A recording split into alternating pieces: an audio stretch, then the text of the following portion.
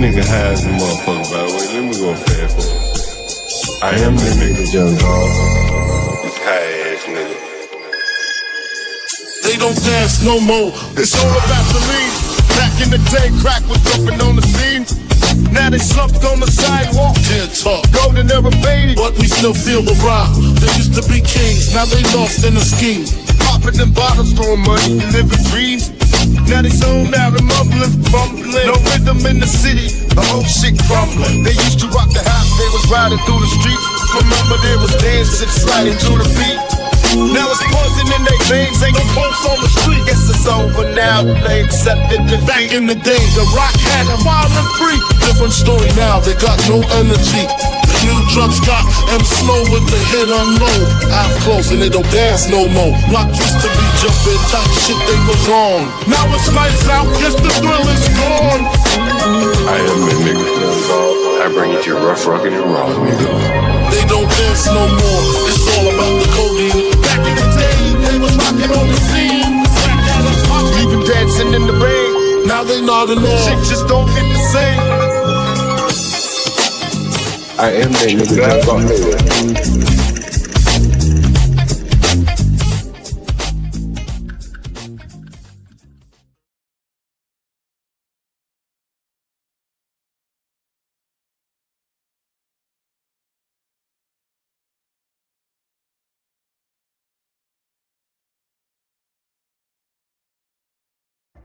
New this morning, the TBI is investigating after National Guard members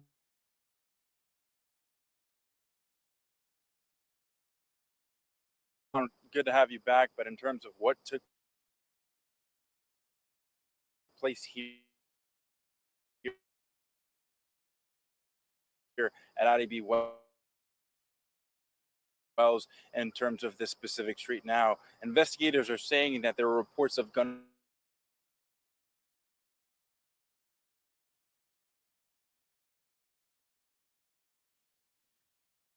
again, according to the Tennessee National Guard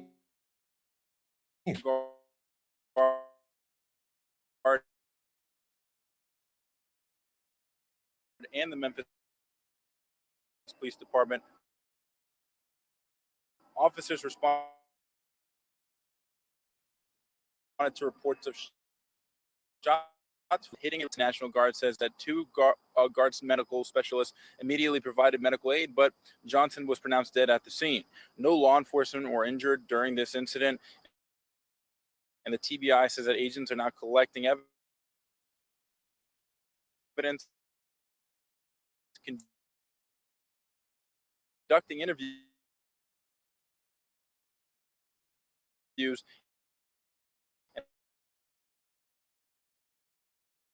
and working to determine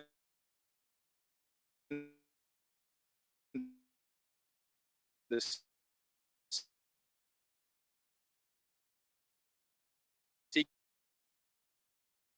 sequence of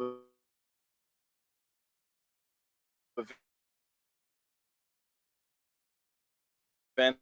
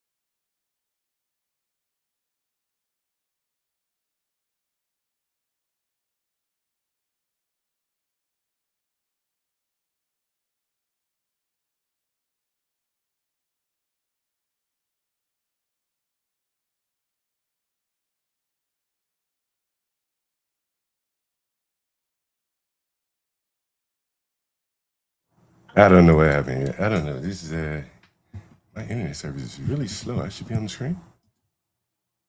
There you go.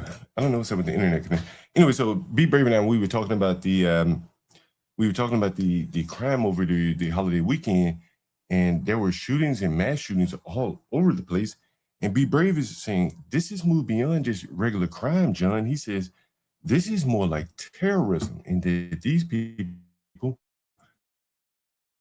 are terrorizing entire communities. And he's saying it's just not crime anymore. We've crossed Memphis shooting. Here's another video where they're discussing the Memphis shooting, and this is where a National Guard officer. So this is going to be a little more interesting here, in that a National Guard officer, a man who the officers, they're not supposed to be necessarily policing the streets. I have videos on this channel where National Guard officers say, "Hey, all we do is hold the people and let DC police take over at that point." And now we're at the point where they are killing people. They have had to kill someone. And I'm guessing that the blacks, and particularly in inner cities where it is black run, DC is one where our mayor does not want the National Guard in the city. So you're going to see, I would imagine you're going to see quite a bit of pushback in Memphis, having a National Guard officer having shot one of their residents. News starts now.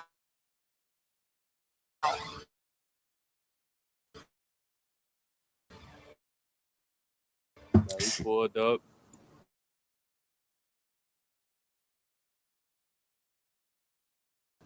Walked to the end of the street. Town investigators. Now, the moments leading to that shooting early this morning are under investigation by the state. Fox 13's Martin Staunton breaks down what we know before the shots rang out. It happened early Sunday morning, just off Union, right next to AutoZone Park. Investigators and the guard say Tyron Johnson was armed. Guardsmen shot him. He's armed. Right now, my initial thoughts are, after reading the reports in the news, I have some outstanding questions. According to Memphis police, officers were called to the area near Ida B. Wells Avenue just before 4 a.m.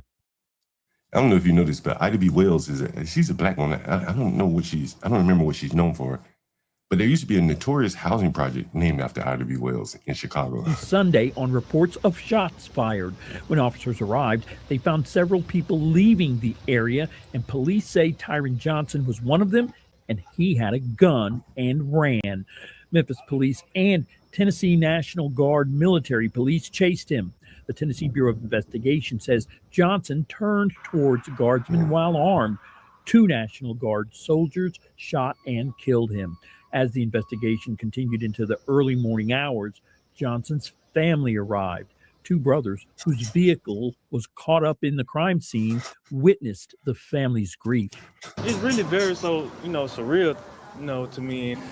Yeah, we come from a big family, so family are big deal with us. So it's just watching the mama get the news, that's different. I wouldn't even want my mama to get news. Jesus Christ, where is BeBrave? Let me put the link in the chat for BeBrave. This is more or less his topic. Oh, there's Brave. Did I have you in the back, Brave? I didn't even see you back there. No, I just got here. Oh, Brave? Man, we go something different direction with this visual right here. This young black man just got killed by the Memphis National Guard, apparently, Brave. And this is his mama and I guess her family out here, commiserating over their dead son there. Disgusting human pieces of shit is what they are. He had a gun too. It's not illegal to have guns, although he probably was a criminal. Well, yeah, that doesn't matter. It just stop sending your sons out here fucking terrorizing the communities. Stop. What do you expect a society to do at this point?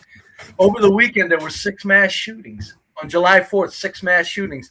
Only one of them had even a suspect. The other 5 mass shootings, this is where somebody shoots at an op and wounds other innocent people, folks. Shoots into a crowd. No suspects in custody. No. And yet we're supposed to feel our heartstrings are tugged when mom is crying over a thug criminal that probably needed to be deleted. These people are crazy. That's why I say it's just not the criminals that are the terrorists. It's 70% of Black Americans are psychopathic terrorists. Go ahead, John. But you say that they're moving over into the terrorist lane now. Yes, not yes. This is where not crime. Yeah, this has gone beyond crime. It has to. We have to look at it like that, or we'll never get anywhere. I call it. I would even say that you could call it insurrection. I don't care if insurrection, the definition of insurrection against a government or authority. They're against authority. Well, that's what the insurrection was in 9/11, right? And not 9/11, but January 7th. That was an insurrection. Those were domestics. Oh, that's what they call it. Yeah, right. That's a stupid, silly show. Yeah, and they call that insurrection with no problem. Yeah. But you got Blacks shooting up cities all across the nation in a 2-day period. 6 mass shootings, single mass shootings, people dead due to random bullets, and all across the nation. But that can't be called an insurrection. In fact, you got a lot of Blacks that are on these YouTube streets that wouldn't even say anything other than whites are doing the same thing. These people are fucking crazy. Yeah, these people are crazy, man. Blacks, 70% of Blacks are out of their fucking minds, John. Look at these women, Brave. Yeah, look at them. If you just look at them, is any one of their communities are in disarray? Just look at that. That's disgusting. Just every time you see them. My son was to shoot up, had a gun on him, and the National Guard had to shoot him, I would ask the National Guard. I'd be more worried about it. The National Guard, young man that had to kill another human is okay. And I would assure him, my son was a piece of shit. Don't you worry about it. Don't you lose a bit of sleep. Look at these people. They want the whole fucking world to mourn their fucking idiot that somebody had to kill out of self-defense. That's what they're looking for. And then the news helps them out, of course, you know. Mm-hmm. Oh, no, let's catch them in their most grieving moments. Why? But look at them, Brave. The look of them, you know, and who's going to have sympathy for women that look like this? It's going to be hard to generate any sympathy for these, you know, very attractive women. You know what? If those women look like that and the women that look like that in general were well-reasoned, people that were on the side of law and order, I would say look how you want. But you're right, John. You can tell by the way they look, they're looking for a lawsuit. They're looking for Ben Crump to come in on this. And they're looking for Trump to be the villain for putting the National Guard in. Yeah, well, there you go. And then there's also a behavior that goes with this look, Brave. Mm-hmm. Right? We all know the behavior. We've all seen it. Mm-hmm. Let's not act like it doesn't exist. But there is a certain level of behavior that goes along with this, right?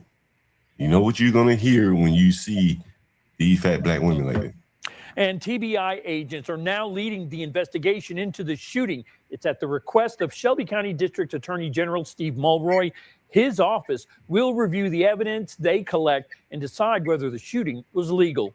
Count on Fox 13 to continue tracking this investigation. And so that was just one of the many cities that you mentioned, Brave.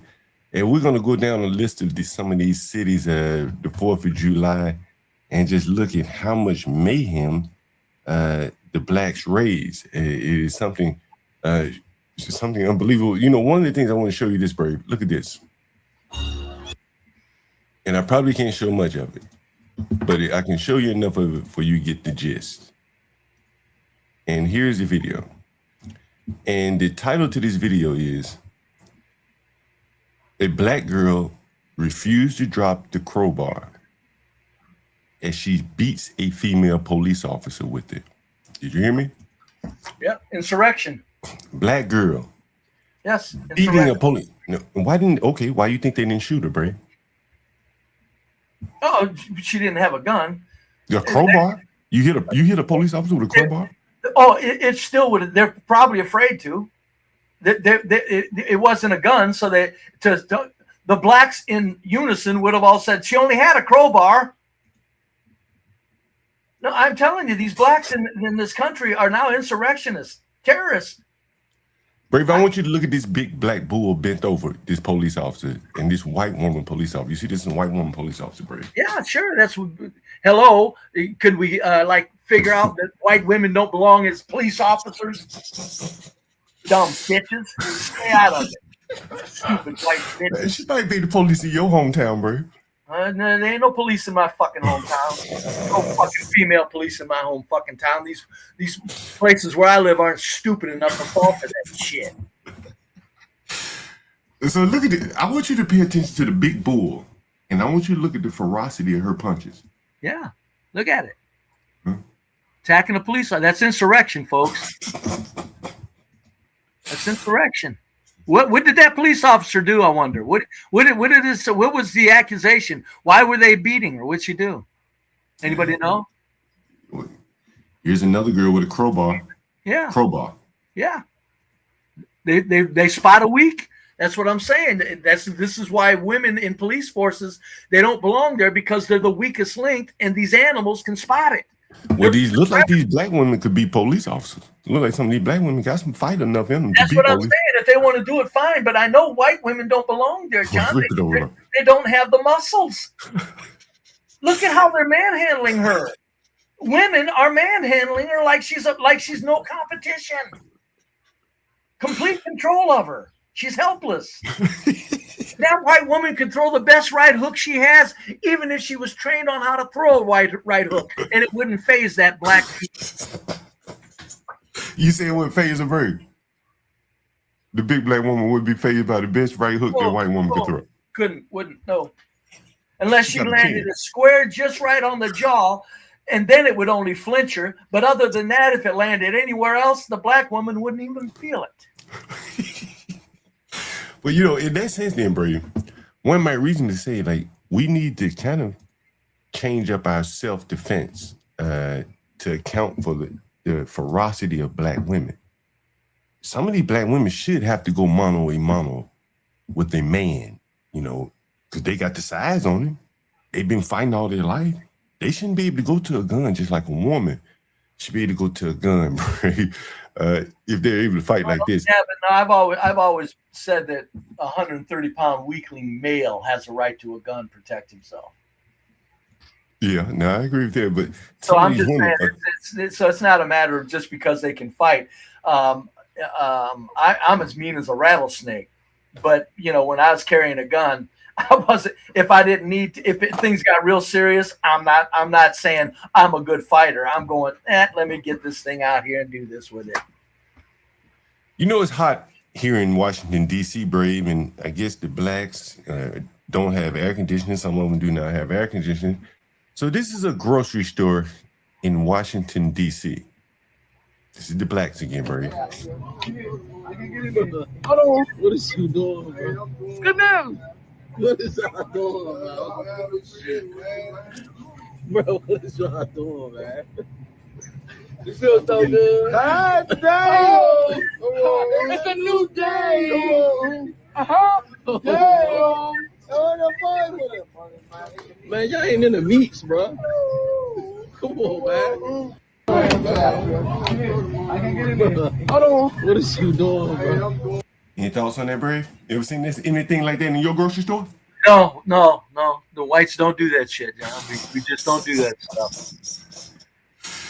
What do you think leads these blacks to do stuff like this? John, coming in the grocery store looking like that. They don't know the definition of the word. I can assure you. They don't know what the fuck they're even doing other than behaving animalistic in an animalistic manner. John, they're insurrectionists.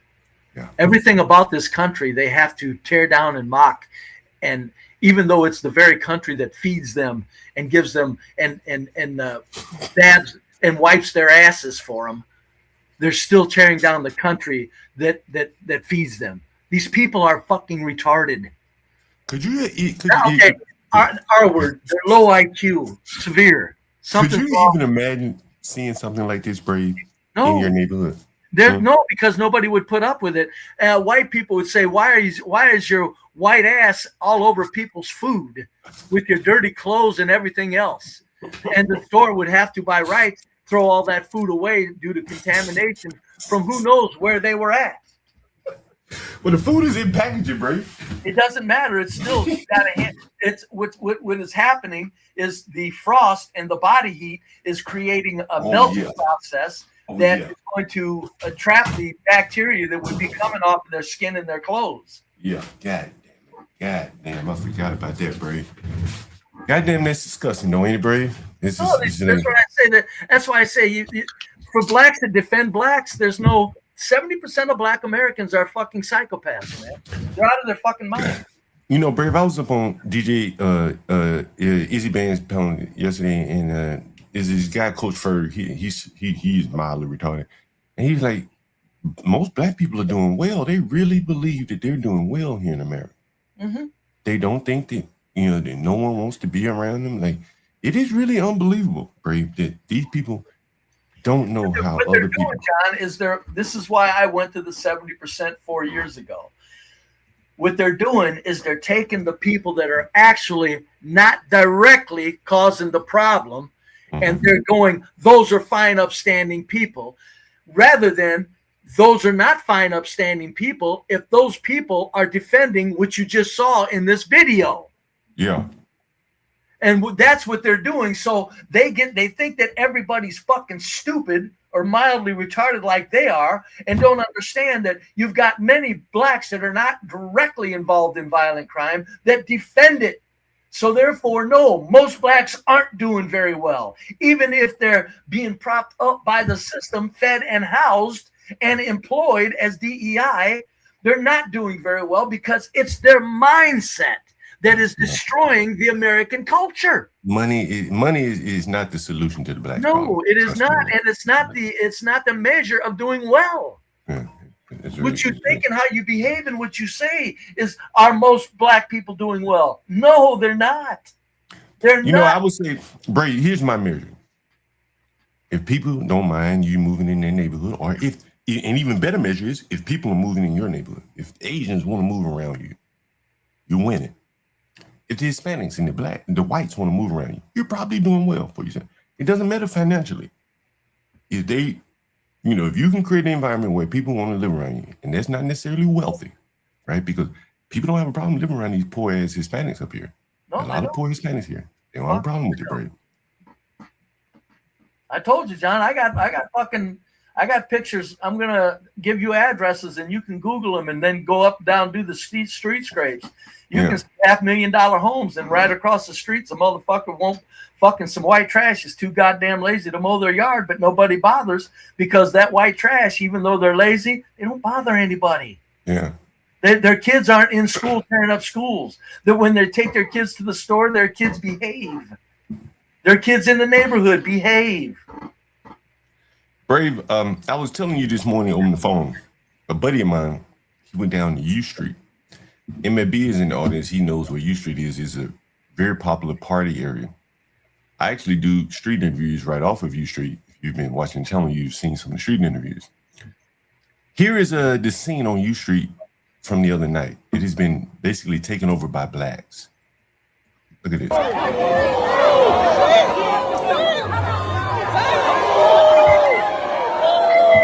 This is U Street, bro. This is something U Street. You see the National Guard there, bro? Yeah. Insurrectionists. Yeah, they are. This is what you're seeing here, Brady.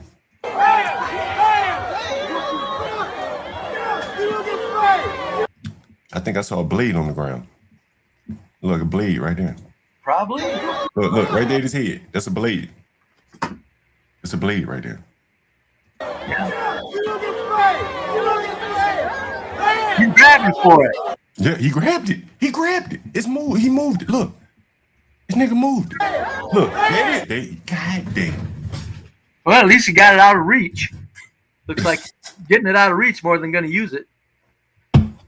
What if the National Guard took that as, oh, he about to use the damn thing and shot him? I mean, like, again, this is insurrectionist-like behavior, and it's all over the place. It is. It's all across the country. And that's why this isn't crime, folks. It's not crime. Way past crime. There's only one group doing it. There's only one group doing this in the streets. 6 mass shootings on July 4th. The last year, the year before, there were 10 mass shootings on July 4th. When was the last time a white went in and did a white did a mass shooting? and that white is either dead, self-killed, or in jail. With the mass shootings that happened, the 6 out of the 6 that happened. Now, why is that? No suspects in custody. But you were telling me early on the phone, Brave, there really is no place for a white man to go out these No, shoots. there's not. When a white does a mass shooting, he knows he's going to go to jail, or he just needs to delete himself because the whites are going to turn him in the minute they find him. He's not going to go sleep on somebody's couch and brag about going after some ops, but shooting 5 other people beside the ops. Brave, you hear this? Both terrorism is white people. Yeah, it's like there's not. There's people like that think like this. There's nothing you can say to them that makes any sense. That's why they're hopeless insurrectionists themselves. They're gone. They don't understand what's being done to the streets of the culture of this nation. Let me put a little bit more of this again. This is U Street, Brave. This is used to be a very viable commercial corridor. There were nice restaurants, bars. There was even a restaurant moved down here from New York City called The Smith, and it located on U Street. And usually when restaurants move from New York. Person you got up there in the chat has most mass shootings are white people, he thinks, John. 220 mass shootings so far this year. 220 of them. Well, 60% of them have no suspects in custody. And he thinks it's most of them are done by white people. This fucking guy, this is what I'm saying. I don't know whether they're that stupid. I think it could be a low IQ thing. I really do. I don't even think they're that evil to want to lie that heavy. I think it's they can't process things. So what's worse though? You have to start to ask yourself again, if this is terrorism, as you're saying, a mass shooting at a school, that's bad. But that's usually a one-off, one every 10 years or so, 15 years. Well, it's gotten frequently. Let's go one every 3 years. Is it okay? But what we're seeing all across America from the same demographic, if it was crime, to what end? They're not robbing stores for money or food or anything. What doesn't sink into these people that are saying this stupid shit is the damage that these people are doing to the public realm. See, they can't separate the public realm from domestic because they're not smart enough. They probably really couldn't even define either one of them. So they just think that if whites are doing smoking meth, that's as bad as blacks shooting up a 4th of July event. They can't process the difference. This is why so many blacks that are well-reasoned and whites need to step back and go, look, we got to start realizing that 70% of black Americans can't think for themselves. Right, look at this comment here from Herbert Metzger. Who cares which group is worse? Let the common sense folks unite. Fug color, let's work together. How? When you blacks bring these people with you because you're afraid of your black trash, and rightly so. I don't blame you. As a black man, a well-reasoned black man, if I were a well-reasoned black man, I would never confront black thugs. I don't care if I moved into a neighborhood and black thugs followed. I would apologize to the whites and go, I can't say nothing to these people. They'll kill me as quick as they'll delete you. But white trash, you don't have to worry about them deleting you when you confront them. These blacks don't get it. Look at, like, this guy's probably a nice guy, but look at the stupidity of his statement. Let's work together. Why? How can we work together when 70% of your race are deleters, natural born, damn near, or they're apologizing for death and mayhem. Random bullets doesn't matter. There's always excuses for random bullets flying in the public realm. These children need something to do. They need rec center. They need training. Yeah. That's all the excuses. They've been spouting the same line for 30 years now, at least 30 years, bro. Look at the National Guard, bro. That's a woman, by the way. Can you tell? Look at that aggressive stance that woman got against that National Guard officer. You see that? Yeah. This is what I'm saying. Like, how do you deal with women like this? That's why I would hope that this National Guard shooting would kick off a question of, let's redefine crime now. This is insurrection or terrorism. and do something accordingly, which it won't, because the insurrectionists and the terrorists are being used as a weapon against the greater American culture to keep us off balance, while the global elite do what they want with the natural resources of the planet. You know what's so interesting here, Brave, is I'm looking at this picture. Our mayor, our incoming mayor, she's against the National Guard being on the streets. So who would be stopping this? That's what I'm saying. Who would there be to stop this? That the mayor, these people. That's why I'm saying that that's why when the coach, the mildly retarded coach, says most blacks are this, I'm going, yeah, no, most blacks are nuts. So if most blacks are nuts, that means that the ones that are acting violent are being aided and abetted by the ones that are nuts and supported. So that means most blacks are nuts. They're out of their minds. Brave, when you look at this black woman, what do you think? I just hope that guy doesn't hold back because she's a woman and just, knocks her out. Well, let me ask you a different question. Could you imagine a white sister gal doing this? No. Why not? Because they don't. Number one, they're too soft and sweet. Even the fat ones that have some girth about them they don't have muscle. It's all fat. And so white women are not fighters. They don't. That's why the world wants them. That's why the white woman is the most sought after. She's an actual female. She's a female. Gentle, soft. Needs protected. Doesn't want to protect. She needs to be protected. It's just the nature of things. No, this woman doesn't fall into any natural categories. None of that. And and we talked about this quite a bit. She wasn't helpful or needed. Oh, God, you hear that, Brave? What do you think about that comment there, Brave? It's just, this is what I'm saying, that somewhere we've got to be able to step back and tell the Olivias, shut your fucking mouth and go away. Shut up. The nation as a whole, in one voice, needs to tell Olivia's, shut up, we're done with it. You're insurrectionists. Crime is not crime, it's terrorism. We want our officials to do things. If it's using the National Guard, so be it. If people have to be deleted, so be it. Shut the fuck up. And when these people show up in chats, they need to be told, regardless trying to prove them wrong, just tell them you're a pathetic, mentally ill piece of human shit. And we're sure you're mildly retarded.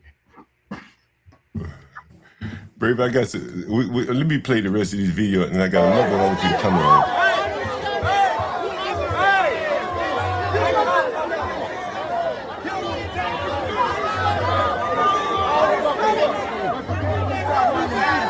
Look at the next one. They're smiling. They're all smiling and shit, man. There's insurrection here. Why we got the military out on the street? They don't care about tearing up the fucking public. They don't find any whites that are doing any of this in the streets. Find me six white domestic shootings over the 4th. Were there at least 6 whites that in their house they shot another white person? Maybe. But no, there's no whites shooting up any public places on the 4th of July among the blacks. There's 6 of them, 6 mass shootings on the 4th of July. Mass shootings, folks, meaning 1 or 2 or 3 or 4 were killed or shot or wounded. Brave, I want to show you something, and I'm trying to get to it.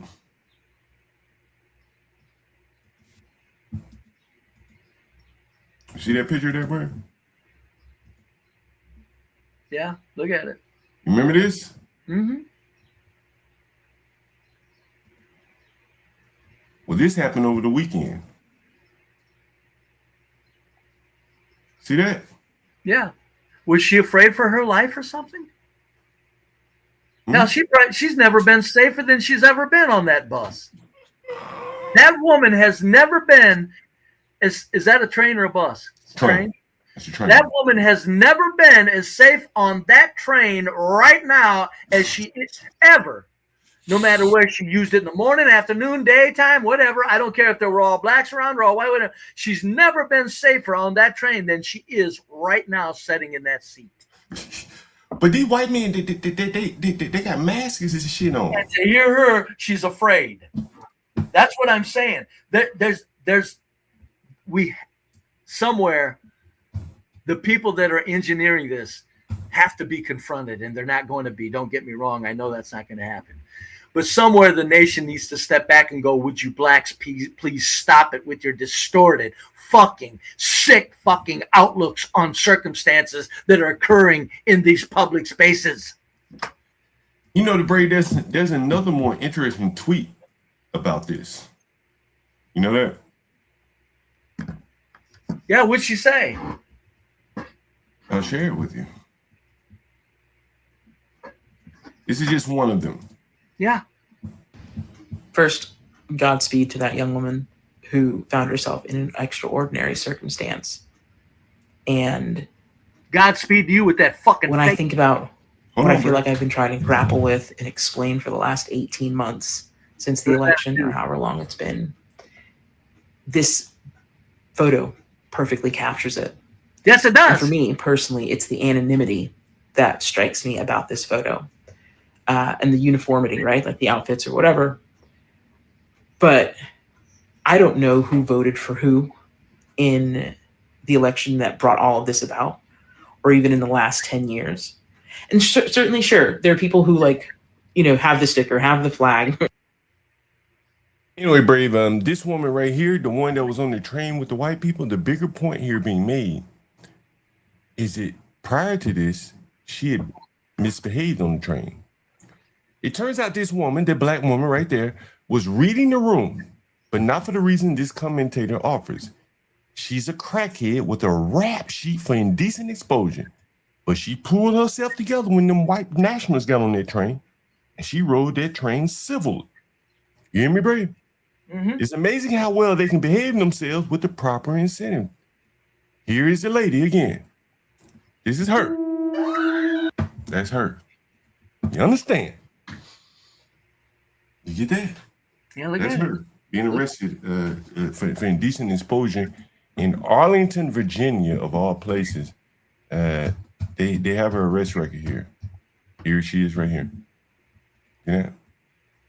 But when them white nationalists got on the train with them, as racist as they may be, she wasn't showing her ass on that train. She benefited from them being on there. Wasn't no black picking on her, and everybody else benefited because it was an orderly civil train ride. You see how that works out, Bert? I'm telling you, that should be national poster with the caption: "This woman has never ridden this, has never been this safe on this train. This woman has never before been this safe on this train." Nor has she probably ever behaved this well. Right? The safety part's better because she has no worries at all. And to hear these black people, oh, what are they going to do? Are they going to lynch her? They're going to hang her up on one of them bars and oh, look out. No, she's never been safer in her life would be the caption. I get what you're saying, John, but my fucking caption is what needs to be under that poster. This woman has never been safer on that train ever in her life. Brave, I think it's time we take a little commercial break for you to take your victory lap. You were right as hell by Johnny Boy. Yeah. I know, John. I hate to be right about stuff like that, but these old motherfuckers, they don't fool me. John, when I was a young man and I wanted a week off, see, Johnny Boy can't fool me. Johnny Lee can't fool the likes of me. Now, I never was homeless and I never missed a bill or never missed a mortgage payment or anything. But I guarantee you, if I had wanted a week off, I said, fuck it, I'm out of here. Because I wanted to do what I wanted to do for a week or maybe two. But I always had the money to do it. But the point is you can't fool me. When the fucking desire to do what the hell you want to do no matter what strikes, it's a strong pull. I get it.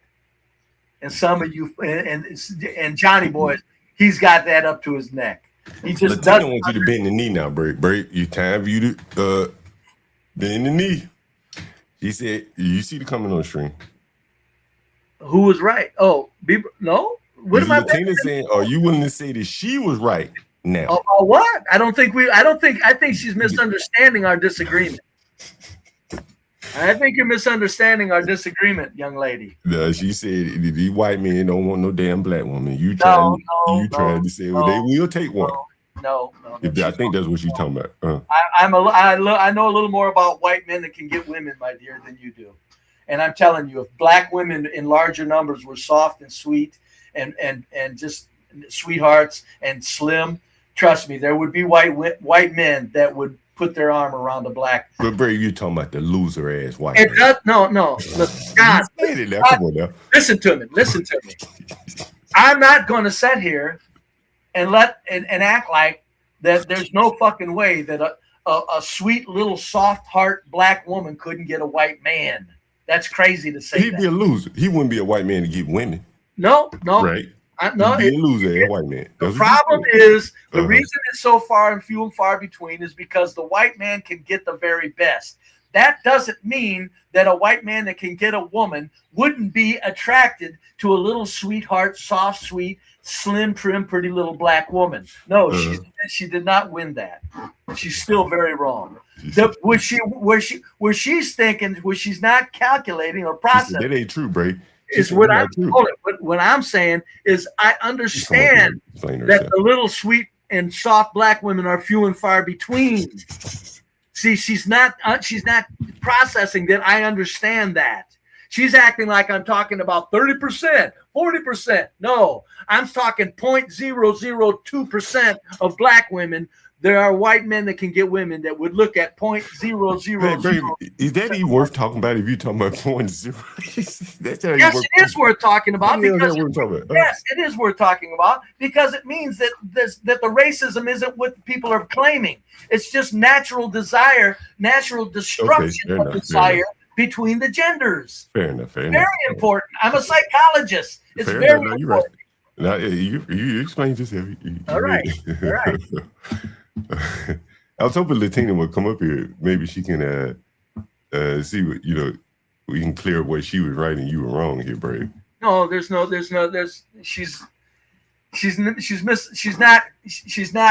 considering what I'm saying. She's going by the big general picture. In the big general picture, I agree with her wholeheartedly. I would not call her wrong. But I'm saying there's by far reaching exceptions to that rule. Trust me. Brave, you saw this picture. What's that? And I want you to tell the audience what you think when you see this picture. This is on the train in Washington, D.C. Yeah, I see an insurrectionist that has no respect for the authority of a civilized nation that wants to have law and order in their streets. And that's why I say that, the National Guard need to be brought in much larger numbers so that to alleviate the pressure upon a municipality to pay pensions and salaries for policemen that they need, bring in the National Guard, and they should be able to have dress codes. Should they make him put on the shirt? Yeah, no, pull up your fucking pants and put on a shirt. Pull up the pants and Number one, you could prove that he probably doesn't wipe his ass real well because he's an idiot. So he's got his shit-stained underwear in the open, contaminating anything he sets on. All right? So it's just a health hazard to have your underwear, your shit-ass underwear, in the open like that. You can literally say it's unhygienic, and you're not going to fucking go around poisoning up public seating. Since we have Gloria in the background, I figured I'd put this picture on the screen so you can have your discussion with Gloria, Brave. Okay. Hey, hello, BeBrave. Hello, Gloria. Can you hear me? Yes, we can hear you. Yes. Oh, BeBrave. You know it's not true. I mean, it's half true, but not true in general. I'm telling you. Okay, hold it. Listen, the whole idea. Okay. Gloria. I said it's not true. Gloria, I said it's not true in general. You missed what I said. In general, you're correct. I'm saying far-reaching exceptions. There are white men that if you fucking see a little sweetheart, soft, sweet, feminine, cute, petite, black female, they're going to be attracted to her. Now, that's an exception. Attracted to her. Okay, wait, hold on there. Attracted to her to do what? Oh, attracted to her just attracted to her in general as a little female. In other words, they want no. I'm talking about what is the end of that attraction? To have sex or to marry, take it to the family? What do you think about that? What do you think? No. By when I say attracted means you at least want to talk to them, and then you're correct, Gloria. And then where does that lead? Where does that lead? And there again, that's what I'm saying. If it was in a larger numbers, there would be more men going, this is a very fine little female. You would see more white men that can get women with black women if the numbers were much larger, but they're not. That's why you never see white men with black women, because the little petite, soft-spoken black female, they don't exist. Okay, what about this? Be brave. This is my point. Okay. White men don't look that way because they have the whole. I'm saying this is true. Be brave. Don't deny it. They have the whole world. It's not because reason number one is not because there is not enough nice black female. It's because white men have the whole world of women. So what's the point? Yeah, Bray, that's a good point, Gloria. Why would a white man look at a black woman when he got the whole world of pretty women at his hand? Exactly. There you go. That's why I said the black women that could actually override the ability of the white man that can get women. He's got the whole world at his feet.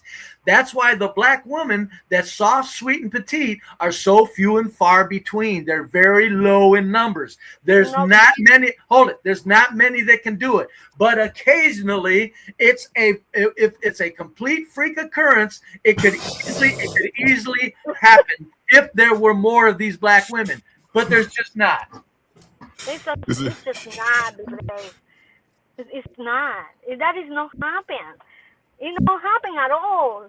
No, it's just like no. Let's say this white man, whatever white man. Let's say I don't know, a construction worker, like the one I know every day work for my husband or with my husband.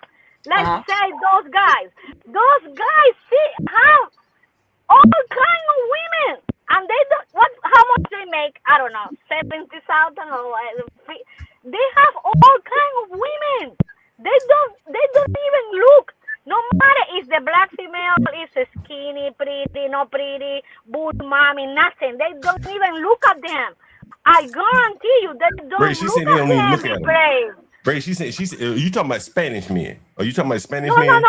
I'm talking about American men. She's American. I'm talking about, but you talking about Hispanic men? White men that can get women. White men that can get women. Gloria's talking about, correct, Gloria? I'm telling you, white men, American white men, even the European one, because one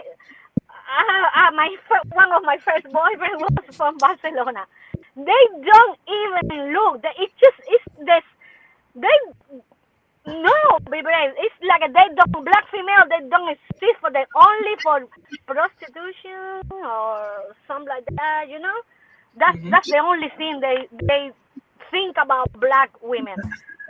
For like you say, if it's really pretty. Okay, John, what's the name of the actress? Halle Berry? Halle Berry. Yeah. How many husbands Halle Berry had? Halle Berry was the most beautiful, in my opinion. What do you think? The most beautiful black woman in the world? No, not at all. No, I think Emmett Till's mother was a little cutie. Emmett Till's mother, if you look at her when she was a young girl, was a little cutie. I think she was prettier in the face than Halle Berry. Brady went back 100 years. No. Look. No, Brave, you're showing your age now. Come on. No, Gloria, you have to understand you're arguing against something that we're actually in agreement on. Black women that are worth anything they don't exist.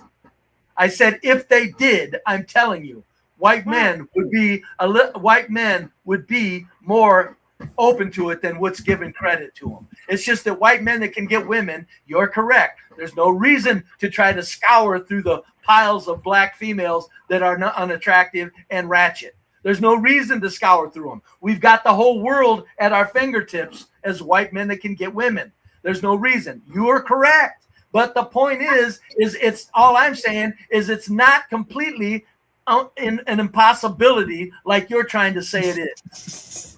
And my point to you, BeBrave, that's the last thing, because you were talking about them, how bad they behave. My whole point about is being, this is my observation. I'm a nobody, you know. They behave like that because they don't. This is my opinion, because they don't like each other. If you think how black men and black women, they don't like each other. Black woman their whole life is trying to be with another kind of man, no black men. The hope of their life is to be with white men first and then all the kind of men. They don't want to be with their own man. That is the reason why. Well, Gloria, you're preaching to the choir. We all know that. Oh, you know that? Okay. We're all quite aware of that. Well, yeah. Okay, well, oh my it's just God. this one in a million currents that I say would happen. You're all upset over it. And I'm saying, no, I'm sorry. There are 1 in a million that this could happen if a black female wanted to be slim, soft and sweet and petite and stay in her feminine zone. She could have a better luck at drawing a white man that can get women. Yeah, but that's okay. But I'm talking about the whole community. Imagine, I'm a Hispanic woman. I don't care. Gloria, I'm going to say this one more time, and then I'm going to start getting a little annoyed that you keep making me repeat myself. I'm sorry. I understand that in general you're correct. I'm saying in general you are very correct. I'm not talking about in general. I'm talking about the far-reaching exception. No. I'm talking, but you don't understand what I'm saying. I'm sorry. I agree with you. I'm saying that how you fix the community. You don't understand what I'm saying? Oh, there's no fixing it. Oh, there is no fixing it. No, there's no fixing it. No. Because it's DNA. It's impossible to fix. It's DNA. Yeah. It's not DNA. It's the You're not gonna make them look different. Yeah, right? It is because DNA. It's what creates the culture. Actually, no. The culture creates itself after a while. It's the no. It's impossible to escape your genetics. Whatever. We'll just disagree. But anyway, so it's just that the culture that is destroying black women, and there's no fixing it because the culture is being too heavily apologized for. So if nobody understands the culture is destroying their young females, there's no way to fix this. Ma'am, can I ask you a question, ma'am? Why would you promote race mixing anyway? What good comes out of it? Because to me, Ivan, if a man loves a woman, it's nobody's business who that man loves or white. If the woman loves a man or the man loves a woman, there's what do you want to do? Make it a law? Well, the majority of relationships between whites and blacks fail anyway, so it always degrades into conflict. Again, we're back to the fucking majority. I'm talking about fucking one-off human nature, Ivan. It is human nature if it's the majority. Listen to me. Two well-reasoned people that are well-reasoned, doing everything fine in life, and they're of different races, and they want to love each other. That's nobody's business. Really, and they create confused biracial kids who go against the monoracial people, right? Don't they? Hang on to it. Hey, Brady. Okay, so let us accept the biracials as the burden because we allow two idiots who can't get laid amongst their own race to create these fucking mongrels who are gonna ruin society for us. Yeah, sure, that's great. If that's the way you want to put it, a mongrelized society is always doomed to fail. I'm telling you, the worst thing on this planet is race mixing. It is interesting though, the Brave that from the black to white mixing. That person tends to come out to be like a racial agitator in favor of the blacks. Yes, because of black culture. Not Not because of the goddamn DNA. Okay, so how is culture created by who? Culture is created by the greater civilization at this point that won't enact laws. So How do you create a civilization? Hold it. If you take any low IQ group of people and you say do whatever you want, that group of low IQ people are going to raise hell and cause a lot of problems by nature. Okay, so how do they escape their genetics then? How do you create a culture without getting DNA into the conversation? You start by offering them money to get fixed. Here is $50,000. It's cheaper than paying for your offspring. Here's $50,000. Get a tubal ligation or a vasectomy, and you can't make kids. And target the people that shouldn't have kids, and they stick out like sore thumbs. And then with that, you enact laws and enforce the laws that are on the books, and you say no more of this bullshit. That's how you do it. It's not complicated. You people are making this way too complicated. It's just a matter of there's people that are stopping us from doing what needs to be done. Well, Brave, isn't the people trying to stop you from doing that? Isn't that the well-educated blacks, the ones who are supposedly the good ones that live in the suburbs? Aren't they the ones bitching and complaining about lack of equality and shit? Yeah, no. If you want to think that those people have power, you go ahead and think it. I don't know how, if you're that uneducated on the realities of the global spectrum. Okay, reality is, okay, let's remove once again, we're talking about the invisible corporate machine that controls the world, which we would never agree on who exactly that is, but it doesn't matter. So how do we fix DNA? You can't really fix DNA, can you? Yes. DNA, it's what creates the culture. Yes, yeah, these guys on the screen, is it because they grew up without money, or is it because something is missing? Hold on. Look at Area C's coming, Brave. Brave, if you're signaling towards eugenics, then it's genetic. What I'm saying It is. Listen to me. What I'm saying is you're stopping the fucking retards from mating. That's genetic. That's genetic. But when you got average-minded individuals doing this is culture. This is culture doing that. This is the white culture that's afraid of them, and the black culture that apologizes and says, tear Whitey up. Yeah, but at the same time, you're the one happy because, wait a minute. You were happy to point out earlier that the black chick was safe in the train, right? So yeah. White people are supposed to be a doormat for their enemies, basically. What, you think I think that? No, but you pointed it out as if it's a good thing. I don't want blacks to feel safe. This is the problem. If blacks feel safe around whites, who's going to stop them from infiltrating our spaces and turning everything to shit? How do you stop them legally from getting into white spaces? How? If they're not afraid of us. By whites getting courage and saying we've had enough. How long have I been saying that for 4 years on these streets? How many times? Yes, and I agree with that, Brave, but again, I agree with that, Brave, by pointing out... I'm not coming at you. No. Wait. It's the headphones. I sound loud because of the headphones. I'm not coming at you at all. No, I got that.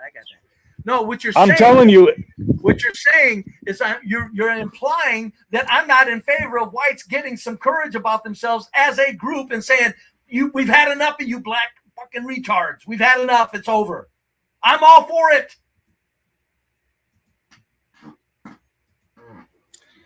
Yeah, and what you're seeing on the screen is not because of poverty. It's not because they're oppressed by some racist system or anything like that.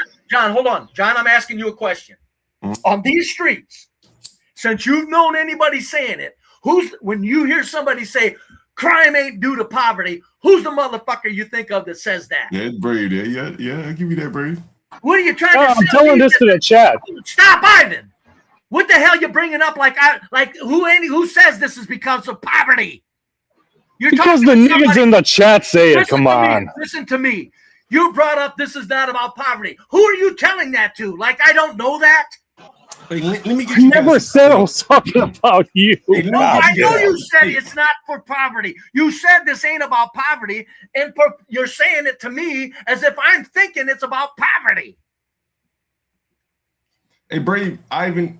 When you see this, what do you see here? I see the result of DNA. Brave?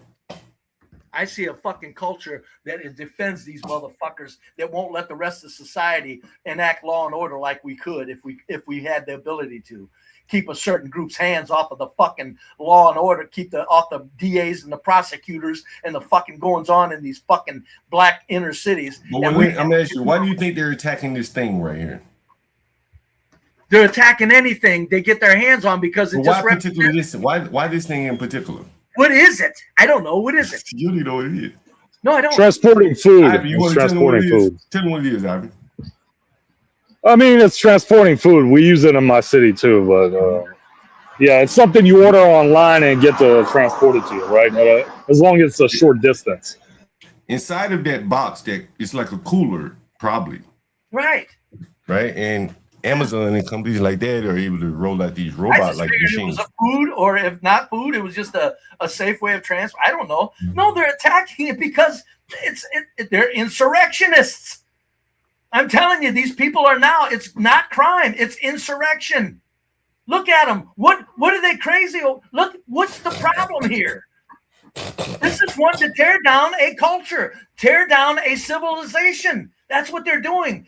They're just doing it and manifesting it on this item, but they're saying to everybody around them, we'll fuck you up too. This is no different than my microwave. That's right. Look at the anger they're taking out on this fucking inanimate object, man. These are very angry people. Look at this shit. Look at this anger, man. In some ways, this robot represents basically their replacement. Regular Douglas says law will be applied to everybody. Remember Cloward Piven. Excuse me, Regular Douglas. Do I look like I'm in favor of on Cloward Piven? Like these, you know what? When I call blacks low IQ, I mean it. But sometimes I wonder if a lot of people don't fucking lose their minds temporarily when talking to me, when they don't remember the fucking things I've said for 4 years. Who do you think you're talking to? We remember, Brave, but you also say some things that are actually contrarian. When you point out, hold it. You can't put one quote next to another quote. Pick one quote of me and take another quote from me and show me where they contradict. You can't do that. Okay, this is going to be a long. It's going to be a long day. Myself, do it. Brave, okay, this is going to be a long day, but can you come in on this picture, guys? This is just a stroll through the ghetto here, sights and sounds. She's pregnant, by the way. Redbone, pregnant.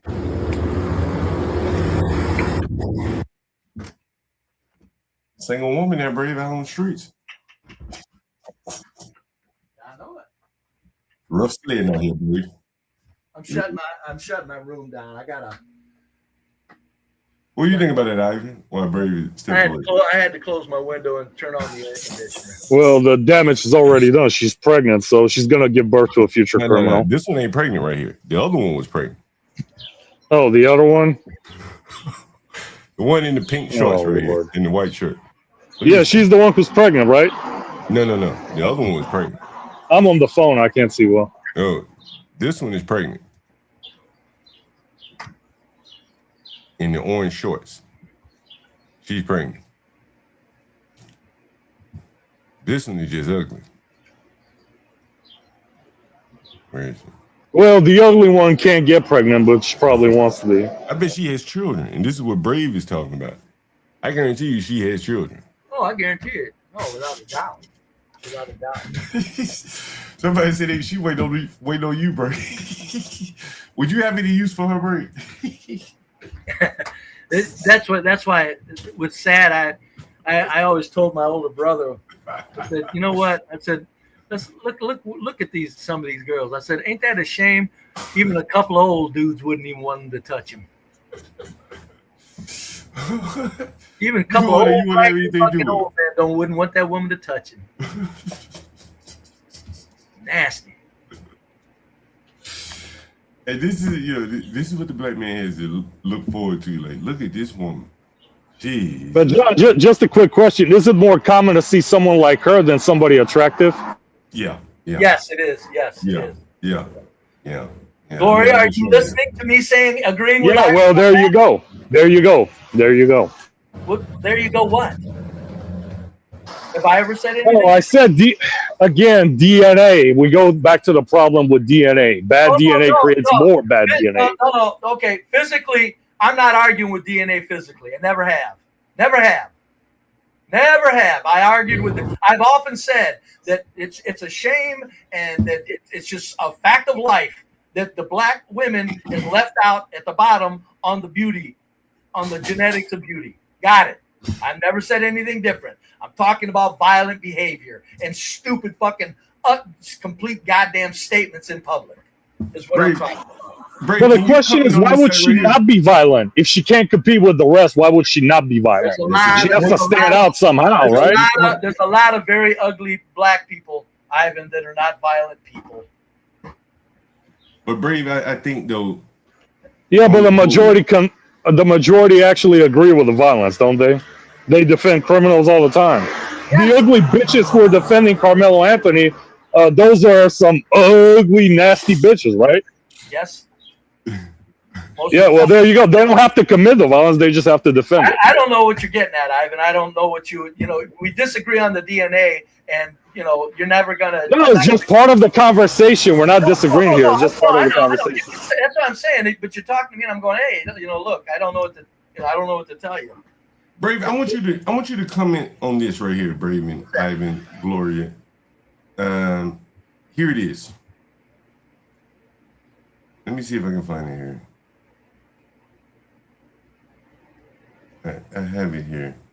And it was a clip from the other night. Where is it? Jeez. Here it is. What the hell is it? While hold Go on. ahead. While you're searching for that, I'm going to make clear in a very calm and gentlemanly voice, folks. I defy anybody that says that I'm contradicting myself to get this position that I stated, put it up against another position, and prove to me my contradictions. Ivan can't, and nobody ever has. I'm very. Let me just point out. Let me give you an example. Hold it. I'm consistent to the point of seeming like you can catch me, but the point is you'll never ever see me contradicting a position with another position. I'm way too intelligent for that shit. Hey, Brave. I never said you're not intelligent, Brave. I didn't say that. I didn't accuse you of saying that. What I'm saying is I'm way too intelligent and thought out, way too consistent and well-reasoned to be inconsistent and contradictive with such serious matters of life. You'll never. Okay, let me give you one example. Ivan can't do it. Give us an example. Okay, the one example you said white people are supposed to stand up and tell them to fuck off, right? Yes, How are they supposed to do that if you're actually praising the fact that the black bitch on the train was feeling safe around white nationalists? White nationalists are the ones who are supposed to stand up and tell the niggas stay the fuck away from our areas, right? So if they're feeling safe around white nationalists, why the fuck would they not feel safe to enter your space and ruin your neighborhood and turn it into another ghetto? That's a good point, Brave. You said No, you don't it's want not a blacks in your contradiction. neighborhood. It's not a contradiction. If the white people, let me tell you, if I was on that train and if somebody was to spit on that bitch and tell her to fuck off, stand up and fuck off, I would have actually applauded him. Man, you would. Because that would at least be an example of us standing up and telling them, yeah, get the fuck away from us. We don't want you around us. Right? That would be an example of white people standing up. Because the other side is if they feel safe around us, that means we're a doormat for them. If they feel safe around us, they can do whatever the fuck they want, including ruin your neighborhoods, ruin your towns, ruin your cities, ruin your countries. Okay. And Brave doesn't want black people in his neighborhood. Hold on. There was no contradiction there, folks. Ivan did not disclose a contradiction. No matter what he said, he did not put a position that erased another position. Thank you very much. Okay, your position of hold on a second. If you're praising the fact that she is safe around white people and at the same time you want white people to stand up and tell these fuckers you shouldn't feel safe around us because we don't want you around. Wow! I've never said whites shouldn't feel safe around whites or blacks shouldn't feel safe around whites. I've never. So how do you keep them away? How do you keep them away? You just let them know verbally and outrightly and in no uncertain terms, we don't want you around us. That's not. And they still say we're gonna come around you. They still say we're gonna come around you. When they move next door, you're gonna be. The white flag exists for a reason. You're the one who flees. My point is there's no contradiction here. Okay, what is white flag then? What is white flag then? Is it you who flees when the blacks move in, or is it the blacks? That's a good question, Bray. That's a good question. Hey, Bray, good question.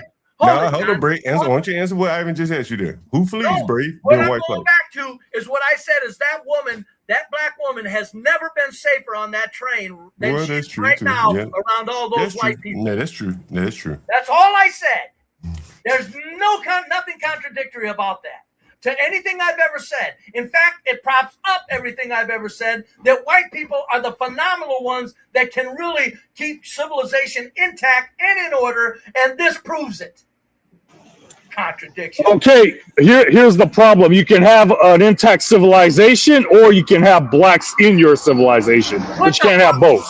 I don't care. My point is I'm not concerned about that. What I'm saying is you didn't provide a contradiction, sir. That's what I'm after. You didn't do it. Nobody can. We can go all over with the discussions, Ivan. You, sir, did not put forth a contradiction where I contradicted myself. Thank you very much. That's what I'm saying. You and I usually agree like 90% of the time. Come on. It doesn't matter. When you say I contradict myself, it's on, motherfucker, because I'm way too proud of my face to let somebody say, you're contradicting yourself. You better fucking prove it if you say it, and you haven't. Okay, the message. Wait a minute. The message you spread earlier was the black chick was safe, but at the same time, white people should keep blacks away. How do you keep them away then? By making them feel safe. Making blacks feel safe is not going to keep them away. Here's a good example of what Ivan is saying. The blacks feel free to go anywhere. They come here, don't like what they see, and then they say, we're going to report the channel. They could easily just go to their black ass neighborhood. Sharon Bracey is live. Yeah. But they don't go there. I don't think they want to go to your neighborhood and change your neighborhood. We've been too This is what Ivan is saying. No, this is what Ivan is saying. I know that. That's yes, right? John gets it. Yes, exactly. This is what Ivan is saying. You see this black race? That doesn't disprove anything I'm saying. What the fuck are you guys? Are you both out of your fucking minds? No, I get what you're saying, Ray. All right, I think what Ivan is saying is, let me see if I can put a ball on it. What Ivan is saying is that black people. Hold on. What Ivan is saying to me is that white people are making black people feel too comfortable. Hold on, Ray. What Ivan is saying to me, how I'm taking it, is that white people in their civility are making blacks so comfortable. Yes. That blacks feel comfortable going and live in their neighborhood. Who's the motherfucker that's been saying it for 4 years louder than any white man you know, John, that white people are pussies and punks? And so I would say, don't make them feel so comfortable. Yes, that's all I'm saying. But, okay, fine. But don't assign it to me like I'm not in agreement. Well, I think you're not where Ivan is. You don't want to make people feel uncomfortable, like out. Yes, I do. Right? Yes, I do. Not in the way Ivan. Not in the way Ivan just said. All right, hold on. I'm not getting credit where I deserve credit. I've been saying for 4 fucking years, if you're a black man and you move into my white neighborhood, check the fuck in. I don't care what your pride or your little ego means. Check in and let us know you're not a fucking animal. But Ivan Who the hell says it that well in that fucking outright? He doesn't even want to check in. But Bray, Ivan is saying he doesn't want to check in. I don't want him to check in either. I'm saying if, John. What do you think? Oh, wait a minute, John. Have you ever heard me say, golly, I want black people to move in. I just want them to check in. No, I'm pretty sure, John, that I said I don't want black people in my fucking neighborhood because they got some. Okay, Brave, let's take that. That's a good example. Let me finish. I'll wrap it up. I've never said, oh, I want black people to move around me. Yay. I've never said that, John. So Ivan and I are in agreement. What I'm saying is if they move in, check in. And that means I'm saying, motherfucker, fuck your black feelings. We don't care about political correctness. Okay. If you're black and you move in my white neighborhood, check in and let us know you ain't a fucking animal. The fuck more you want from me? To fucking run them out of Okay, town? hold on a second. John, you and maybe somebody in the chat have you ever seen that video where the black guy was recording a Chinese guy when he moved in from Detroit to California or something like that? No, And the Chinese guy was standing in front of the house where the black guy moved in, right? And that nigga was saying, yeah, this guy's a racist. He's coming here to harass me and shit. And the Chinese guy actually wanted the black guy to check in with them to let him know that he's civil, he's normal, because they've had problems with other blacks. There was a viral video like this from a few years ago. I don't know if you've seen it. So in that case, if Brave wants the good blacks, quote unquote, to check in, what's going to force them to do it? They're simply going to pull out their phones and start recording and saying, this racist guy is harassing me, just like that black guy did to the Chinese guy. That's what's going to happen. They're going to weaponize their phones and they're going to play victim. That's what's going to happen. Very good. All right, Ivan. Sometimes I think, I know you're an intelligent person, but why do you think that I really, when I say blacks should check in, do you really think that I think they're going to do it? God damn! No, and that's the problem. They should. They should, but how is that going to happen? I didn't say they're going to do it. I didn't say I have hopes they're going to do it. God, Brave, we agree. God damn, Brave, we agree. We agree here. We're not in disagreement. The whole point is that solution that you're presenting, that should happen, but unfortunately, it's not going to, because it's not based on reality.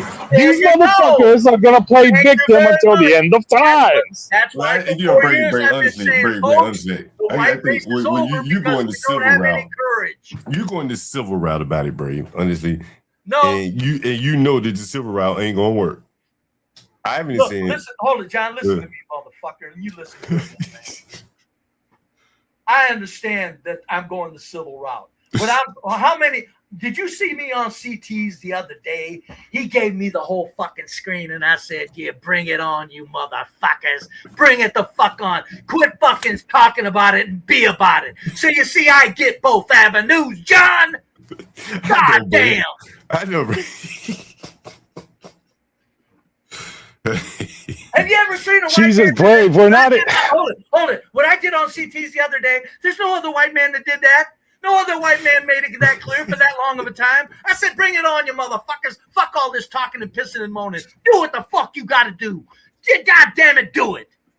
There ain't no white man saying it like that. What, you think I don't get both avenues? God damn.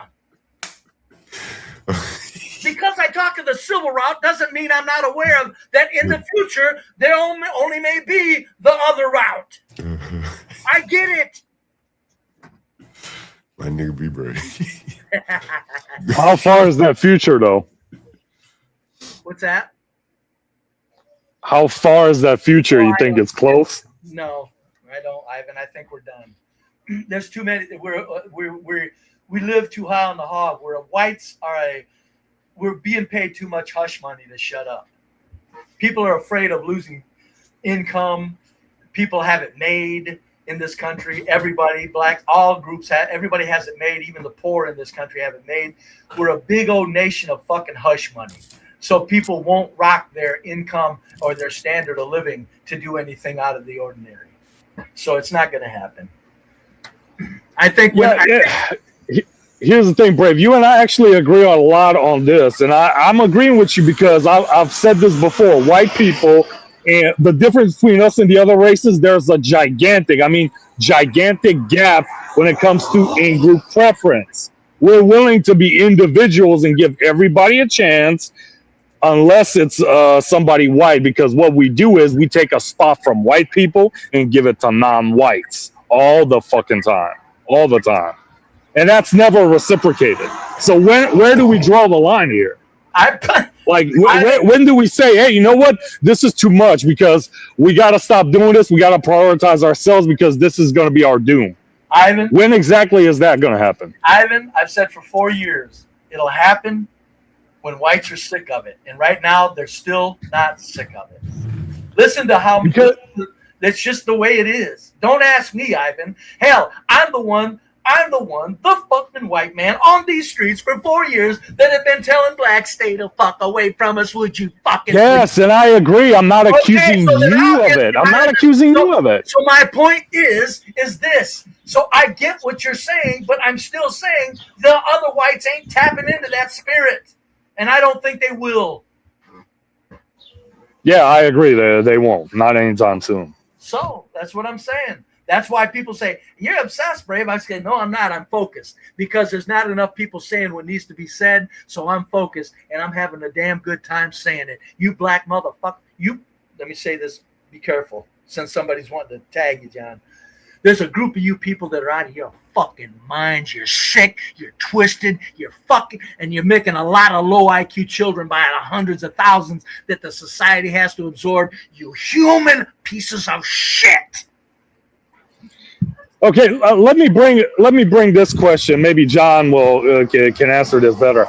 Do you think that in the Western world, even if we take America specifically as an example, do you think that the blacks have actually moved the goalpost to where everybody lives like you say, they live like gods and comfortable, where the blacks don't just want comfort, they want more than white people, meaning they're not going to stop their degeneracy until they have more than white people, until the moment they control white people's destiny. Do you think they won't stop their bullshit?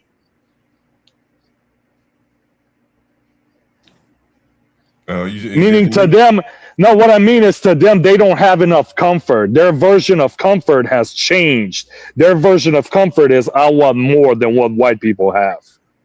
Well, I think, and this is my opinion, I think, black people do compare themselves to white people. Yeah, I was talking about this with my friend, and my friend is African.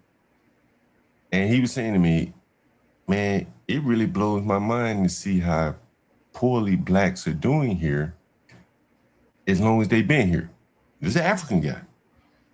He said, man, like, y'all are below us. And I'm like, yeah, I guess. But the problem is that even you saw it with Johnny Boy. They are measuring themselves by whites, and they see whites living a life of leisure, going out on yachts. So blacks want to have yacht parties, and so on and so forth. They see white people going off to education, they want to go off to education, and so on and so forth, even if it may not fit. And that's to me, that's a real serious problem, trying to be something that you're not, and maybe it doesn't even fit you very well. Exactly. I give the example. There's so many little small examples that blacks, trying to live around white people, they foreclose on the opportunity to live around other blacks. Every day I tell people, I can hear people walking down the street screaming, hey man, bring me a cigarette out the house. They can't do that in white neighborhoods. I know it sounds trivial to you, but it allows these people to get through their day. And on it goes, if that's black, if blacks have a culture, it's kind of that. John, you do see them whenever they throw they throw their let's just say their empty beer can on the sidewalk, right? They don't throw it in the trash can, for example. Just small things like that. Mm-hmm. Right. So small things like that turn into big things, because if somebody white was to say, hey man, can you pick this up? We don't throw the trash like this around here. And guess what? Now that guy, who are you to talk to me like that, bitch? Now it turns into a race war. Every conflict. Well, see, here's the thing. Around blacks, they know that they can't say anything to anybody. So what they do is, you'll see a lot of the older blacks will hang a trash bag out in front of their house, like on their gate, to basically say, come on, blacks, if you're in the middle of the block, I know it's not a trash can, you know you're not going to wait till you get to the corner where there is a trash can. Here's a trash bag. If you put it in here, I'll throw it away for you. That's what Yeah, because if somebody, let's just say somebody white was to tell him, like I gave you the example, hey man, can you pick up your trash and throw it where it should be? He's gonna turn everything into a race war. Who the fuck are you, cracker, to talk to me like that? So white people in general, like, nobody's sane and logical. Not one reasonable person wants to deal with that shit, especially on regular basis. Hey, hold on. We gotta come in here, John. Sometimes you have to allow the protagonist on the show. You're so quick. We got a mark, don't we? No, he means antagonist, first of all. Well, I know what he means, yeah. Okay, I know. I'm just saying that just kills me the way blacks slaughter everything. Hey, come on up, buddy. Be the antagonist. Yeah. But we let I them will up. let you up. We let them up. Yes. You know, if they want to defend what they're saying, you know, if they want to. Coming up, I'll calm down. I got it all out of my system on a fellow white man. All right, let's roll through something, Brave. I want to roll through a couple things real quickly, Brave. Look. Okay, go ahead. And I don't need to know the answer. The area that I live in, they're different. All races of people aren't good people within that race. Like, you know, you got some bad apples in black. You got some bad apples in white. You got some, you know, the area that I live in, they're different. They're different nationalities in the area that I live in. But I would say it's predominantly white. When people say there's bad apples in every race, I want to know where there's 6 mass shootings on July 4th done by white people. I want to know where there are white fireworks events shot up and teen takeovers by white people. I want to know where there are carjackings and mass. I mean, we know that shit ain't happening. But no, that's what I'm saying. So I'm just as often as they say that, I get it. I'm just putting that in there. All right. He talking about meth. He talking about this. But the bigger point, it ain't even fucking meth. All I'm talking about is just find me where people are shooting up fucking events and the fucking over the weekends. If there's these bad apples in all races, find whites shooting up the country. All right. But the bigger point though, Brave, is every night he gets up and he talks about white people, but then he go live in a white neighborhood. This is what Ivan's saying. I get it. I understand it. You understand? My point is great. He's a fool. Why is that great? What I'm saying is great. We're proving he's a fool. To whom? To anybody that's got brains. Ivan, what do you think? No, you understood exactly what I meant, John. Like, the whole point is, why would you allow this fucker to be in your white community to begin with? This is the same man that say he want to live around Carmelo Anthony. So if he was a landlord in your neighborhood, he rent to Carmelo Anthony. So now you got Carmelo in your neighborhood. Okay, hold on a minute. Exactly. Hold on. We're going to have to get real with Ivan here. Okay, Ivan, you got your big boy boots on because you're a grown man and I know you're a rough and tumble motherfucker. Motherfucker, if you were in America and you lived in an all-white area, you ain't doing shit when a black man moves in. Who are you fucking shitting? First, okay, so you mean to tell me that if you cannot... that one, didn't you? No, hold on. I'll give you this example then. I'll give you this example then. If I was in America, number one, I would actually be surrounded by Eastern Europeans. I wouldn't be with the regular whites from America because I know it's actually easier to galvanize them to stand up to the black. I will knock on a door I will knock on his house, and I'll be surrounded by a bunch of Eastern Europeans behind me, and I'll tell them, if you don't get the fuck out of here, we're going to burn your house down. Don't bother calling the cops because they're going to be on our side. So what do you think's going to happen then? That's what you're doing is you're living in a make-believe world, and that's not going to happen.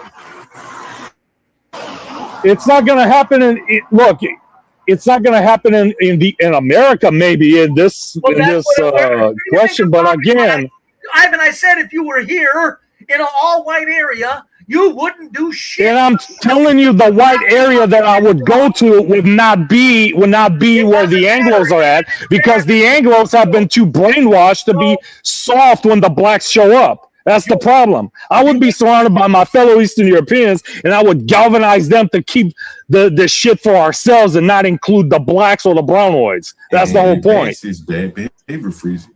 I asked him, like, I don't know if I tend to side with Brave here. I think you tried it, boy. You being Brave. I'm on Discord. I'm on Discord with white guys from America who have the same beliefs and same mindset as me. They tell me what the issues are. They can't seem to galvanize any of the Anglos because a lot of the Anglos have been brainwashed to be on the side of blacks, knowing that it's to their own detriment. But now that part, I'll side with you on that. But I think the other part is, like, we're here on the internet. You're talking this, and then you go on Discord or something like that. The government can really crack down on things like that here in America. It would fuck him up, right, bro? They have your yes, that's the whole thing. Yeah, it wouldn't even be a fucking 10-minute problem. Right, and you know, and particularly as it relates to real estate here in America, discrimination by race against real estate will have your ass in federal prison real quick. So you can't do that. That is one of the handcuffs of whites. Now blacks do it. Al Sharpton has been just recently bought a property in Manhattan, Harlem somewhere, where he bought it from black. Return to the Land. Have you seen Return to the Land, the Ozarks, where the white guys bought land and they put a sign where it says keep the small hats and the blacks and all the non-whites out? Well, you know, so once you buy property, once you buy specific land, and it's considered private property, you get to pick who comes in, right? Well, you know, so if Return to the Land, the Ozarks is real, so you can also make it real somewhere else. It doesn't have to be isolated in one area. As long as you own the property, as long as you own the landmass, you can choose who comes in, right? Well, but you can't openly. You can just choose who comes there, but you can't openly discriminate. Like in either direction. No, those guys do. Those guys do. Return to the Land does. You really openly say, and there probably are some loopholes in the law. As long as the land stays in the ownership. Here's an example right here. The land has to stay in the ownership of one person. That's how that's being done. Charged with racial discrimination for trying to kick out low-income renters. The U.S. Department of Housing and Urban Development says that this happened within an HOA in the town of Providence Village. Now, HUD said that the HOA had rules designed to remove black residents who paid with government subsidies, also known as Section 8 vouchers. Now, the Fair Housing Act makes it illegal for the HOA to deny housing opportunities based on race. HUD's investigation also found black and Hispanic tenants were also harassed online. The charges come after dozens of complaints were filed by landlords, residents, and voucher holders. A hearing date on the case has not been set. And so you see kind of the complications. On something like this is what has to happen on something like this. You got HOA being upended by very powerful forces. Stop worrying about the blacks at this time, Whitey, and start getting some courage and start looking at a higher pay grade of who's telling you in your HOA that you got to allow Section 8 in. Because there's one group of fucking people that's doing that too. Deal with them, but you know what's never said? Nobody ever says anything about that group of people. That's why they're getting away with telling HOAs, you don't get to have your basic rights to association. And that's why we're done. We're finished. Nobody will go to the higher pay grade. Who in the fuck is putting these animals upon us? Brave, I gotta ask you something. Do you still use the same email, BeBrave? No, and think no. No, it's called Caucasoid with a Z because somebody put it in the chat for Brave. Somebody put it in the chat for him. Caucasoid trash. Simple. Caucasoid trash at gmail.com, Ivan. Okay, I'm in Croatia on vacation right now, but once I get back to my hotel room, my tablet is there. I'll just send you some stuff about. You ever heard of Devin Stack on Rumble, Black Pill, the Black Pill channel? I seen it on Twitter or on Odyssey. No. Look, when I have time, because I'm on vacation right now, but I'm gonna send you some links to Devin Stack and Black Pill on Rumble. He's a white guy from the U.S. who does long discussions about race and stuff, and he kind of has similar points. He kind of has similar opinions to mine, but he can explain this shit from an American perspective better than I do because I'm not in the States right now. So we kept it off with this, Ivy. You know what's interesting is that blacks are allowed to, and they tried it, building a black-only place in Georgia somewhere. I'm not sure how it worked out, but that's kind of America for you. In that minority groups can do things that white people cannot do. And the punishment, if whites do it, comes from the federal government. And that's very serious. That will temper most people. Go find a young black teen that has 20 violent priors and find me a young white teen that got away with 20 violent priors before he got nailed. Yeah, and those it's at every level. It's at every level that the double standard exists. Right. You know, which is a good point. It's a good jumping off point. So before I get into this, I want to share this with you. You remember the lady that shot the man in Walmart? Yes. Anyone remember that? Yes. Well, guess who's going to be in charge of deciding if she goes to trial, if she gets prosecuted? Oh, no, a black judge? Black prosecutor. Remember, prosecutors are the ones that decide if you get charged. He's free as a bird. Harold F. Pryor is the first black attorney, state attorney in Broward, and the first black man to be elected state attorney in Florida. His mission is to make our community safer while working to ensure what, Brave? Justice, equity, and fairness for everybody affected by the criminal justice. That means the criminals. You understand the language here, Brave? Yeah. You understand what you're hearing? Look who put him in, by the way, folks. I guarantee you who put him in. He's a sixth-generation Floridian married to an attorney, and they had 2 young children, Carmelo Anthony's in the making. He has a degree in political science, multicultural scholar of the year, student government. Damn. That is the most made-up shit I've heard in my life. He graduated from Nova Southeastern University's Shepherd Broad College of Law, where he was a member of the Nova Trial Association, junior staff editor for the International Law Students Association Journal. His law classmates chose him to deliver the graduation commencement address. His prior experience includes as a prosecutor, civil attorney, in private practice, and a corporate lawyer. He started his legal career starting as a Broward assistant state's attorney. Prosecutor, he was a prosecutor. Now remember, the blacks like Freezy are criticizing prosecutors, but most defense attorneys start out as prosecutors, but they're criticizing Carmelo Anthony's. They may have brought him in, John, because they know they're going to have to charge her, and this will lessen the heartaches. Well, he's been here before her. He's elected. He's the prosecutor. Okay. This is an elected position. Okay, got that. But I just thought a prosecutor was like, regardless of the region or something like that. So, look, he believes in compassion for victims. Who does he think is the victim in this case? The black woman or the white man? The black woman. Right now, now hold on a minute though. That's not what this article is just saying what he dreams about. We're not don't assign anything to him yet. Okay. I'll keep going. Okay. No, you can keep going all day long.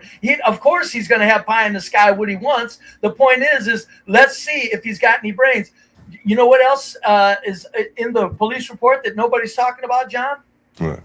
The white guy blocked a parking space. Not her, but a space. I didn't know that. Yeah. And that woman still squeezed in what was left. In other words, she was going along with the fight right at every step of the way. Oh. Here's some interesting things from his resume. This is more or less his profile on the Broward County State's Attorney Office page. So this is what he would have wanted reflected about himself. His passions include mentoring young people. We need training and advocating for childhood literacy. He's an active member of the Broward County Bar Association in Florida, the president, blah, blah, blah, blah, blah. He also served as a member of the Florida Supreme Court's Juvenile Drug Court Guidelines Subcommittee of the Steering Committee on Problem-Solving Courts. Where do you think he came down on this?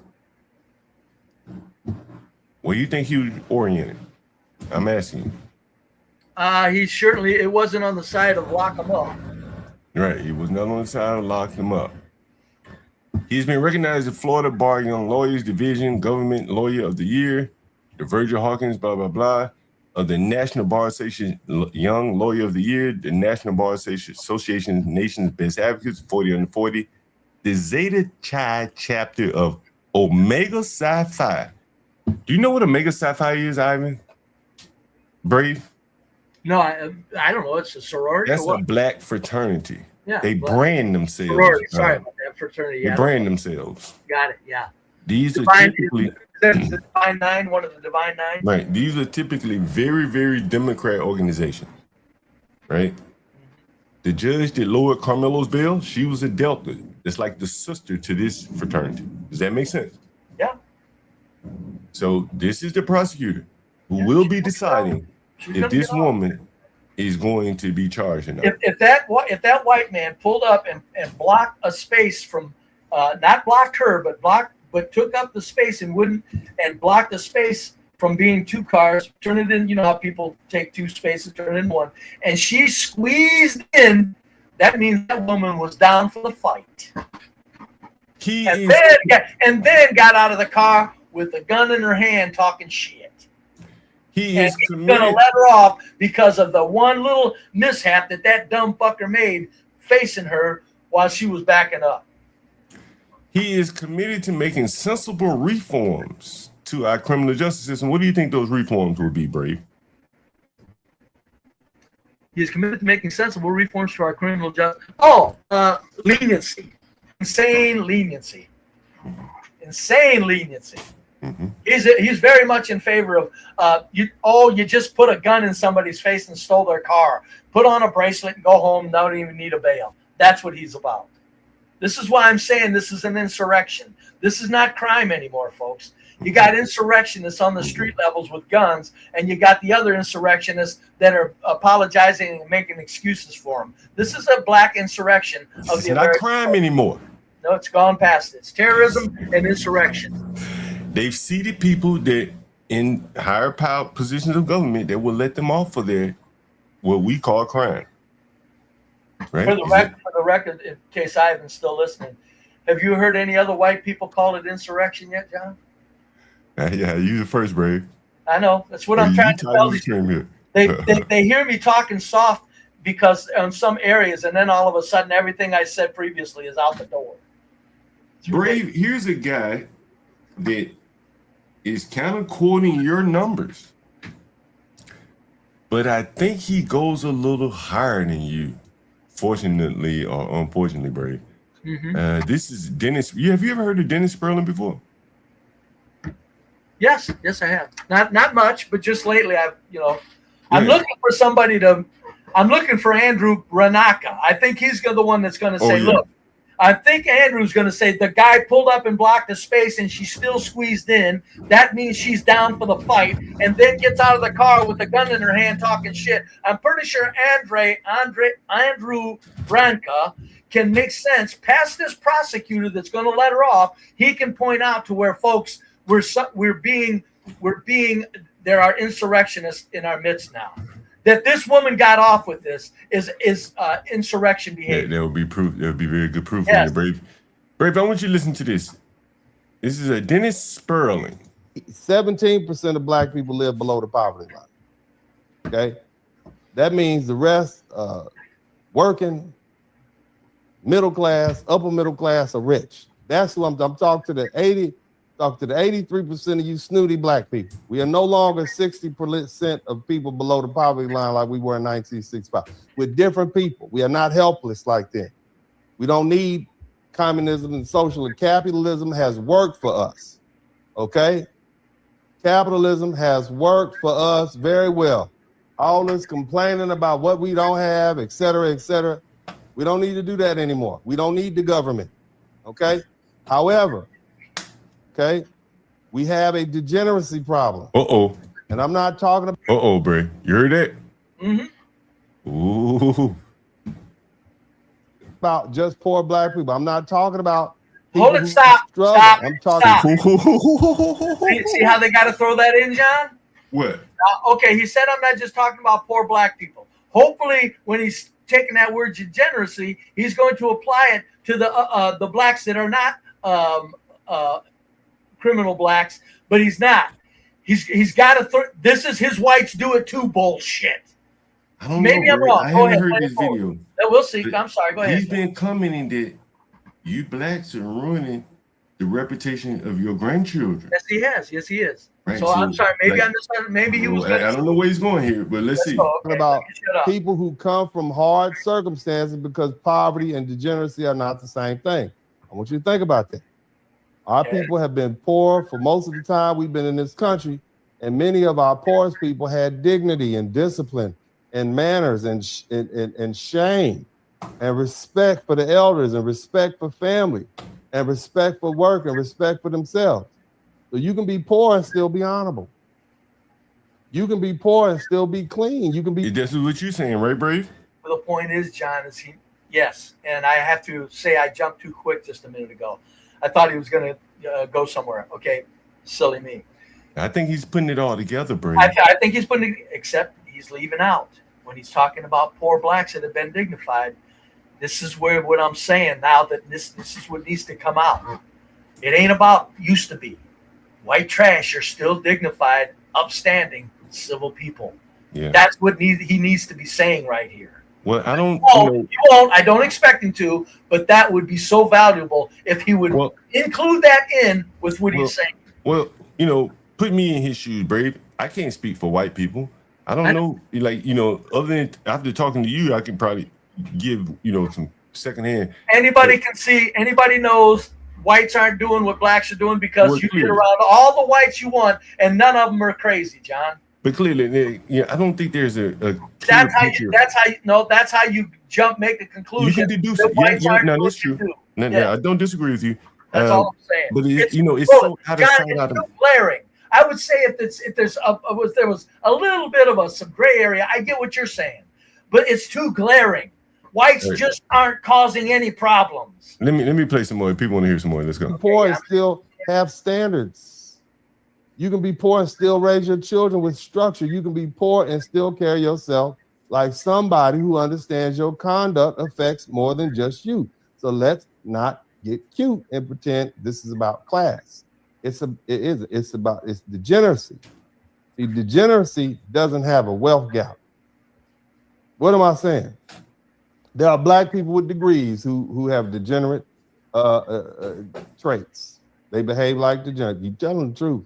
You a school teacher and you twerking in the damn Sunday brunch with some mimosa in your hand. Okay? All right? I'm just saying, it's kids around. You got your little chi-chis squished together. You understand what I mean? There are black people with money who behave like lowlifes. And there are black people with titles and platforms and businesses and church positions, political influence and celebrity status and professional licenses who still exhibit that same reckless, vulgar, selfish, destructive, entitled, undisciplined behavior we criticize in the streets. Money does not automatically produce class. A degree from your doesn't automatically produce character. A title doesn't automatically produce discipline. A person can be rich and still be a degenerate. A person can be educated and still be a fool. A person can be famous and still be a liability to people. And that's why the upper echelon of Black America needs to stop pretending that we can separate ourselves from this by whispering, that ain't us. It is us. And when the outside world refuses to make that distinction, we need not to. It is us when our children are judged by the public image created by people we don't know. And it is us when our sons are viewed through the lens of danger before they ever open their mouths. It is us when our daughters are treated as threats before they seen as human. It is us when a police officer, a frightened civilian, or jurors look at a black person and sees every viral fight, every robbery clip, every mall takeover, every crime video, every vulgar public performance, and every image of disorder that has been broadcast to the world. And that's why this connects directly to that Carter v. United States case out of the DC appellate circuit. The reasonable person standard. Once the courts begin, I've been thinking about this shit.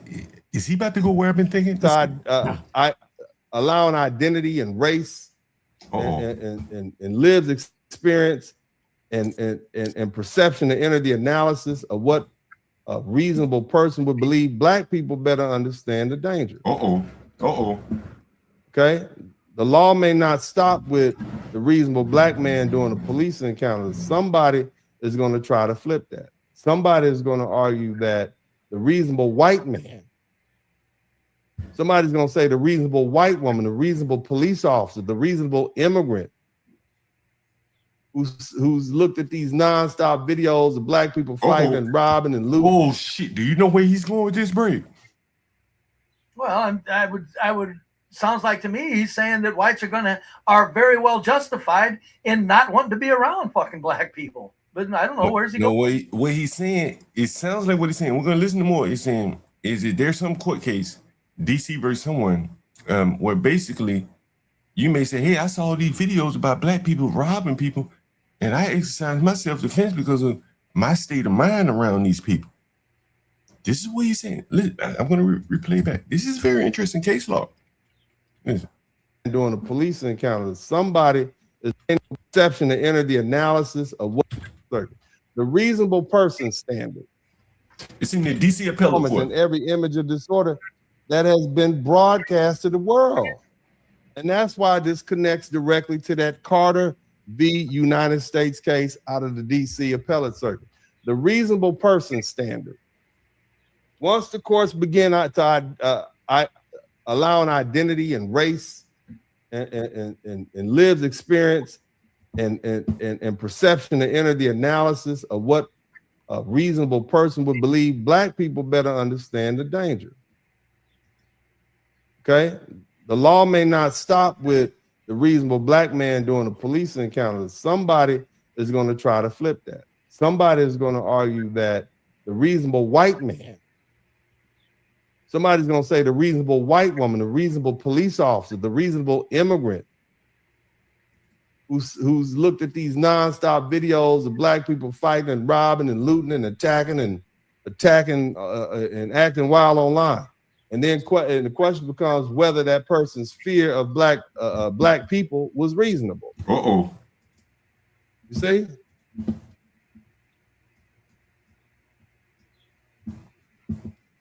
That's very interesting. What do you think about that, And that's where this becomes deadly. If a white, what do you think about that, Brave? I think it's absolutely true. After a certain point, if one, in other words, stereotypes are earned, as people say, they are.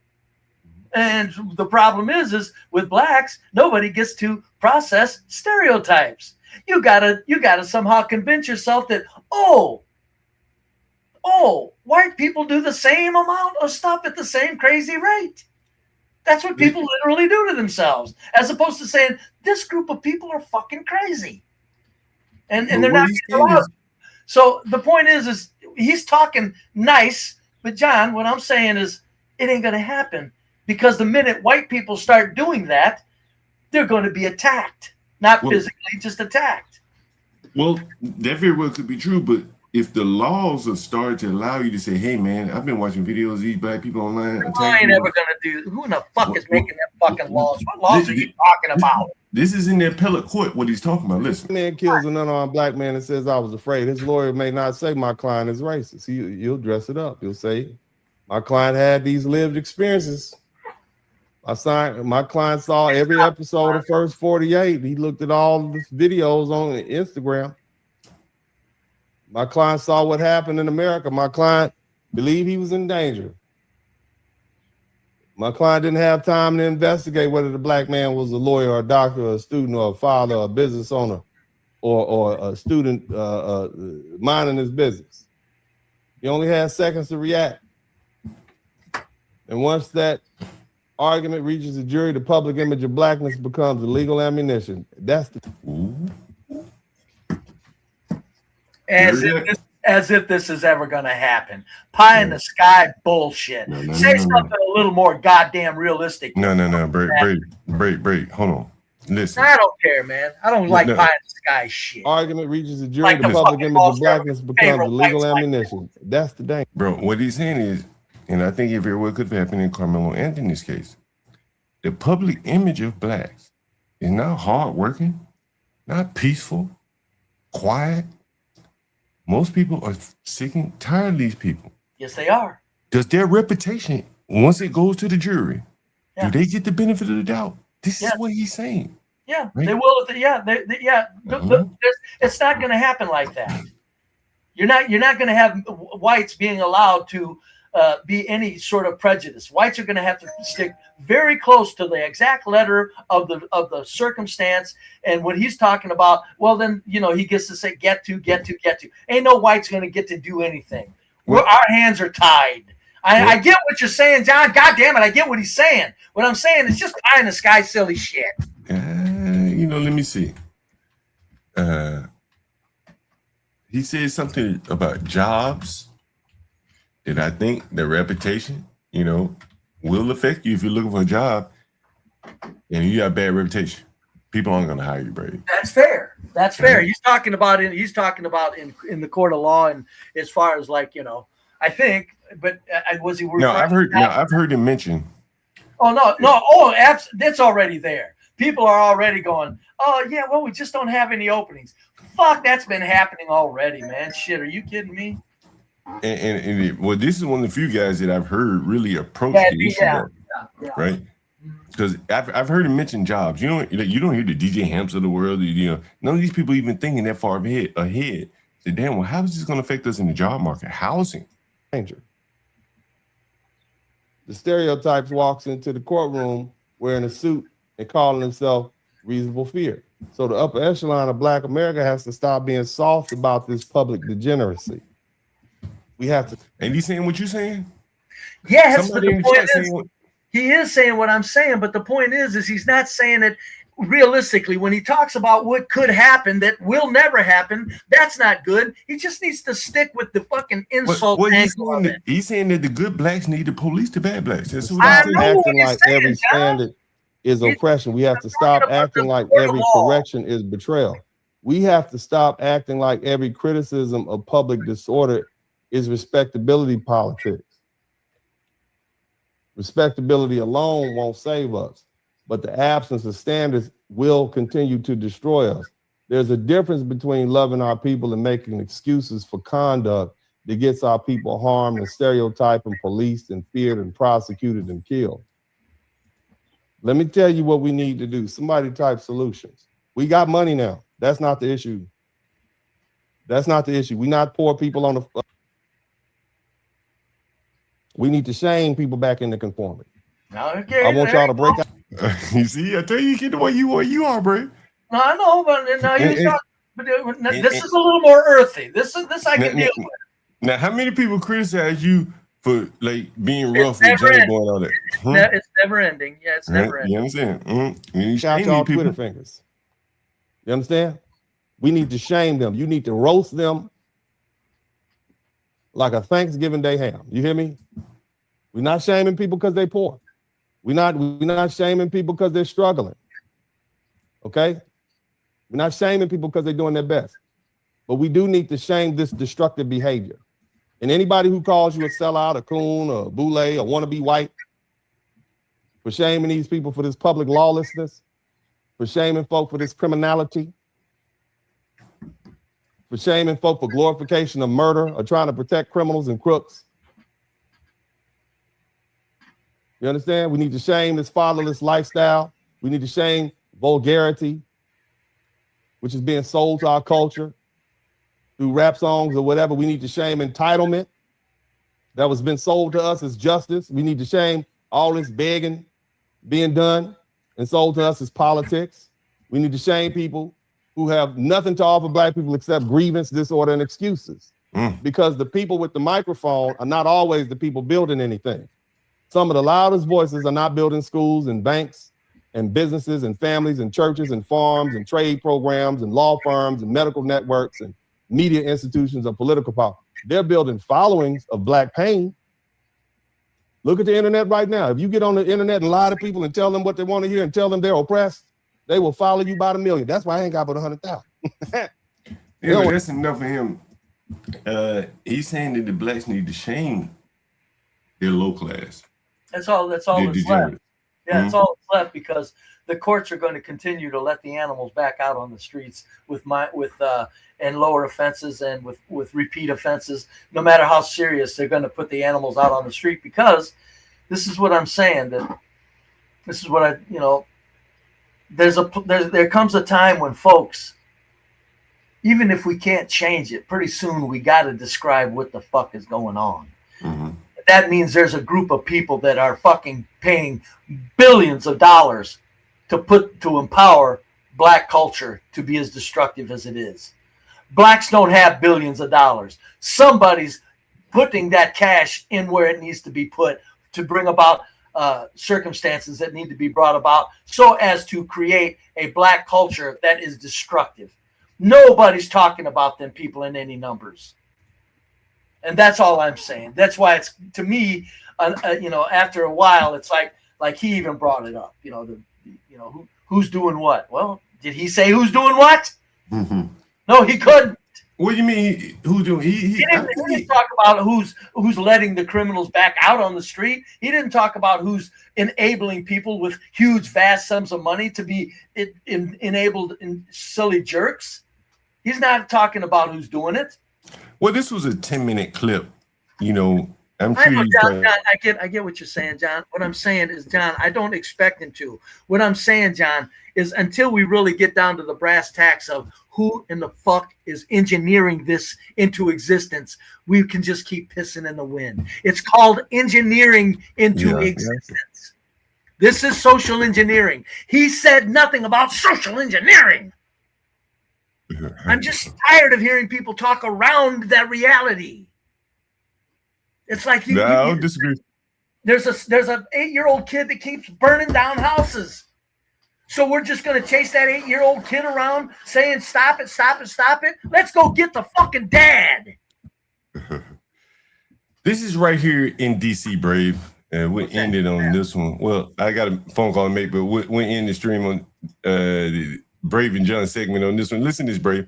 On deck, and they will have ambulances on standby. New in Southwest. Officials there say it's at the time the church was having a stop the violence. Listen to this. Can you hear, shots Brave? ringing out at peace. Okay, yeah. Hold on. Listen to this.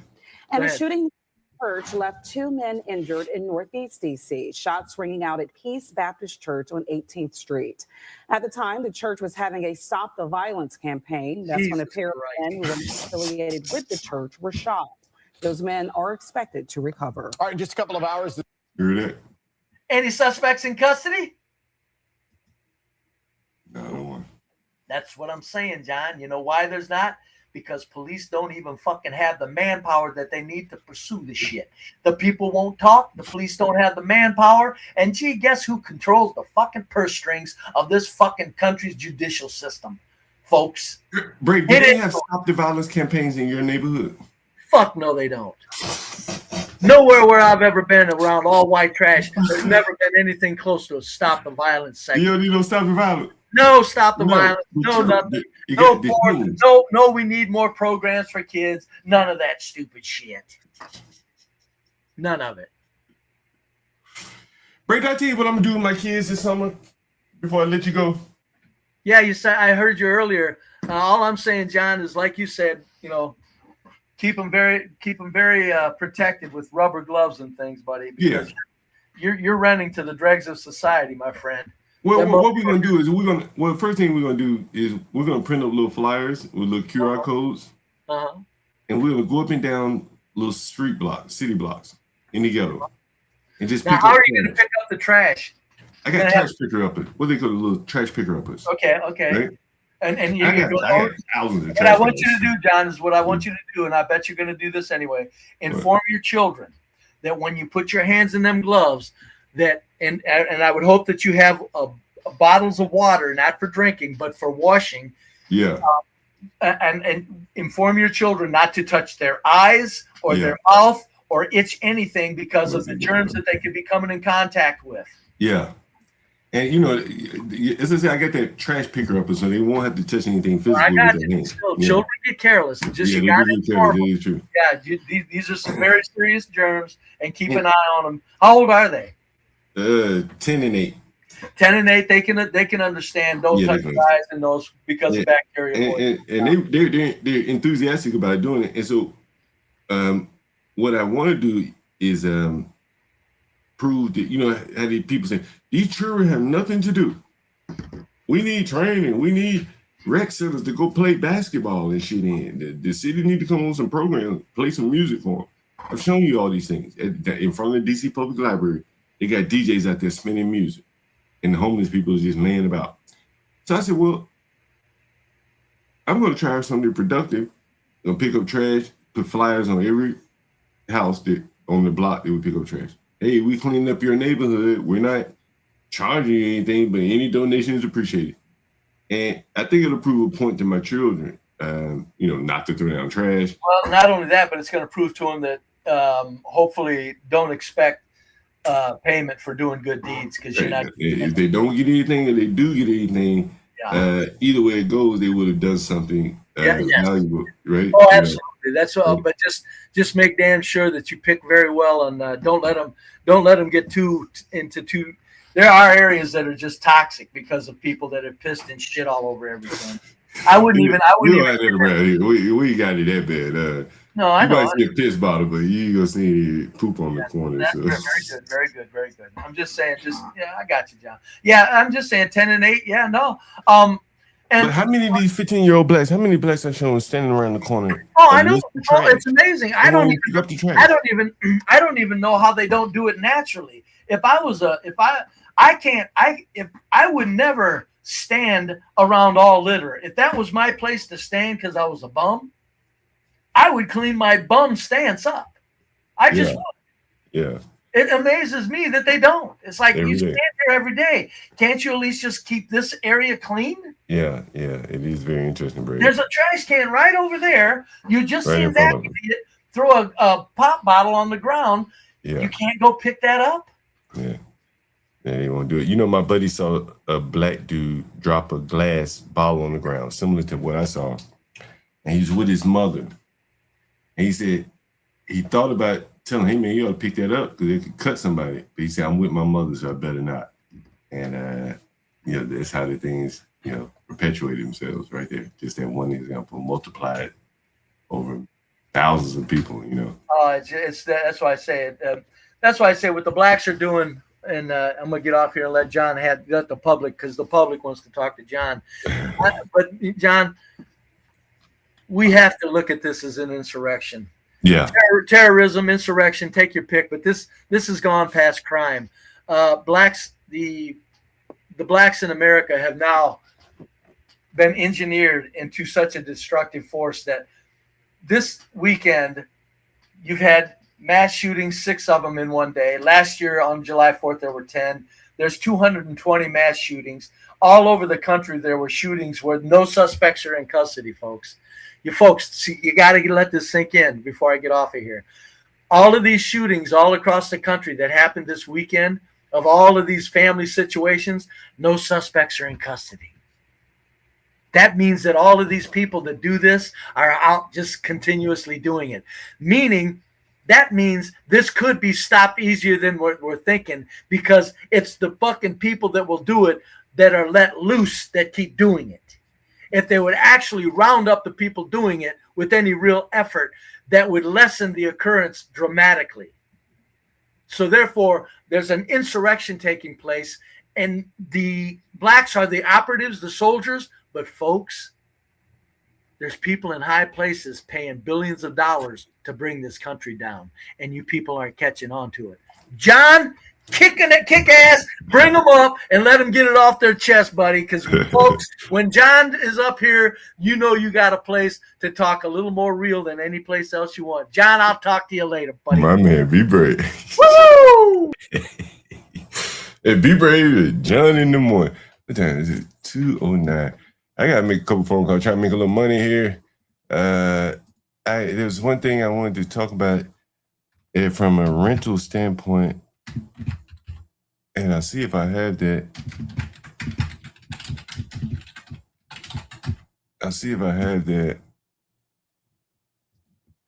New York. It was about New York. It was something rather interesting. I think I sent it to a buddy of mine, so I'll find it that way.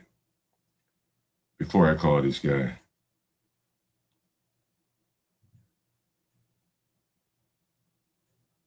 It's the landlord hour here. Let's see.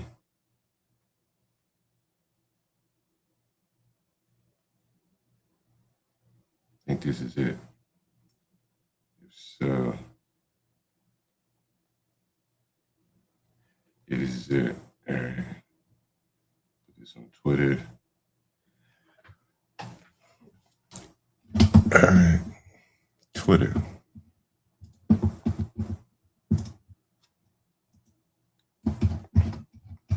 There's one thing when I was covering the Montgomery rent freeze, I didn't discuss this aspect of it.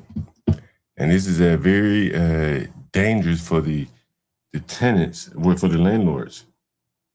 Let me find the exact, yeah. Let me find it. Yeah. Let me blow this up. Here's something that I read that was interesting in the whole Montgomery rent freeze thing. It's going to be very interesting going forward.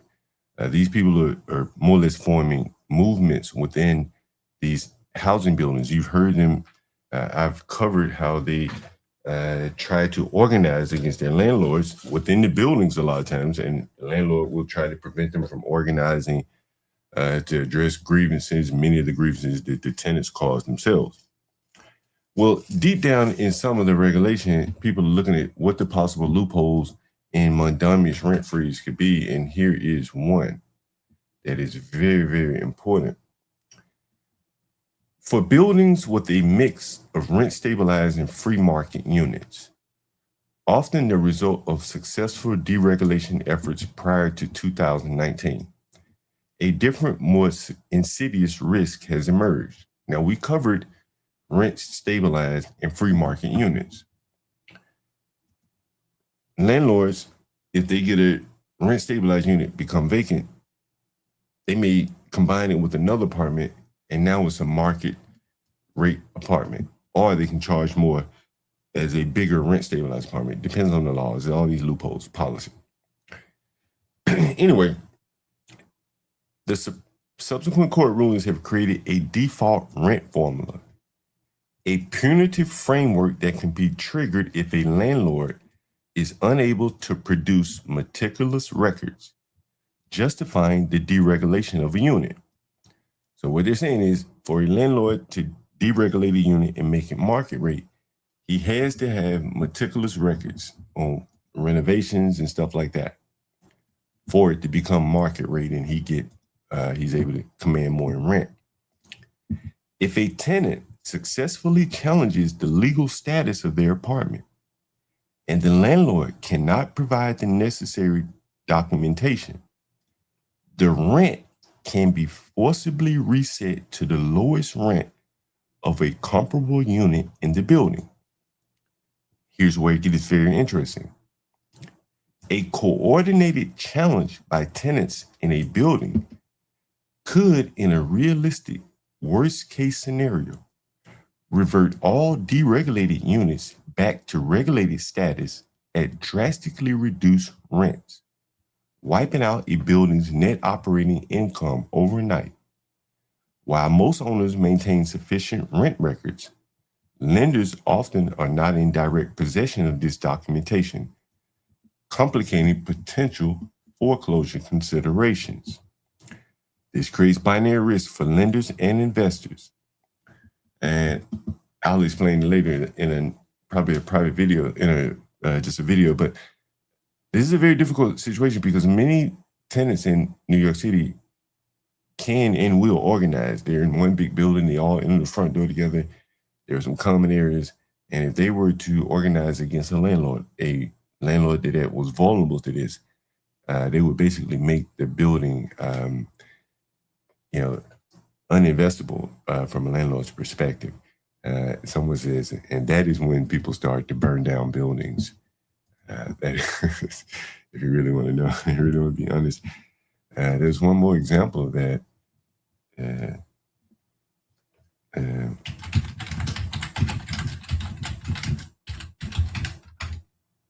think this here.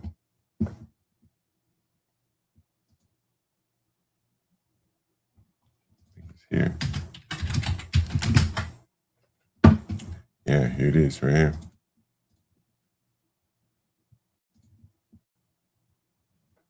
And Katie, from the west side to the east side now, there are more apartment problems today, and Euclid residents were given just days to find new places to live after the city condemned 2 apartment buildings. News 5 anchor Tracy Carlos is following through as the deadline came and went today. Christian Maynor was packing up and moving out. I had a letter on my door that stated that the city of Euclid has condemned the building and all residents must evacuate by June 30th by 12 p.m. Charles Ellis has lived in Lakeland Commons for more than 3 years. He got the same notice. When you got that notice, what went through your mind? I can't say it on TV. But I was pretty shocked. Ellis is still looking for a place to live. Angela Weaver is moving in with her son. She told me she's had problems since she moved in. I moved in November. Middle December, my ceiling started leaking. I never had heat. I had a little bit of heat, so I had to use my oven. The city of Euclid condemned Lakeland Commons and Lakeland Tower, the former Bluestone apartments. Some residents we talked with told me they're not surprised the buildings were condemned. Got concrete falling from the balcony. The grass has not been cut. The weeds is this high. The issue's dangerous enough, Crystal Greta with the city of Euclid told me, to condemn the buildings. There's been some deferred maintenance that reached to that level. So in order for these residents to be healthy and safe, we need them to leave the property. So the condemnation notice was placed on Tuesday. All residents had to be out of this building, Lakeland Commons, today. Now the building in the front, Lakeland Tower, it is able to remain open for now. That's because the property owner has filed an appeal. I went to talk to management inside the building today, but I was told they were busy. The city of Euclid is trying to help those who are displaced. A lot for these families. Have to get this information and figure out a place to stay temporarily. That's why the city gathered several organizations to help residents, including the Legal Aid Society of Cleveland. Fire safety concerns, the roof needs to be replaced. So these are big structural repairs that are really putting the tenants in danger. The Northeast Ohio Coalition for the Homeless is here too, trying to keep residents from becoming homeless. The effects on education, on public safety, on health, on everything. There are so many downstream effects. That appeal is expected to be heard in court next month. In Euclid, Tracy Carlos, News 5. But, you know, that's the state of what happens more or less when these people, you know, they're not very good tenants. It's very difficult to rent to them. And once you try to protect them with rent freezes and stuff like that, artificially lower their rent to allow them to stay there, the building just slowly degrades. Ultimately, these people end up being put out of their place to live. And then who would they go to? The government, I guess, for shelters. I didn't get a chance to get BeBrave to comment much on Johnny Boy before we make this call. Hopefully this goes there. All right. Cool.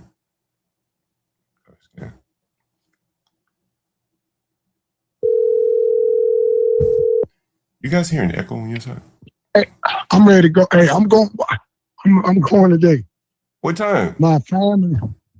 As soon as I go ahead and get my stuff, sir. You still got the place for me? Yeah. I got a big room for you.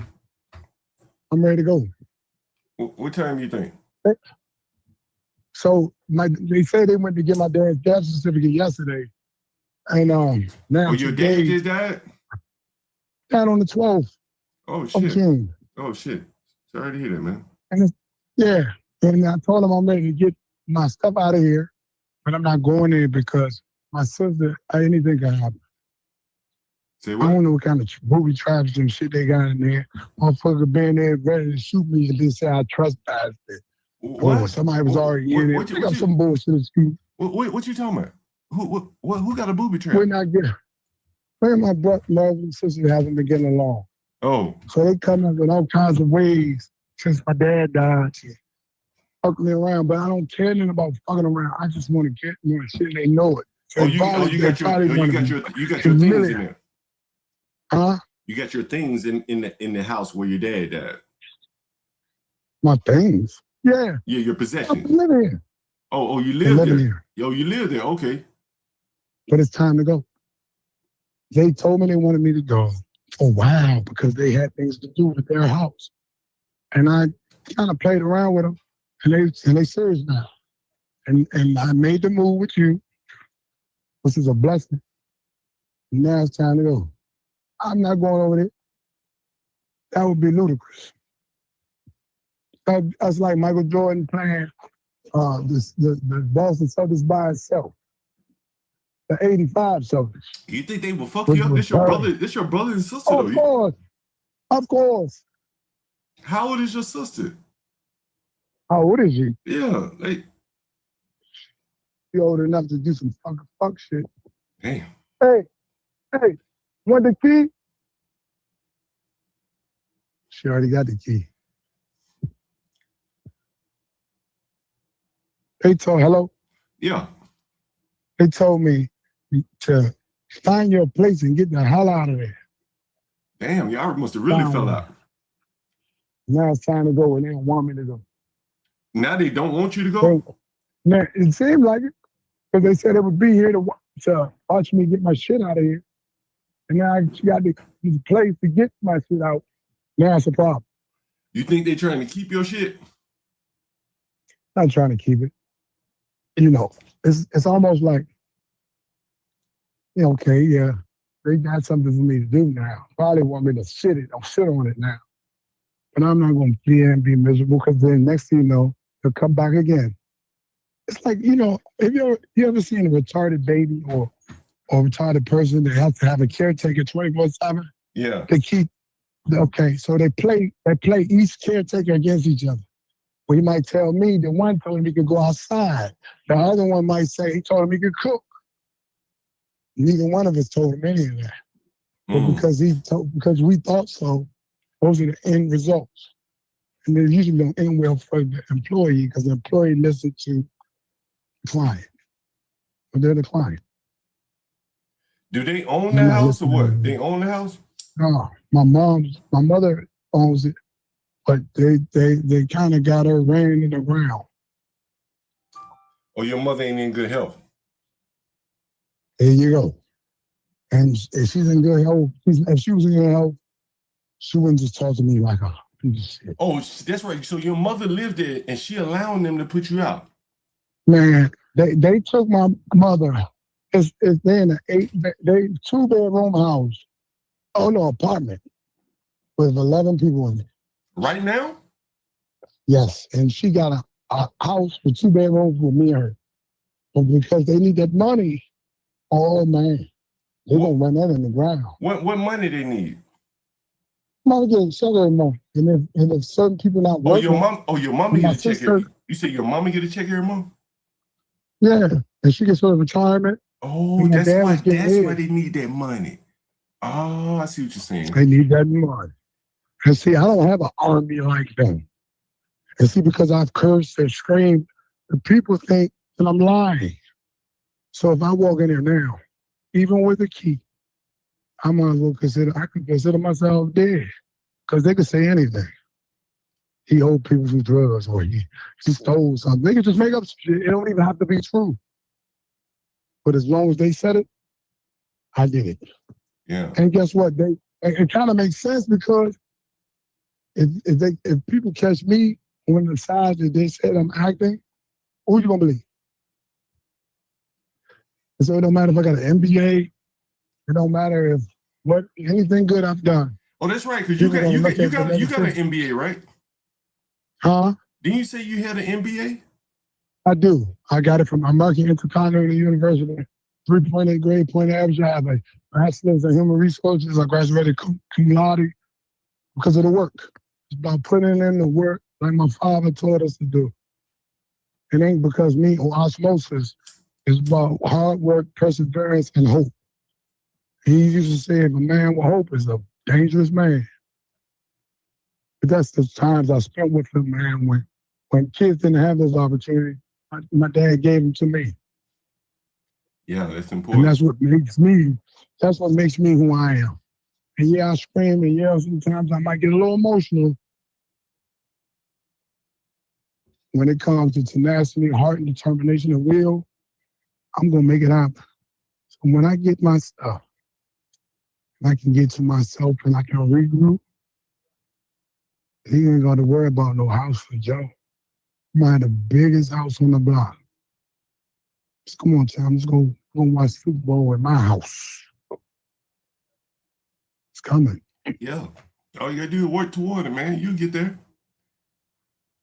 I can do anything. I'm built like my father. I'm built tough. Built to last. That's what he used to say. Yeah. I don't think that's one's ever changed. I don't need nothing for them. I'm not jealous of them. I don't care what they work toward. But today they got to give it up. My stuff. And if just say it's not in there. Just tell me it's not in there so I can leave. Don't have me sound like an idiot. That would be so. You supposed to do. Wow.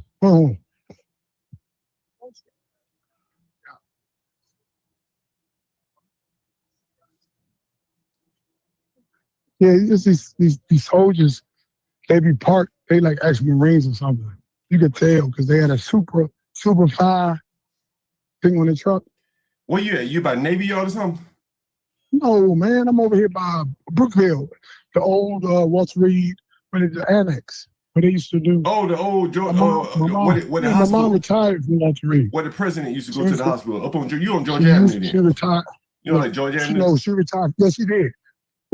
We had a house on Georgia Avenue, 7207 Georgia. Yeah, I know. And that's where I grew up. But they tore those houses down when they moved in here.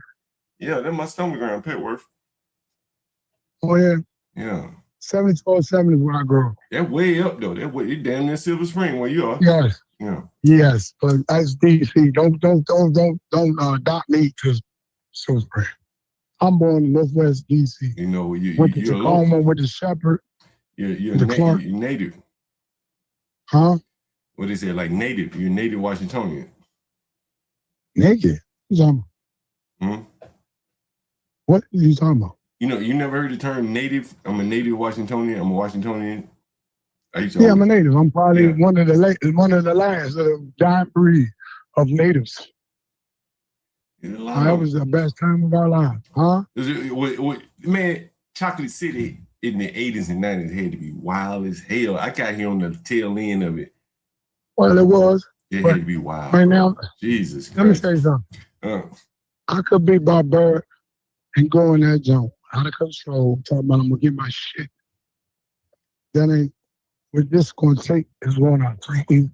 I might have to hit them with the moves they hit me. Then they would have to wind up paying me a lot of money for my stuff. Are you going to sue them for the shit? I could do it. And I have every legal right to do it. What apartment building they in? What you mean apartment? You said they in an apartment, right?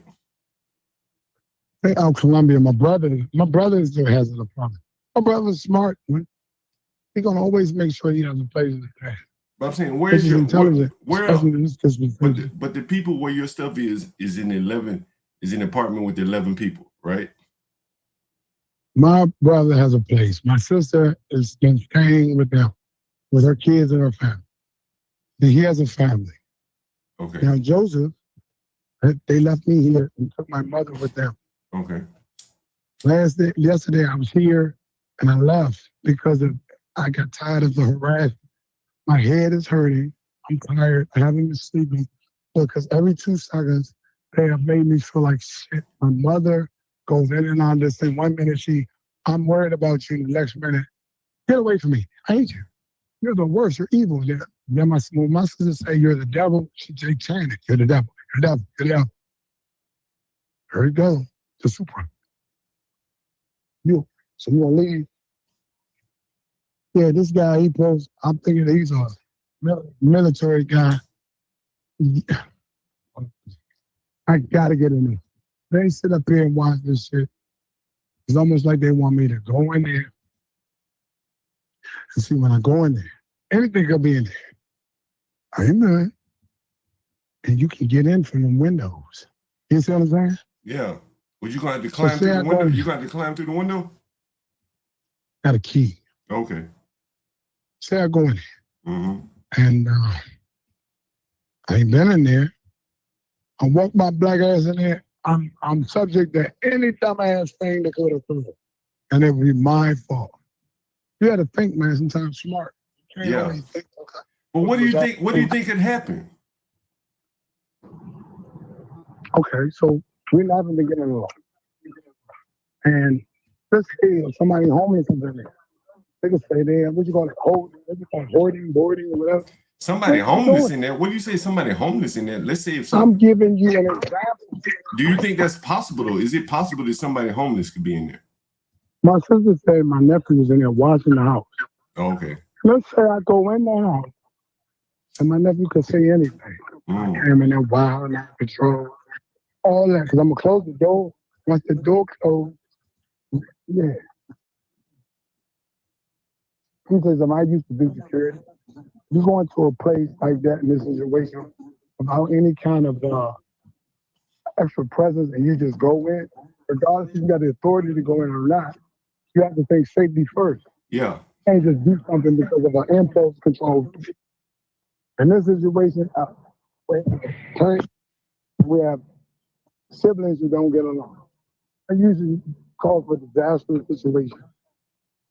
Especially if they're not getting along and they have a certain level of disrespect to their towards each other. So that's basically saying you don't care about their feelings, they're going to say that you don't care about theirs, and vice versa. Then you do it, and then something can happen. You got to put self-preservation. But you don't think they're dangerous or anything, do you? Of course. You think they would kill? You think they would? You think they would kill you? I don't trust their soul, man. Let me say something. Anytime you can harass a person to the point where they can't even go to sleep, anytime you gonna harass your little brother. I'm not their older brother. I'm their younger brother. You're the younger brother, right? But why do you think they're doing it? Why do you think they're doing it to you? Because you're more successful than them, or what?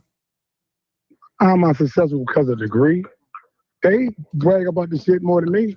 I only been talking about it for a few days because. But you were working at Waymo. But you were working at Waymo. That's a big ass company. It's a well-known company. I work for Waymo. I work for the DC government, and when the autonomous vehicle project started, I helped with the pilots. The first pilots, as far as the legislation, all of the rulemaking, the SOPs, the operating procedures. But that sounds like a good ass. That sounds like a good ass job, though. That sounds like a good ass job. That was in the beginning. But as I started to figure out that the citizens of the city wasn't really accepting to any of the emerging technology. And see, if anything is acceptance, you got to figure out ways to try to smooth it into the system in which the city is. You got people who don't understand technology and they don't understand the basis of it. African American seniors possibly don't know how to use a computer, right? So I said, my manager, Stephanie, he said, we have performance reviews. So one of my performance reviews was community engagement piece for it. So I said, how could I integrate? What can I do? Yeah. He gave you a what on your performance review? I didn't hear you. Community engagement was one of the priorities that she had me keep highlight that she was trying to find a way to blend in this technology. Okay. So we had a nice white guy named Steve. He welcomed me in on the team very well. But Steve, we had this thing called Open Streets. It's like a open festival. Where I know about Open Streets. I know about Open Streets. Steve was explaining about sidewalk robots, man. Oh yeah. Talk to him like a piece of trash. He felt bad. Yeah. So I said, how can I community engagement way and say, you know what, kids? The kids come home to grandma and aunt. I'm gonna take it to the school. I found schools that were good, but they would be understanding of schools that could actually the kids had some knowledge of emergency technology that could come into school. We could teach them about EVs, electric vehicles. We teach them about all that stuff. Have like a lunch and learn. So I'll bring a lunch and learns in there. And it was the first of its kind because no one thought about it in any agency to bring a lunch and learn, a learning event to the school. Yeah. I made surveys for the kids. They were able to use their phones and scan to say, okay, they've been here. They can answer the questions off the survey paper. Gave them education and knowledge. And then I said, well, you know what? This could be a pipeline. These Department of Transportation could actually have a pipeline with these kids. And we're going to have to call them students, call them emerging learners or super tech learners, right? So that would give them the ability, right? Your certifications for free, Microsoft gives those, right? You have a whole company right now, giving it away. Right? But see, nobody knows how to do it in a constructive way, but it can attract them. You just want something to do. But if you're giving You're talking about the kids just want something to do. You're giving something that you get paid doing. Yeah. 18 years old. Hey, I don't want to go to college. Yeah. But I want to fly drone. Yeah, they need something to do, right? They need something to do. $250. That realtor right there living in the house, he could hire an 18-year drone pilot to fly around all this property. He could charge him $250 an hour to fly that drone, and he could take aerial pictures of all these properties around here. I'm pretty sure some infrastructure on the top that you can't see. But a kid could do it. They get joy doing it. And along with that, he's going to help us. Because guess what? Those tractor trailers that we see come up and down the road, they're going to be gone soon. They're going to be here. Right? I'm telling you something. Say that again. Say that again. You break it up. Listen, they're going to stop the. Not no cops in Miami. And they're set on stopping federal doctors, stopping fellow drivers from driving those trucks past the end. Oh, the autonomous trucks. Sleep apnea, all these different issues. So that helps the road. Anything that can free up space on the road, the government likes that. Yeah. The public ones who are like all for the autonomous vehicles. I went to San Francisco and Chinatown. Horrible place, and it's cold in the summer. Couldn't believe it. I like Joe Montana. But anyway, it was another day. Dude, Waymo there. Waymo is like the first innovative emerging tech company that put together these. Yeah, you tell me about it. You tell me about this shit. They was giving out free rides for a while in their vehicles. So what it was doing was it was attracting, and they were able to deploy it earliest because they were the ones that thought about these different tools first. Yeah. They put it out there. It was experimenting, so they get a stop sign. A lot of times with these vehicles get a stop sign, they wouldn't stop. They go straight through. Yeah. As they were learning. Yeah. Yeah, you telling me about this shit. They were figuring out. So they'll probably be the number one while. I mean, China's trying to compete.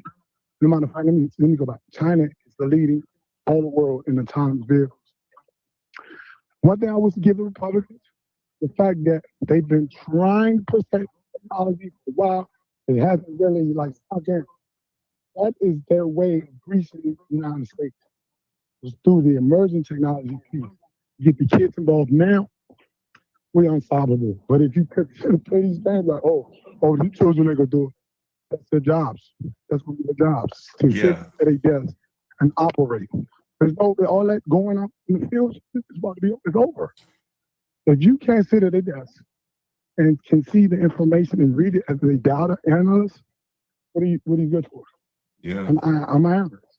And I know the brilliance of Wilson Senior High School, H.C. Wilson, and Coolidge. I gave them an opportunity that they didn't know was there. And I think my favorite one was New Beginnings. I got a chance to go in there and see the kids. What's New Beginnings? What's New Beginnings? Man, it was more like it's not a jail, but it's a place for kids that did some pretty bad things early. Oh, they bad kids. Huh? Oh, they bad kids. I ain't bad. They just don't know. Oh, okay. Like, but I mean, they've been in trouble or something. Yeah, but something like that can retool and reframe their mind in a way that could be positive and it could be beneficial for them. See, no one thinks about benefits. They only think about hardships and hard times. They thinking about things that are not beneficial and conducive to a child. We're not talking about no grown-ass man. We're talking about children make up to 18 instead of kids, even 19 for real. And if you find something that you can do outside of the box, let me say something. The base, they know it can make them $66,000 in the next 2 or 3 years. They just know the basis of that. Some things I don't even know. Rock, you got Copilot. There's so many AI systems. Get into those platforms. You're looking at if you not would have bought onto that idea that I had.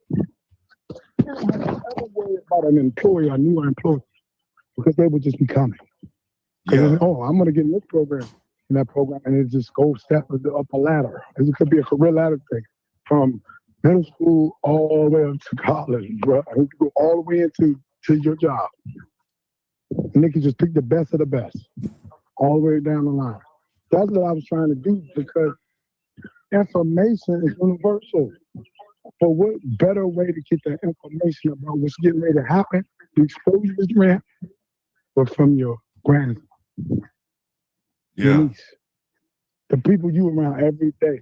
They're not gonna listen to me. They're gonna say, man, oh, they're gonna say, sir, can you get the hell out of my mother gonna say, get out of in my house. I'm gonna bust you upside the head. Hey, I gotta get up, man. I gotta get this room ready. What time you want to get over here and take get this room? And she told me she was gonna get a death certificate for my dad yesterday. Now all of a sudden, there's no death certificate. It was closed. It's almost like they baiting. Dangerous, man. And then my father-in-law trying to play this game where you go back to your wife. My wife is gone. She when you let me tell you something. You can't run a game on me. You can't sit up there and say today, fuck her, Joe, I'm gonna fuck what I want to. And then tomorrow, my husband, bitch, you can't wake up in fantasy land. I was doing that with her. Don't work that way. Especially when I'm getting the shitty end of the stick. Yeah. I've been getting that a lot. And that's by default. And you can't keep loving on somebody that clearly said, fuck you only when the good times are good for me. Then I'll jump on. And guess what? She got every right to do what she want to do. It's just not going to be with me no more. Yeah. It's hurtful. It destroyed me, man. I was going to church, right? Became a minister. You were a minister? You were a minister? Yes, licensed, sir. Priest, and guess what? The whole time, they sat back and laughed and knew she was smoking and doing what she wanted to do. And do it. So how you think that makes me feel? Oh, one of her sisters said to me, and it crushed me when I needed you. She says, I don't give a shit. Cry me a river. And these Christian folks, I'm in my heart, I'm like, this could never happen. I said, could.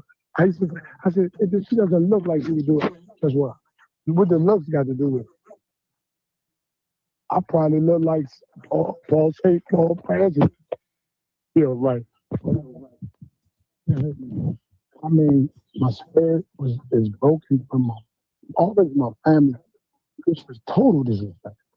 Total as a man, as a human. Anytime your family can come in, when you're lame, just come in and throw your shit around like you're a rag and then let people go in it and take it. If I was really cruddy, I could leave here, come back to Rambo, and buzz the damn door and go haywire and be willing to sell any consequence I want. But that would be pointless and you won't be proving nothing to nobody but me. The smart, intelligent way, walk my black ass in there, get my shit and say goodbye. Yeah. They don't want it to happen because they want to keep it going. Yeah, they want to keep it going. Keep That's the shit drama. Going. That's drama. You think they like drama? The narrative is he's this, he's that. Well, I'm just want to go, bro. It's so bad. I got a hotel to sleep and I didn't even sleep because they stressed me out so goddamn bad. You see, you stayed in a hotel last night? I stayed in a hotel for like 5 days, 5 days. That's a lot. Damn, how much that shit cost? What hotel you stayed on? What hotel you stayed on? New York Avenue somewhere? On New York Avenue somewhere? Different ones, man. And some days I was eating. I was overeating because I was trying to do something to make myself feel better. Oh, you were overeating to make yourself feel better. Yeah, damn. Yeah, that's a double whammy. No, overeating because a motherfucker keeps fucking with you all day long. And it's subtle. They're subtle fucking with you. Then they got to come up with your face and say they're doing it. I would be in the room. I said the window. I'm not high. I don't like this.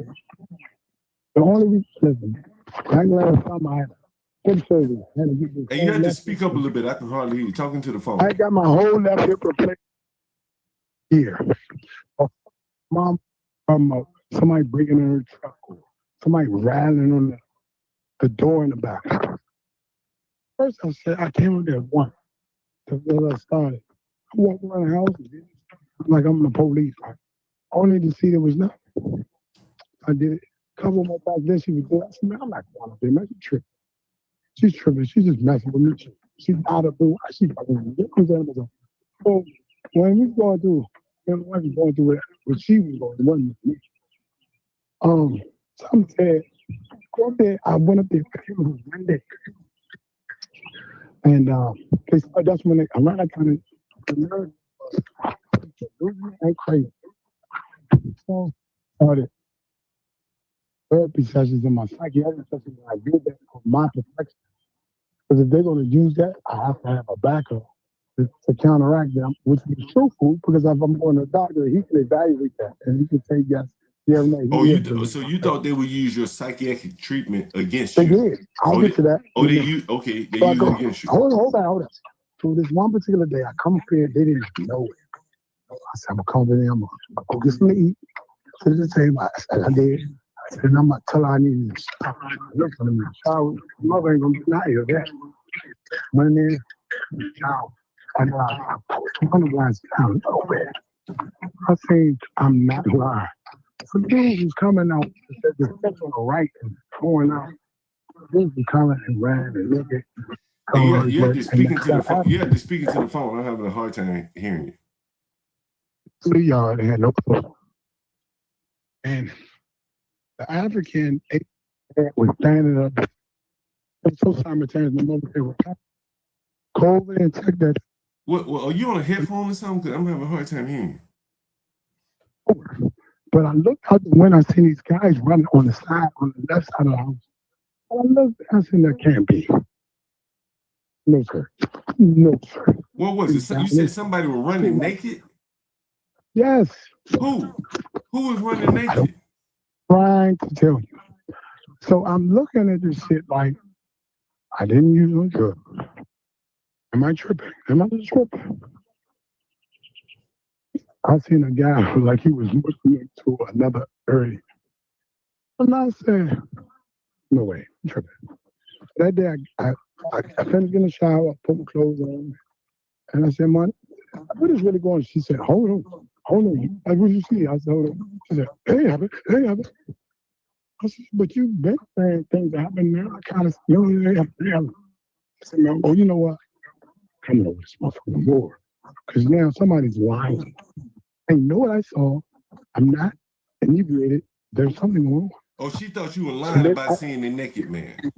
But she was the same one telling me to come over here, check the house, check the car, she did things. I didn't think about it. I let it go. So, lined up, we get it, me and my wife got in court, family, all of them, son, one of me, I called the rest of them. Come here. Look, this went well. And I started seeing that one night I come out here, I heard some yelling and laughing. I saw some girls in the clothing. I didn't do it. I said, here we go again. I'm saying, so then that's when I purpose and sharing this shit with them. My psychiatrist said, so I really don't think you're lying. But what do you go to the psychiatrist for? Man, you've been told that you're crazy.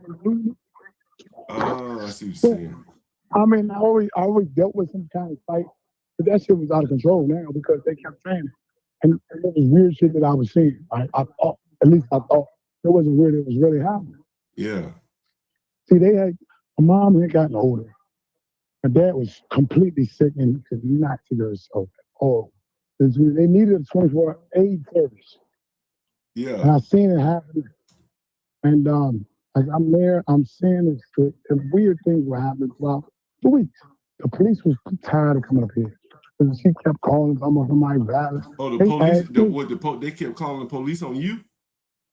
No, they were calling because he kept saying, she was calling them talking about people was trying to break in while she's in there. Oh, damn. And then when they saw I was here, they were trying to figure out, did I see anything? I told him about that incident. I said, sometimes in the night, you can hear people, doing all kinds of stuff.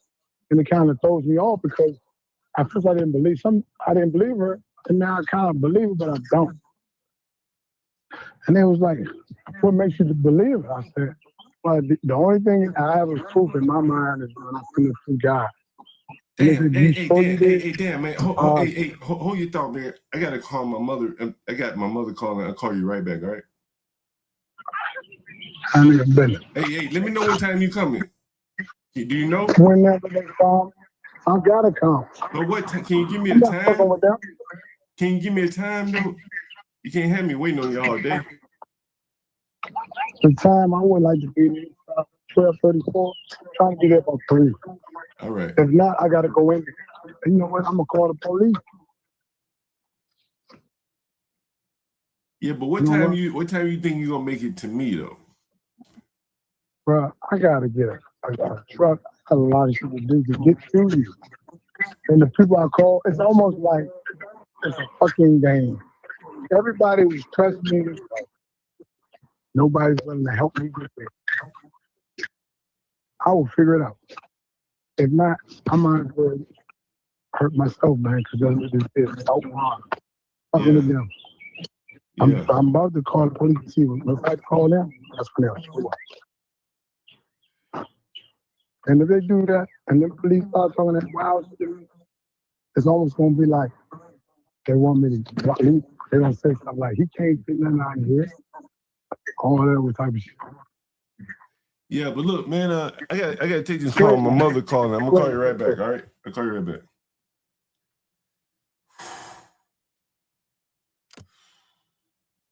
Ponder? Jesus Christ. That man's 45 years old, I think. All this trauma, 45, dysfunction, all this. 45 years old. Amazing. Amazing. Family dysfunction. Jesus Christ. Every day.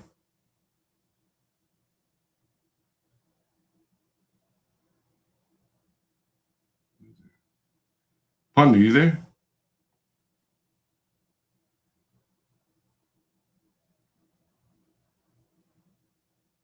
Yes, Ponder's not there. Oh, I'm supposed to call this lady. See how much money she got. Let's see.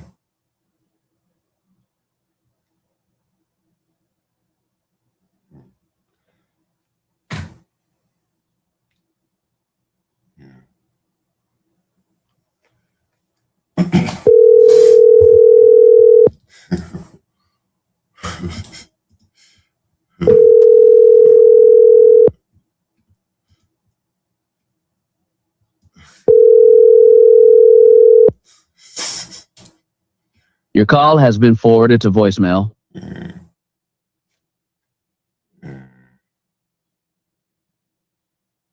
That was way Nisha right there. She had $300 yesterday. Let's see, at least I can get that $300 out of her for a handful of days.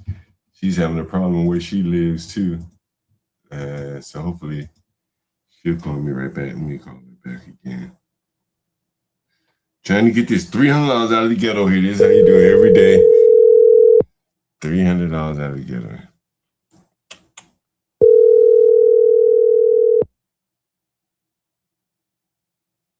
Oh, damn. Damn. Yes.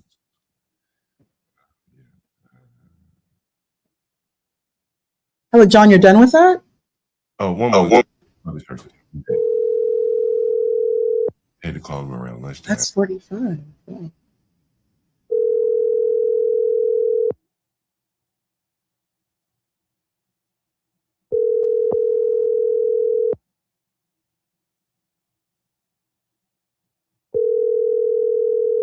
All right, he'll call me back. What's up, Ponder? What did you think? Okay, yeah, go ahead, please. What's your question? What did you think about that 45-year-old man? Well, clearly you were entertained. You were entertained. You are the new P.T. Barnum of YouTube. You wanted to entertain yourself with this nonsense. The lies, just, it's BS. It's BS. And everything about this man ties back to what Brave said. This is how they are capable of engaging and committing insurrection. They move in, it's like it's very devilish, and it's even discussed in the Bible. They move in talking, saying all, like they like hypnotize, ramble, babble, so that they overwhelm your senses with their nonsense. And they also say things to make you feel comfortable. Oh, I have an NBA. And of course, touching on that, not laws, that guy in your, not laws too, that guy in your chat, they say things to touch on emotion. They really, this is why, you know, this white savior, they really do want to be good to the Negro. I know I'm going to give him a chance. He has an NBA. Oh, he's fantastic. He's great. This is how these people get into white spaces. I cannot tell you, John, since I started working, the number of Black people who scheme, scam, hustle white Christians. From my very first job, the stories I have heard, how they manipulate. They use their children. They're always begging. There's always an excuse. Oh, I just need a little bit of help. Oh, I can't. Oh, my children. I need help for Christmas gifts. I need this. They're always begging, and they rely off white Christians to make it happen. Hell, JP does it too. I have been seeing this for years. And now the thing is, they look at you and that you're a Black man and you have assets. So then they rely on, like, you know, the blackness, the melanin, and you're a Black guy, you have a little something to yourself. So you're going to do it for the culture. You're going to do it because you're Black. And they come in, they will wreak havoc. It's a little bit harder for you because you're John. But they will, I cannot tell you, they will look for easy targets like myself. I've learned hard lessons to stay away from them. I even told Brave a story the last time he was here, what these people do. And what they do, once they partner up with a white person, it's always like a white Christian, a white disabled person. They will then look for another easy target. A lot of times a Black woman who's by herself, who may have a little something for herself, you know, a nice car, the handbag, a little bit of money, someone who looks white acceptable, someone that can enter like a white church, enter a white space. That's how they move in, slowly but surely, to wreak havoc. The goal is to get into a white environment so they can start their scheming, their scamming, their hustling every single time. You know what's interesting, partner? You know, Nate the lawyer was in Latino's chat, or maybe on his panel. I can't remember. You remember him, Nate the lawyer? I know who he is. Yeah. Wasn't he in Latino's chat on the panel? Yes, he was. Yes, he was. Yeah, he was. He has been in the past. You know, I've talked about the Black conservatives, how they have this problem. Nate the lawyer, I guess he's kind of Black conservatives. He's more conservative than Democrat, I would say. If you're telling the truth, you're probably more conservative than Democrat. How about that? Anyway, or at least if you're trying to tell the truth, Nate the lawyer covers law. And you want to see a pattern here. Partner, you want to read this? You see how the racists think. I would have convicted Carmelo. I said Rittenhouse and Zimmerman were justified and not guilty. But because I am Black, these guys say I cannot be reasonable. My race disqualifies me. This is as bad as the left. Racists will be racist on both sides, I guess. So do you see, now this is the same thing the angry man has said. This is the same thing that has happened to Anthony Brian Logan. There's another one of those conservatives, the Hodge twins, so on and so forth, right? And here's what my thoughts are. Matter of fact, you know who else made this same argument? I want to say it was Andre Williams. Andre Williams, I think is his name, where he basically said, I agree with Carmelo. But the problem with this is Carmelo was guilty. So if you would have convicted Carmelo, then, well, you were standing on the facts, not conservatism, anything, the facts. Carmelo was guilty. Rittenhouse clearly was not guilty. You're not breaking ground by saying Rittenhouse was not guilty. Zimmerman was not guilty. Okay, cool. But what about the lady at the Walmart parking lot?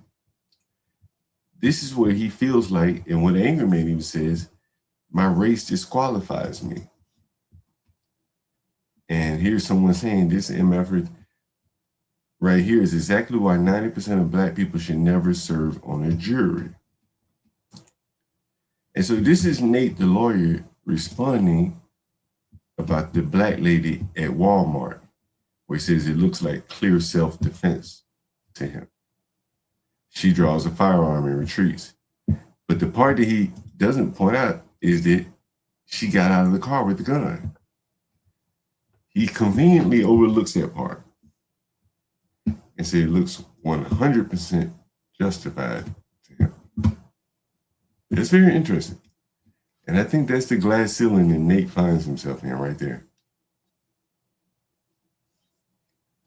That the white audience that he probably was building, they don't like his opinion on this this Walmart shooting. And you know, the thing I take from it, Ponder, is right or wrong, it was very unladylike behavior. Would you say that's fair? Ponder may have stepped out. But I think I didn't that's step out. This is the environment. This is the environment that we all live in. It is very, very violent. This is the environment that we live in. There's enough footage. We'll be able, I mean, this is Walmart. They have footage everywhere, every corner. So it's not even a debate. We're all going to see exactly what happened. But I think if someone said that, like, I don't think most people can imagine you being in that lady's shoes, because you would have avoided the man. Hell, you would have avoided the woman too. This lady here was willing to engage in conflict with the man. Oh, this is Waynisha right here. Oh no, this is somebody else. Hold on one minute, partner. Hello? Yeah, hello? Yes, hello? Yeah, you calling about a room for rent? Yes. Yeah, I called you back. You said call you around lunchtime. When are you looking to move? As soon as possible. But if you had rooms available at Petsworth. Yeah, I have a room available in Petworth. No, I'm saying that the pets were available. Oh, what kind of dog you have? I have cats. How many cats you have? 3.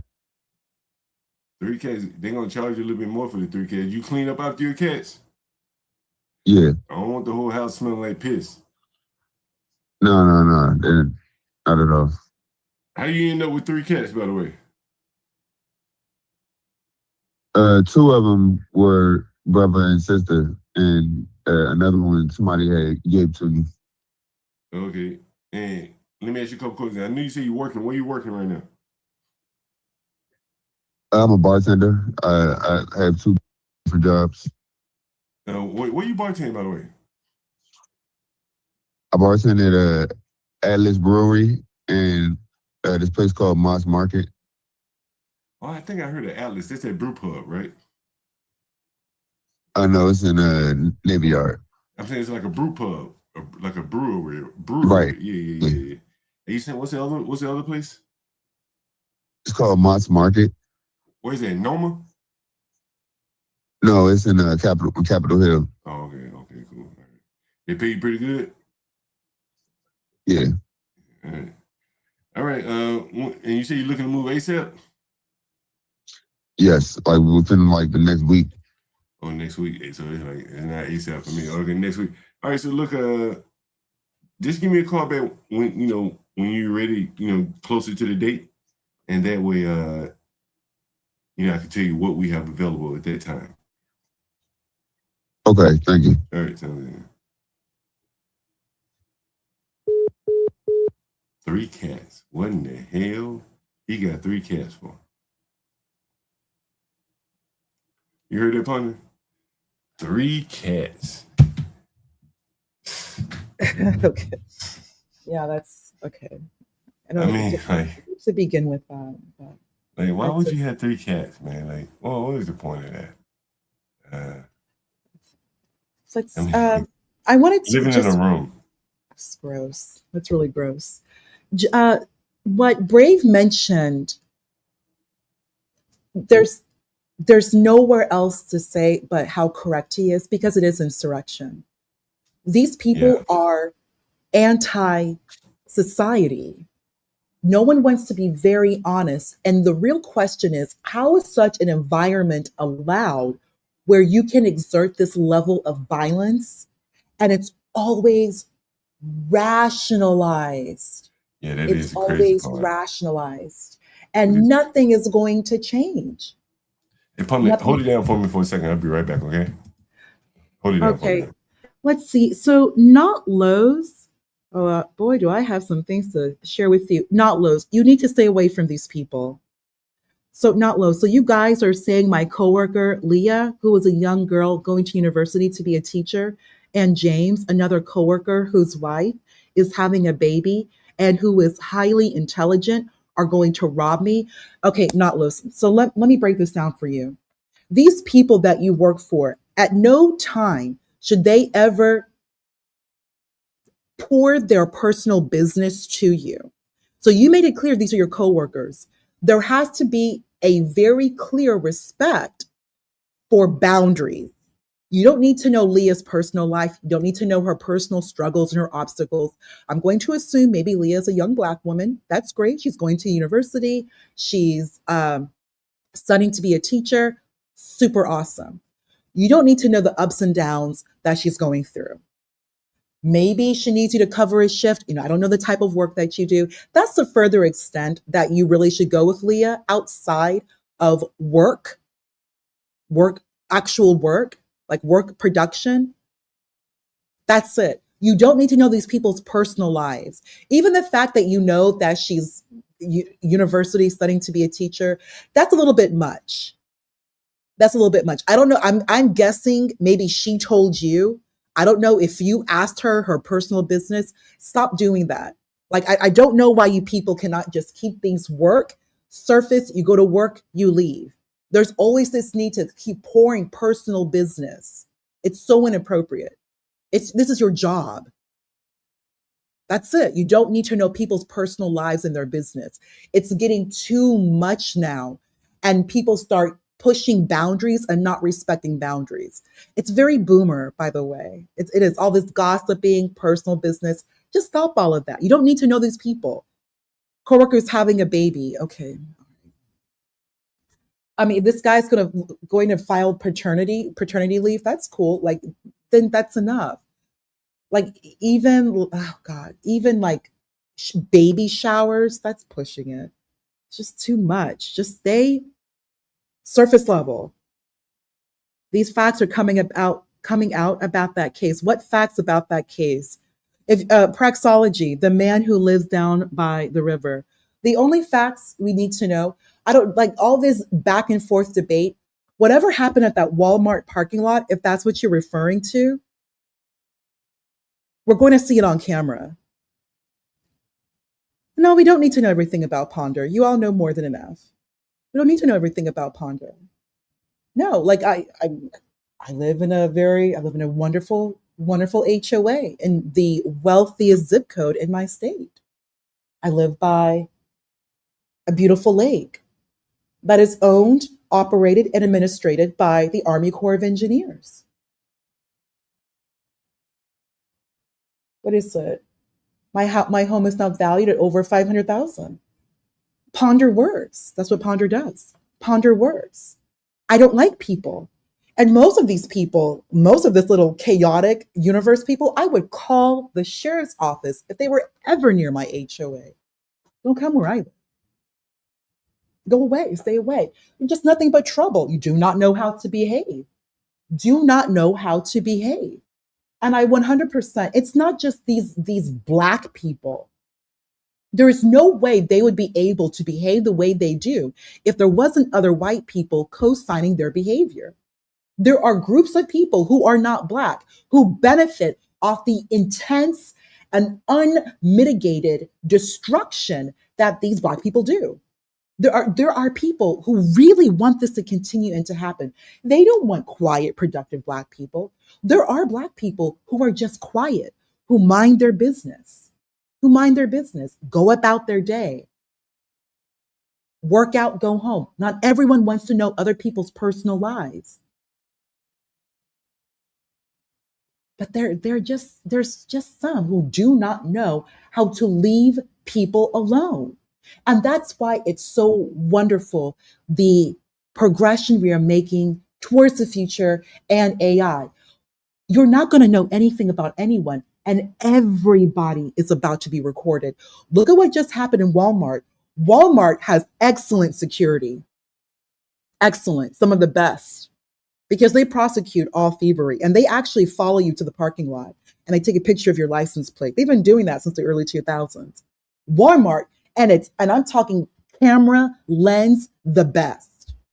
So we don't even need to debate about this woman in the Walmart parking lot. We're going to know what happened. We're going to see her pull in, and that guy. I'm going to see exactly what happened. We're going to see what happened if they enter the store. We're going to see each and every lane that they went to. Walmart will even be able to tell you the color of your eye. It's incredible. The footage these people have. They get into your business. If you go to Walmart, they will know everything. They even have camera. They will have video footage of inside your car. This is not like before. I don't need to go back and forth and debate. Now we're entering a time where everyone is going to be recorded. You want to behave. This goes for everyone. You don't know how to leave people alone. We're going to be dealing with you. And nothing is ever deleted. The only matters that really will be deleted will have to do with maybe like OnlyFans. There is a law that they're looking to pass called the right to be forgotten. That will deal only with like SOB, sexually oriented business. So if you are someone who's done OnlyFans, even prawn, that type of porn, that type of stuff, you will have justification and reasoning to have your information deleted permanently off the internet. As long as, of course, you are an adult. You're an adult. But everybody else, anything where you engage in transaction, anything where you spend money, anything where you are in communication with another person and you're engaging in transaction money. Because remember, money is speech. The actual transaction of money is speech. That's speech. Many of you do not read.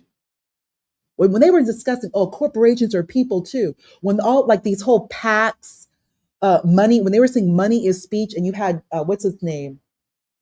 That's socialist. No, money is not speech. Oh, yes, it is.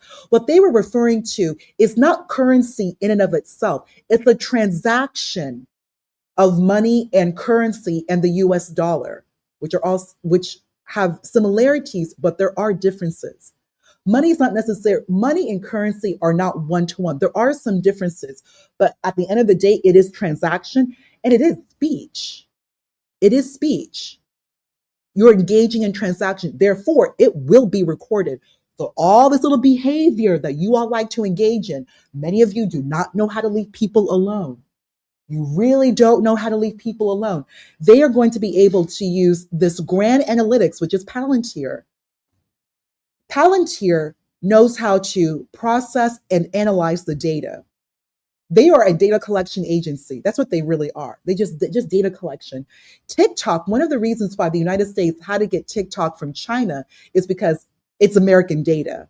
The United States is not going to allow a foreign country like China, of all places, to house data, to data warehouse minor data. TikTok is for these children. The United States and the UK is not just going to allow. You just can't have data, American data, in these servers, which essentially are virtualized servers, virtualized all over the world, and the United States doesn't have access. Oh, that's not going to happen. A United States company is going to get TikTok, which already has happened. That's Ellison.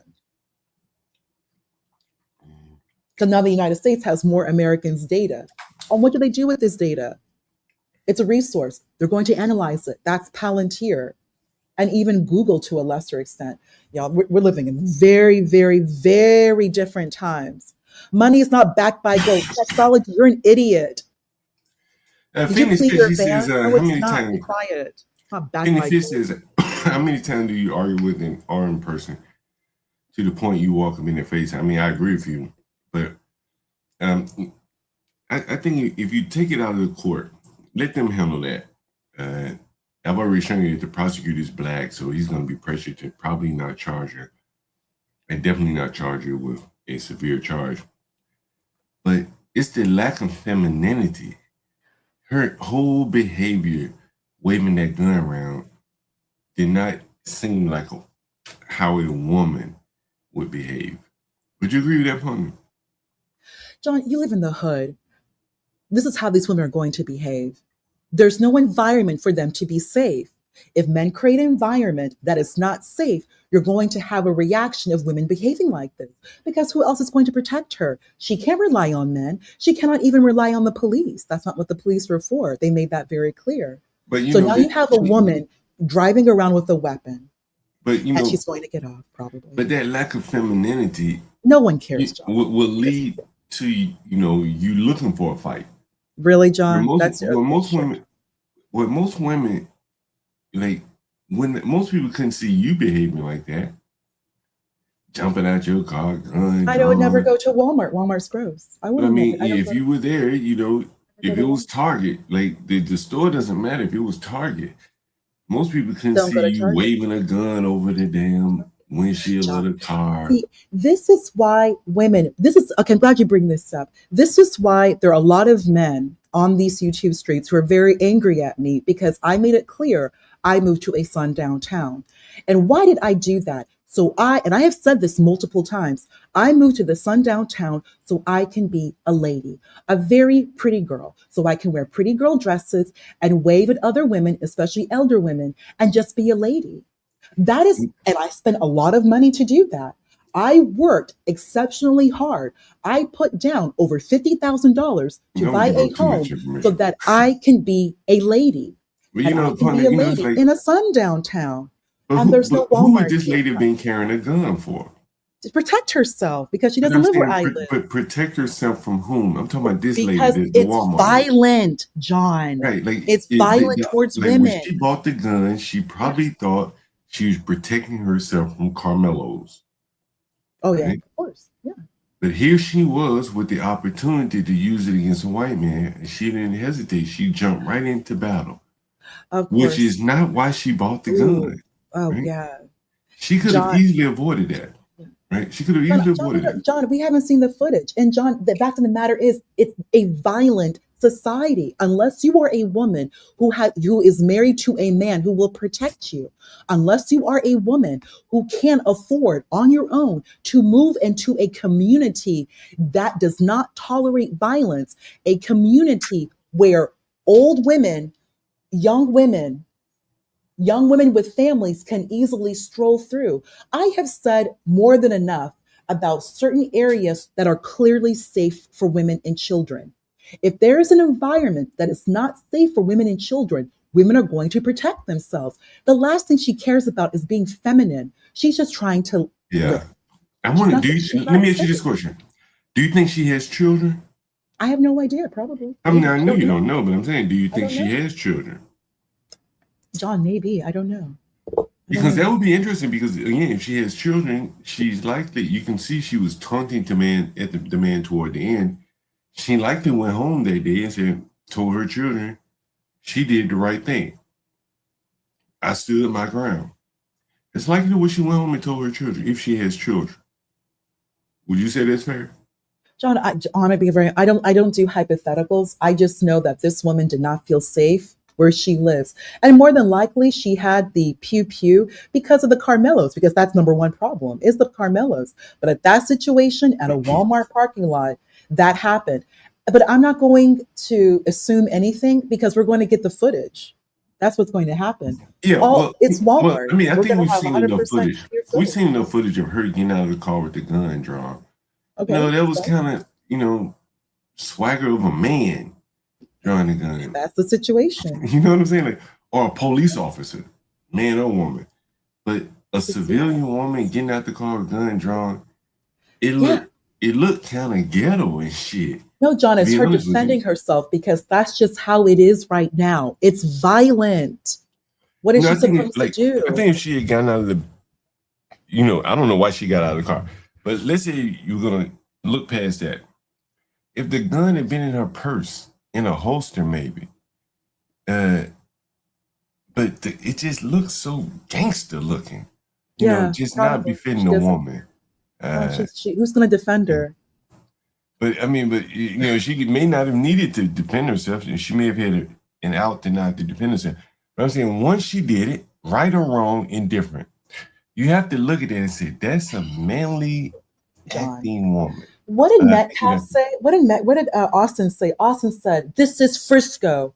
He said that because it's Frisco. And then what happened to him a few minutes later? Well, there's no more assumptions. It's just violent. Yeah. It's violent. But you can't even assume anything anymore.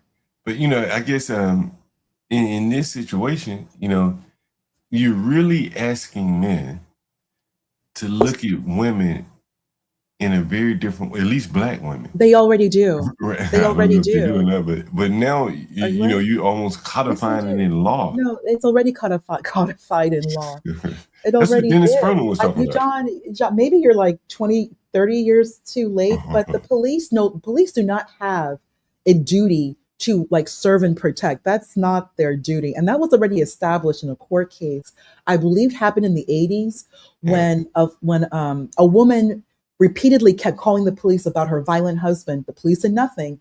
And the husband eventually unalived the children and brought the children to the woman unalived. And she sued and nothing happened. Like it was, and this went to the Supreme Court, that it is not the duty of the police officers. So that right there is not enough. Women are going to protect themselves. That's just how it is right now. And be damned. She's not trying to look feminine to who? Who are these men she's trying to look feminine to? Are these men creating an environment for her to be feminine? Like, I mean, very serious. Does she live in a zip code where she can be feminine? I do. I can be a pretty girl. I mentioned already, I was at a Kroger, and it was an older white woman, and she was walking with her husband. This happened maybe, I think, last year. And then she squeezed my arm. And then she mentioned to me she liked my handbag. I had look at just one of my oldie but goodies, Louis Vuitton. She liked my bag. And I was just like, ma'am, thank you very much. Thank you. Oh, thank you, ma'am. And I did a curtsy. Republican always throws his back at me. And I look cute. I can look cute at Kroger. I can wear 4-inch heels, look adorable. I like to catwalk at Kroger because I can do that where I live. I can chit chat with the older women. The elder women where I live, I just saw her. She grabbed some coffee. She had her diamond studs. And she said hello to me. I can like wave to a woman in my car and I get a nice smile and a wave back from an elder woman. And where I live is 95% white because I pay to live there. Like I told you all, I gave Toll House cookies to the sheriff's office. I introduced myself. I did this before Brave mentioned that you have to check in. In a way, I did that. I quote unquote checked in because I saw many of the police officers at the lake. And they would chit chat with me and I was chatting with them and I told them the HOA that I live in and many of them knew where I lived. So let me go ahead and bring some cookies. They were so friendly.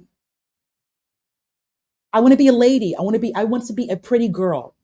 I want to look cute. And I had to pay for that. Many women cannot do that. I work in cybersecurity. There are not that many women. If you take the jobs where the money resides, then you can save and work somewhere that will allow you to buy a home. Where I live, I was traveling for work. I had packages in front of my house for over 6 months. My neighbors actually gave a call. They were worried about me. The police were like, are you still out and about? I can just call the police and tell them to just drive. They do, like, I'm going to be gone. I don't even need to tell them because where I live, I can just leave my packages in front of my house. And of course, the packages do nothing to bother the HOA because I live on 1/3 of an acre. So it doesn't bother the beauty and look of the home. And of course, I'm compliant with HOA. My home is always manicured by the HOA lawn service. The neighbors know who I am. The elder white ladies, I do what they tell me to do. Whatever they want me to do. When it comes to voting, HOA, I do what they say because they know everything. The HOA. That's where I live. And yes, I'm Black Karen. And I don't do this to please the white people. I am behaving exactly how I was raised to be. I have learned and gone through enough that the way these nuns, these are Catholic white women, nuns, the way they told me to behave is exactly how I am supposed to behave. And I was quite rebellious in high school. I wore a red sweater one time. They didn't like that. I got in trouble for wearing a red sweater. And it was on Friday, which is Mass. Every Friday we had to go to Mass. I wore a red sweater and I did not have my blazer. I got in trouble because I was not following directions. To many of you public school dropouts, that sounds inconsequential, but not in Catholic school. You do as you are told. I was molded to do what I'm supposed to do. Follow the rules, go to work, be productive, behave yourself. I don't care what people think of, well, the HOA, I do care what they think about me. I do. Because it's the HOA. I want to be compliant and I want to conform. I live there. It's a benefit to me as well. That's what these Black people don't get. It's not white people coming after you. And that stupid white supremacy, which is anti-white Christian, and that is what it is, fight white supremacy. No, that's Black people fighting white Christians. Oh, and the stories I have how these people scam white Christians. Good Lord. Yes, they do. Yes, they do. Yes, they do. Yes, they do. Yes, they do. Because that's what they want. These are anchor babies. These people are anchor babies. And that also includes the Zoloft air captain. He's an anchor baby. These are anchor babies. You want to anchor yourself into another man's society. You don't want to build your own society, but you have so much to say about Black women, but you did not build an environment safe for Black women to be, as someone said in the chat, genteel, which is exactly what I want to be. They don't even like me wearing pants. One of the neighbors got on me for wearing, unless I'm working out, they get that. But I had to be pretty in a floral dress. And they even like the natural hair. I don't even need to flat iron my hair. They like the natural hair with the flowers. I just have to look like sunshine. Be a pretty girl, a pretty, polite girl. Look like a lady, but I cannot be a lady if I'm not in a safe area. But if I'm in a zip code that's safe, then I have to follow the rules. And no one needs to tell me how to follow the rules. I know exactly what to do because that's the way I was raised. But many of you want to create these horrible bastard children. Many of you do. You want to continue going to women. You encourage these women. You validate these women with their horrible behavior. And when things don't work out for you, then you go into another man's society, you impregnate their women, and then you spoil things over there. But of course, it's Black women's fault. But you don't want to build a healthy, safe society for women to be. So now they're going to carry weapons, and now they're firing upon people at a Walmart. So this is where we are right now. Wow. Firing at a Walmart. But the best thing is we don't even need to debate because we're going to see the footage from beginning to end. We really are, from beginning to end. And the funny thing is she probably, more than likely, she did not even buy that weapon. That weapon isn't even for the guy she shot. It was to protect herself from the Carmelos. That's the gag. It wasn't even for him. It's for the Carmelos who, number one, refuse to behave. They will never leave the tent. They will never leave the tent. You have created an environment so drastic. You are such insurrectionists, which is something I have been saying. It's funny Brave said that too. You now have these women going around. They don't even feel safe at Walmart. They stay on edge that anything they're going to unload. And it will be self-defense, depending on depending on the state she lives in and their laws regarding 2A, which we know are very protected. Leave her car or not, they're going to be able, someone can make the argument. They're going to be able to make the argument self-defense. We all know that's what's going to happen. I believe so. And how did it even get there? Why is she even there? Why does she feel that she even needs to carry a weapon? That's what's very interesting. Because she's not she's not out hunting. She's not at the gun range. She's at a Walmart. At a Walmart. Because that is where she has always been, in an environment where she is not safe. She's not safe. So everyone has to go, all Black people have to go into white spaces, including myself. I had to include myself. I live in a sundown town.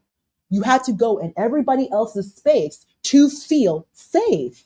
And not just feel safe, have infrastructure, to have actual infrastructure, not just to feel safe, to have actual art, beautiful art, music, a place where literature, where you can teach your children. I'm a philosophy major. I'm a philosophy major and history major and poli-sci. Just that alone, I learned so much about German history. I'm not a drop German anything. Nothing. You learn like 1,000 years German history, including what they did to Rome, just because of what I studied. So what I studied, which has given me which was a huge benefit to me, problem solving, philosophy, problem solving, analytical skills, you by proxy learn about somebody else's culture. But when it comes to my own, no, nothing. How do I learn about my culture? Hip hop, which I do enjoy listening to, but it's hip hop. Oh, of course, and how to do my hair. I worked in Utah. I mentioned that before. I worked in Utah. Now, not Mormon, God no. But yet had no issues, because that's another society where I can just be a lady. And that's all women want, is just to feel secure. That is what women want, first and foremost, to feel secure, to live in an environment where you can walk in the sunshine, where you can walk around in the sunshine and feel safe. Be able to go shop and wear a pretty dress. It sounds so simple, but that's really where it is. I want to be able to walk around with my children and feel safe. I want to be able to walk around and jog and feel safe. I want to be able to walk around with my Doberman or my Yorkshire Terrier and feel safe. I want to be able to be an older woman, do my hair. I live alone. I'm now a widow. I'm an older woman, but I still want to look pretty because I'm still a lady. I'm a woman. I'm a lady. And I want to be able to get my steps in and go walk to the local Whole Foods. Just get outside. I did my hair, I look pretty. I don't want to I just did my hair. I don't want to waste a good look. I want to go outside and show off a little catwalk. I want to go outside and walk to a supermarket. Get some sunshine. As older people say, get the steps in. My neighbors say that. You cannot do that in an unsafe environment. And if you're not going to build this environment, women are going to react. And you're seeing it right now. That also includes feminism.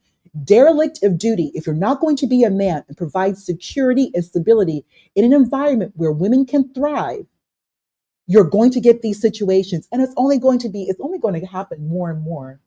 Because more than likely that woman, I bet you she's not married. Of course not. She's not married. She may have children out of wedlock, but she's not married. And she's probably been robbed.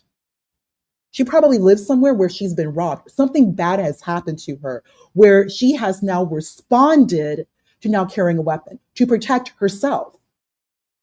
Women just don't carry weapons just to carry weapons. It is a reaction. It is a consequence of something that has happened to her and has happened to her repeatedly. Therefore, I have to now take responsibility because I cannot depend on anyone else. I will have to use my Second Amendment rights, which is her right, and defend myself. And now look what has happened. Walmart.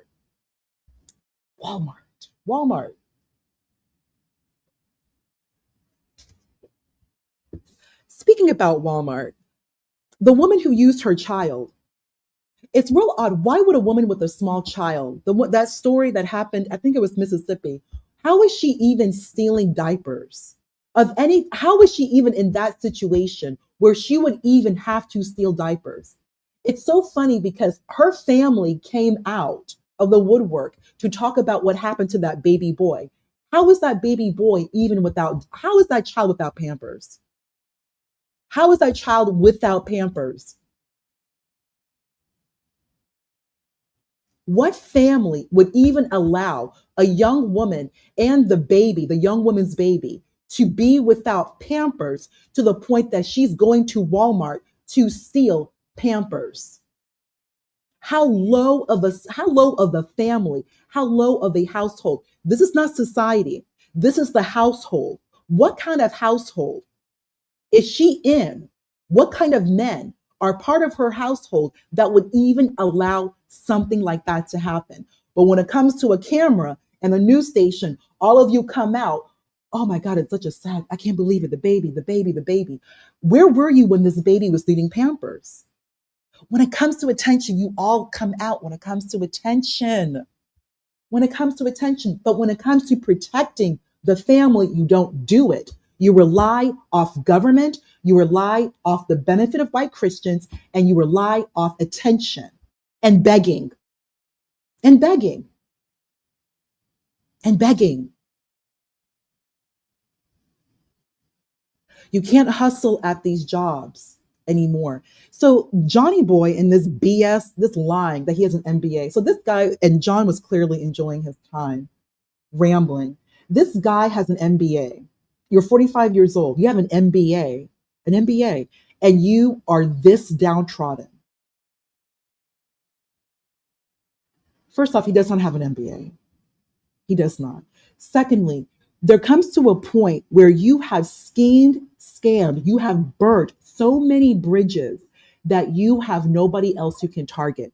This is one of the reasons these people go after teenagers. These men and women, they go after teenagers.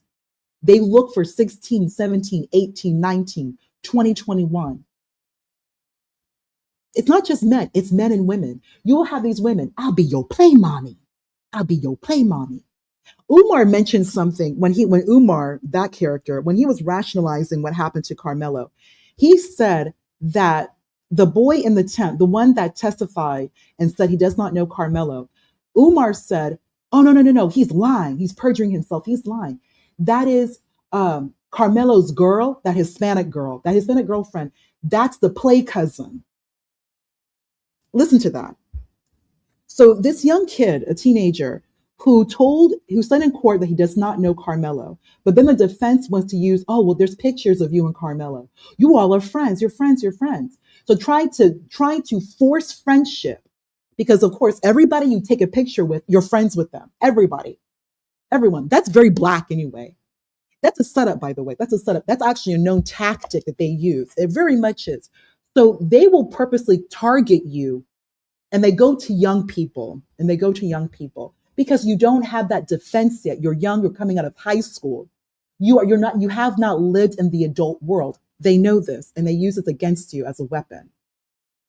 They keep pushing themselves to you. They eavesdrop on your conversations. They'll come to you as if they know you. They know so much about you. It's like, and you don't question, how do they know? How do you know so much about me? How do you know my name? They know your schedule because they're following you. They're stalking you. They're gathering data about you. These people are scammers. These people are long con. This is long con. They will target the youth. They'll go to your job. They will go, let's say you work as a cashier, you work as a server, a hostess. You have these little jobs, McDonald's, Taco Bell, jobs that are for teenagers. These people will hang out like Praxology. They will hang out outside of restaurants like Praxology. That last time I was speaking to Praxology, he said that he was in a parking lot outside of a Chili's. Why would you do that? In a van? Because they're looking for people. They're looking for targets. And then they see, oh, this person, they once they find an easy target, they will continue to go there at the same time every day. It doesn't matter how long it takes. They're going to put their hooks inside you. And they look for teenagers, they look for young adults because they're very, very easy prey. And they know that young adults don't know their rights. They know that young adults are not going to know the police protections that are afforded to them because you just don't know. They don't know. These people are criminals. They know how to work this system. You're 20, 21 years old. You don't know. You're just at your job at Chili's. But they are directly looking to target you. I've read these comments even in other YouTube channels, like how these men, like you're a 40-year-old man, how do you have a 20-year-old? Oh, he's my girlfriend. How did you, like, what? How did you even be in the vicinity? How would you know a 20-year-old at 40? They make it a point to know you. These people hang around colleges. These people will just sneak into dorm rooms. They will sneak into a dorm room and they will look for an easy target. And the easiest target is the college Black girl, easiest target. Either at her job, that's where a lot of Black women go to. They will look for it. Like you're young, you're at your job, you're probably in school, you have your little car, you're paying your car insurance, your car note, you have a little apartment. They'll start asking questions. And either A, you'll give them information, not, oh, just being polite, you just give them information, or B, you don't want to deal with them, you kind of want to keep boundaries, and then they will attack and harass you. Either way, it's long con. These people are looking, when we're saying insurrection, it's more than just violence. These people are predators to the highest extent, and they look for easy targets. Long con. It's long con. If John did not already know what these people were up to, John knows what this Johnny boy is up to. John, this is like entertainment for John. But if for another Black person, especially an older Black person who has property, Black people these Black people like Johnny boy, they're easily coming to John. This entire ramble that Johnny boy had for like 20, 30 minutes, it's just how they put their hooks into easy targets. If it wasn't for John, they would be looking for a white Christian. If it wasn't for John, they would be looking for like a 20-year-old Black person who's in college, like a young student. And they start, oh, I have an MBA. Oh, yeah, of course. No, he doesn't. But they play these games to soften, to lower your defense, because they always hope that you look for the good in person. And that's what many people are trained to do, especially Christians. You look for the good. You look to be a good person. You look to be a good person in the world. That is a call for Christians. And these people know that, and they will take advantage. Not only have I seen it happen, it has happened to me, which are some of the worst people in the world. And then when you catch what they do, oh, you're crazy. Oh my God, I'm so scared. They will use the police against you. These are very dangerous people. This is why, if you really want to live in peace, you have to move to a sundown town. You have to get away from them. And yet they still show up. Look what happened with Carmelo. Carmelo, who attended Centennial. Y'all don't even know Centennial, a school. When you look at certain groups that enter these cities, and it's really only two groups, once they reach a critical mass of this group, the test scores are going to drop and the violence will come. It's not with these Asians. It's not with these Indians. Frisco can tell you, it's been like 20, 25 years with these Asians and these Indians. Property value has not dropped. Test scores have remained strong. And Frisco is West Plano. It's only two groups. You come in and you bring problems. And look what Carmelo did. Carmelo from Baton Rouge. Carmelo, who was first in Irving. Why go to Frisco? Do you know if they're still living there? They're in gone. That area? No, they're gone. Did they go back to what, Baton Rouge? So I heard New Orleans, his father to New Orleans. Really? Mm-hmm. Because it's racist. It's racist. It's racist. MFB has kept up with it. Of course it's racist. MFB, oh my gosh. MFB, where are you? Didn't he say he wanted the link? MFB. I swear I saw him said that. It'll be interesting if they went back to New Orleans when they could have just Oh, stayed there in the Jacob first place, Arcee. I right? think I know who this person is. Jacob Arcee. Hey, Ryan. If you audit, I believe you'll find her. She wasted her money on other things. She probably did. Hey, Regular Jagged. Let me drop this link. I think MFB. While you drop that, I want to share this with you.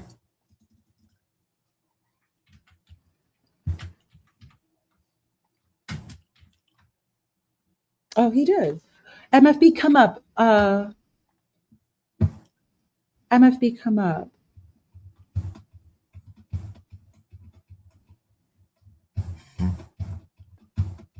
Let's see if I can find this.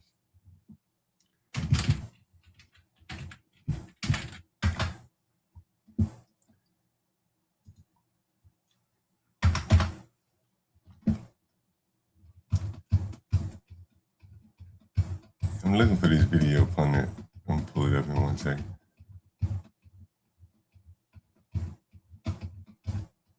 I always have a hard time looking for it, finding it when I'm looking for it.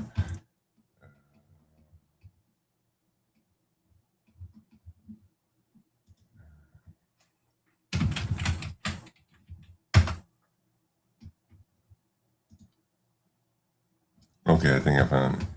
I'll start with this one. This is interesting, partner. I put a video out about this. I want you to listen to this.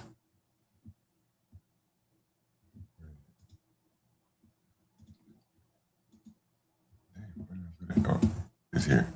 Listen to this, partner. It doesn't sound crazy at all, for real. $3 million given to your family is like an incredible number. Yeah. Shit.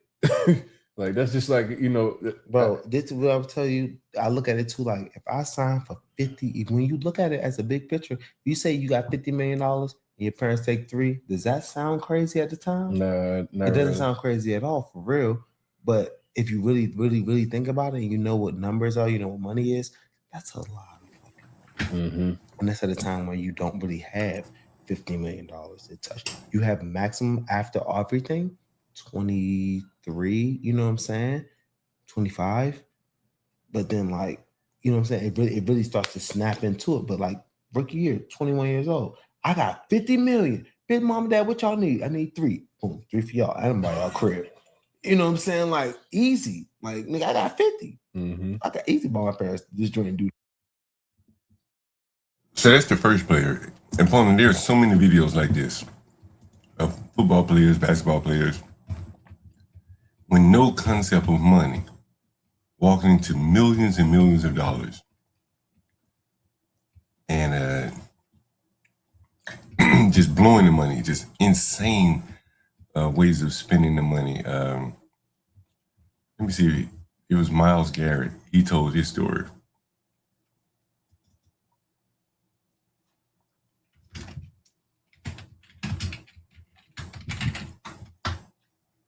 This is it.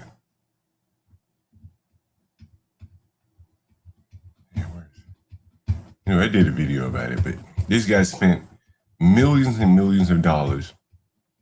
And of the millions of dollars he spent on his first contract, he only gave $10,000 to his church. I mean, this guy spent like, insane amounts of money on just stupidity. Here it is. Here's the video on it. Listen to this. Oh, like you did 130 grand. Oh, not used to handling this much money. It was before the draft, before I got picked. I was like, so what's your dream? I was trying to get it out of him. I was like, as soon as this happens, I'm going to do it for him. I mean, he's done so much for me. I'm thinking he's going to pick like a Chevelle or like a old Mustang, maybe an old like Camaro. Like he's a West Coast boy. He's like, yeah, M6 BMW. I'm like, done. Wasn't expecting that, but done. You just see that smile on his face. Let him know that not only did I make it, like we made it. $130,000 for my dad's BMW M6. $2,000 to say an improvement to my mother's wedding ring. And I'll stop right there because that's the point of the stupidity. His parents had him to pay for his mother's improvement to the wedding ring, BMW, cars, blah, blah, blah, blah, blah. And you know, it's just like, they just see their children as like a meal ticket, a paycheck. To take $3 million from a man who got a $50 million contract, you know, taxes are going to take what, about half of that? And then that means that you got about 10% of his, you know, net after tax. And he bought you a house.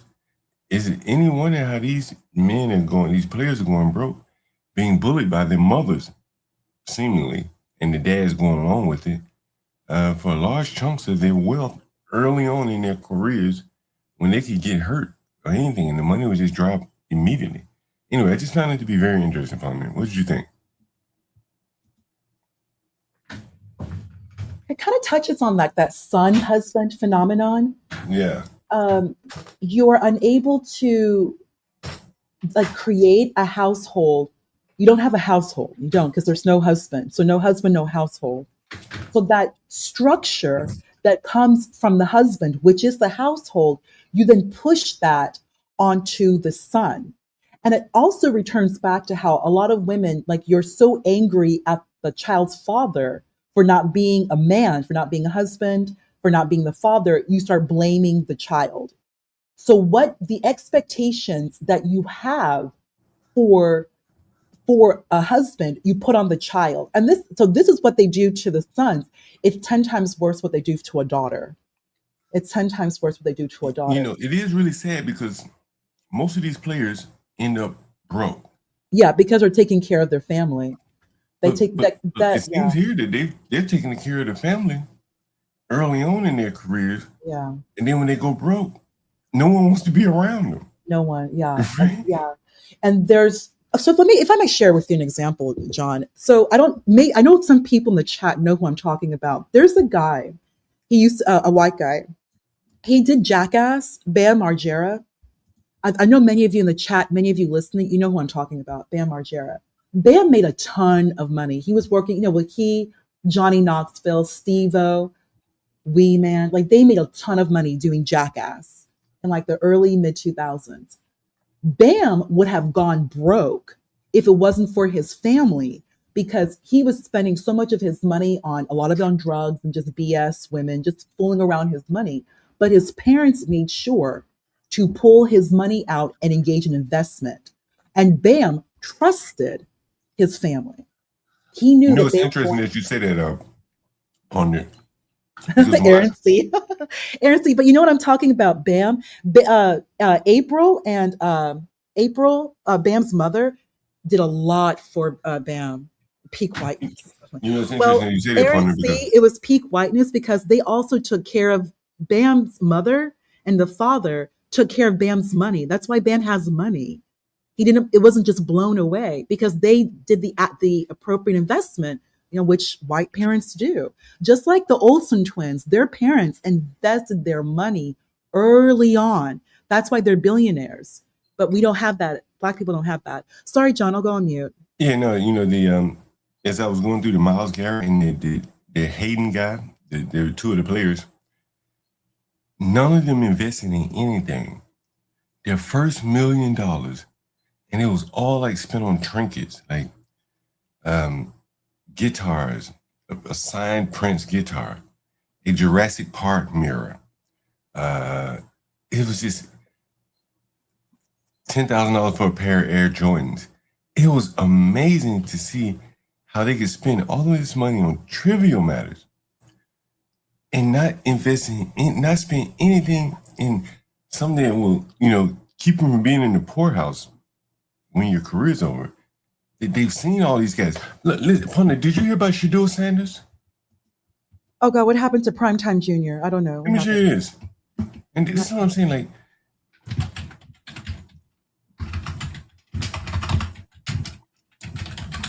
look at this. Look at this. Look at this. If something happened to Shador, it's Primetime's fault. No. I'm going to. No, there's no excuse. Well, I'm not gonna say. Yeah, I'll agree with you. It is a prime time phone. Here is. Let me see if I can find it. I'm pretty sure it's Shadua. Where the hell is it? Shadua. I had it. Let me see if I can find it.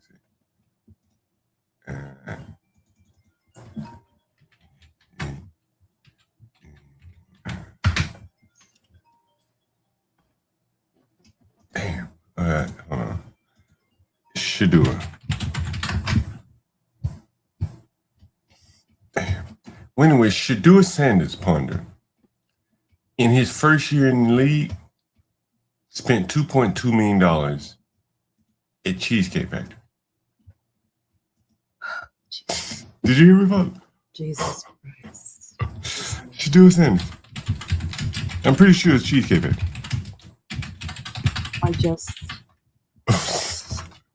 I mean, you could have bought a Cheesecake Factory. Yeah, he could have, right. Yeah, he could have. Yeah. It's just, John, I know you're not going to agree with me, but I have to go right back to prime time.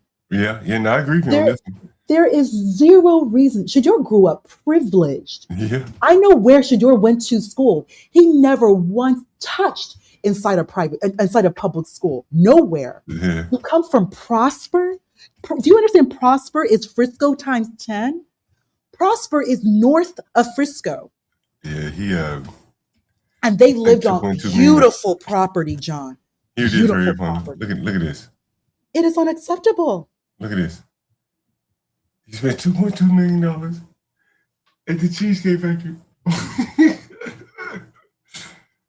So is his family. I guess you can't get a franchise from that. But Jesus Christ, that's half of his 4-year contract. This guy, I don't even want to believe this is real. No, they just blow money. This can't be real. This got to be some kind of spoof. I mean, granted, Pilar cannot cook, but still, that's no excuse. His mother cannot cook, John. Though. Can't cook. I don't know. She's beautiful, but she cannot cook. She cannot cook for nothing. So. But that's still just unacceptable. He could have just had like a personal chef who would have made him good food that would have been appropriate for him at his age. Somebody said it's impossible to do this. No, it's not. It's not impossible. Because Wendy Williams' son spent something like, I don't know, like tens upon thousands on Uber Eats in a year. Yeah. Like you can just blow money. Yeah. Jesus Christ, if that's true, my goodness. $2.2 million on. Yeah. Ryan, that was a problem where I lived. So I actually had a conversation several years ago, Ryan, with where I grew up with my family. And there's a couple, an older white couple, and they actually said that the Black children, they would try, like they picked it up, like you're trying to act ghetto, but how can you act ghetto when you're being dropped off in your mother's Mercedes? Like, what are you doing? And they could not understand that. And they did believe that it was the influence of other Black children, like Black families using like the address, like you can use like, oh, I'll use my cousin's or my friend's address to enroll my child into the school. Because where I went to school is excellent. I never went to public school, but the public school that was in my city it's very well known. It's nationally well known for a number of reasons, like perfect SAT scores, the marching band. It's amazing, like nationally renowned. But it's funny. Let me get you to comment on this right here. Bringing their children and Black kids are just so easily susceptible to this behavior. All the okay, yeah, John. Have you been hearing about what happened in New York? Ta-Nehisi Coates of this character. In New York, what's his name? Espinilla, whatever his name. He's a Dominican council member. Oh God, what did he do? Beaten out by a Democrat socialist. Good, yeah. Mondami. They ran the wrong person. Why would they run this guy? That's their fault. At the ladies, campaign after she won the campaign, they started screaming, "Hakeem Jeffries is next," right? So what you're saying is that the progressive wing of the Democrats in New York, primarily they were the older blacks and some of the Hispanics. The Espaillat is one of them. They're being pushed out, and these people are stridently trying to push them out. Yeah. Did they push out Jasmine Crockett?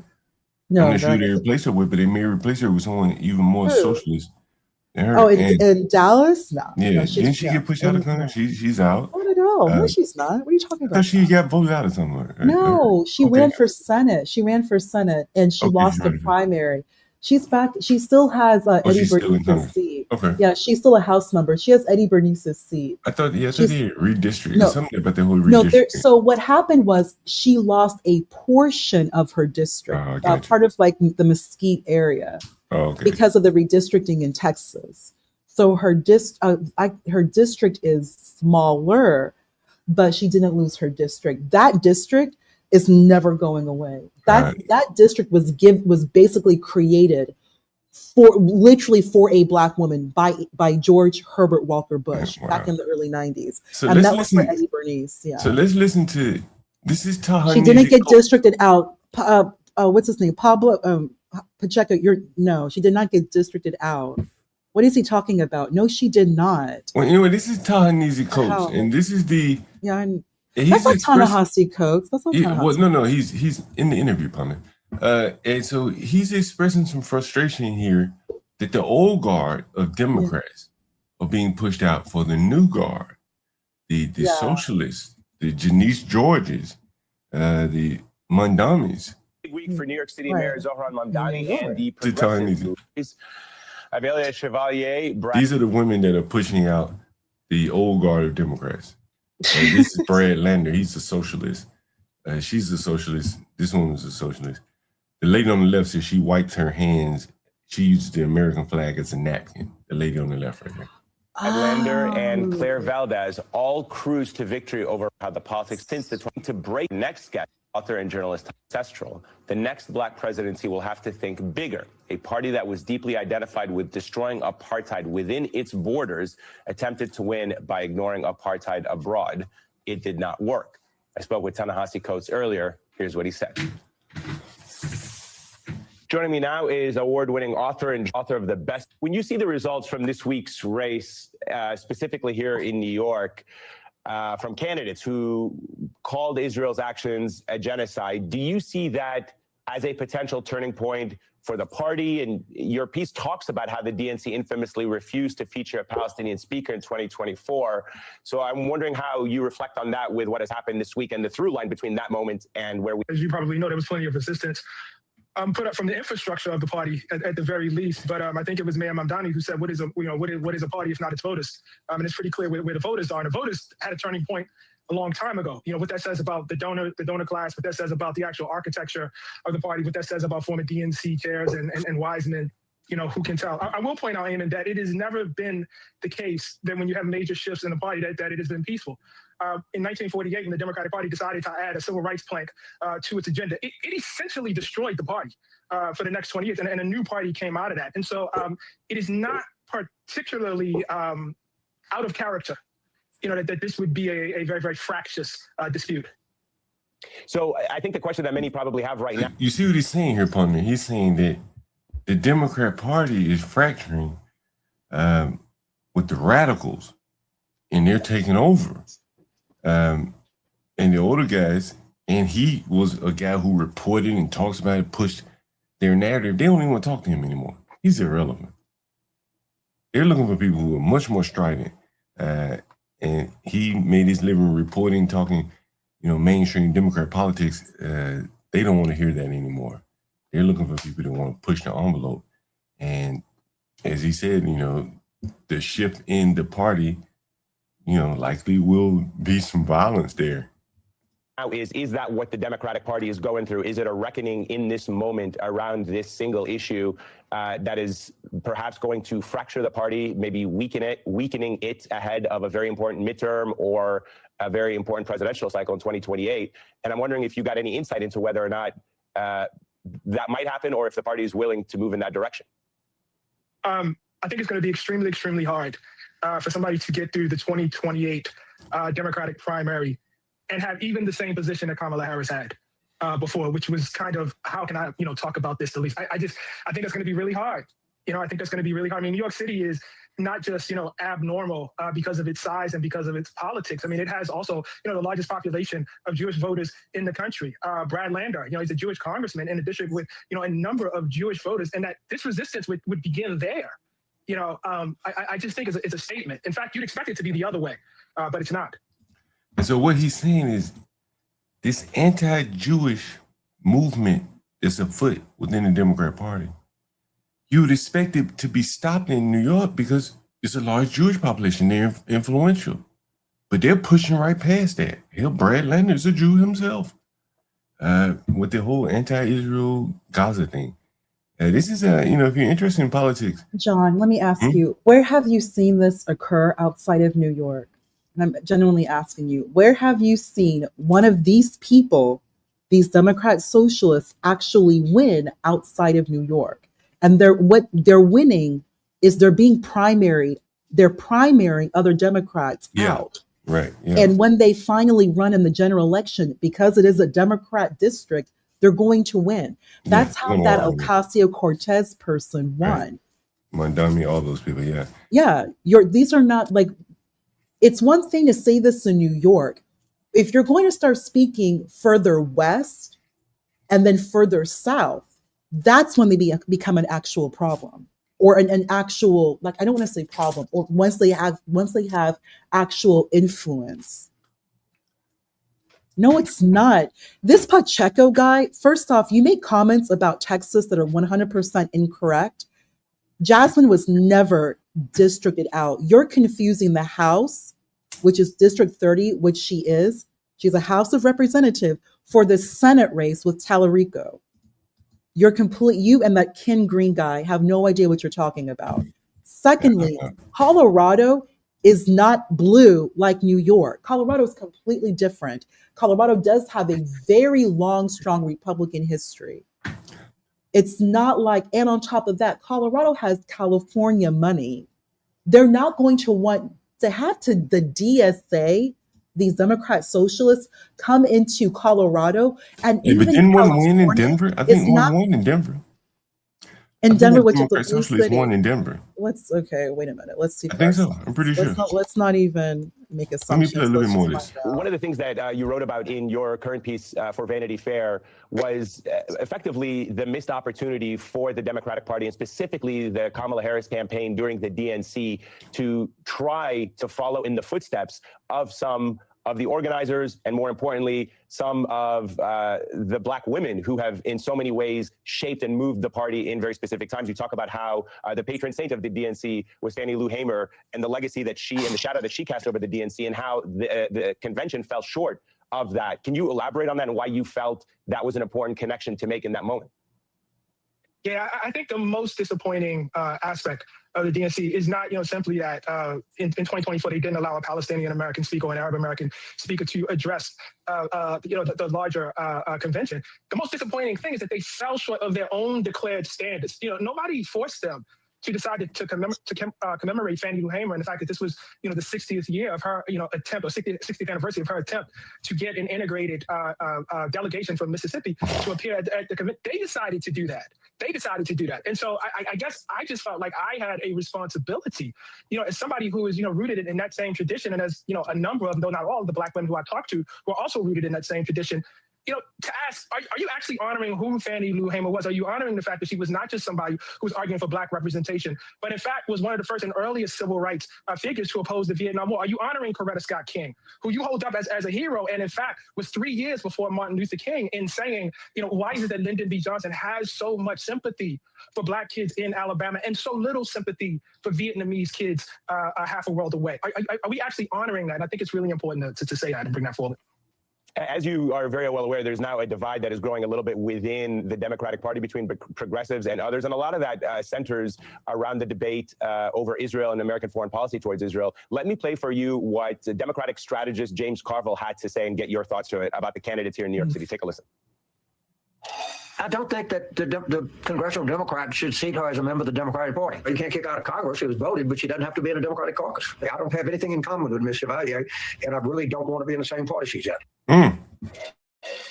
Your reaction? Those are strong words from an old. This is a white man. He's a white man. You know who that you know who that guy was, right? Yeah, you know who he's he Democrat is? strategist, Carville. One of the OGs, John. Yeah. Do you remember what's that one? That one documentary. He and Stephanopoulos, they put Clinton in the White House back in '92. There's I forgot the name of that documentary. But he's irrelevant now, right? This is Okay, that's a really good question because Carville is so deep in this party. But His he's wife. irrelevant now. But the Do you point really is, think he's so? irrelevant now. I don't care how deep his connection may have been. Ryan, If you say you him know now, who he's I'm being talking pushed out. about. Like Yeah, I this get it. is But deep, but though. the bigger point Carville, is the that he's Raging being pushed out Cajun. now. Right, I got it. But he's being pushed out now. He's saying, I don't want her in this party. Well, who the hell standing you got? The people that brought you in, they 70, 80 years old. Okay, but he has the donors. Okay, John, let me if I may play devil's advocate. This is a really interesting point. If I may play devil's advocate, Carville has direct attachment to the Clintons, like buddy forever. We're talking almost a 35-year relationship with the Clintons. Put the Clintons in the White House with Stephanopoulos. All right. This man, okay, but this man true. can bring money though. He's a strategist and he can bring money.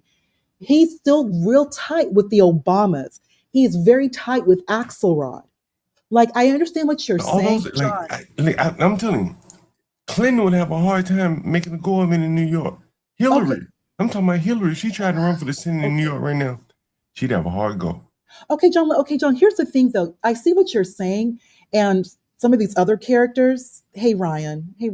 I know you would. Thank you, Ryan. But here, I just want to bring up something regarding Colorado because the Democrat socialists can win these primaries, but they're winning primaries in Democrat-safe districts.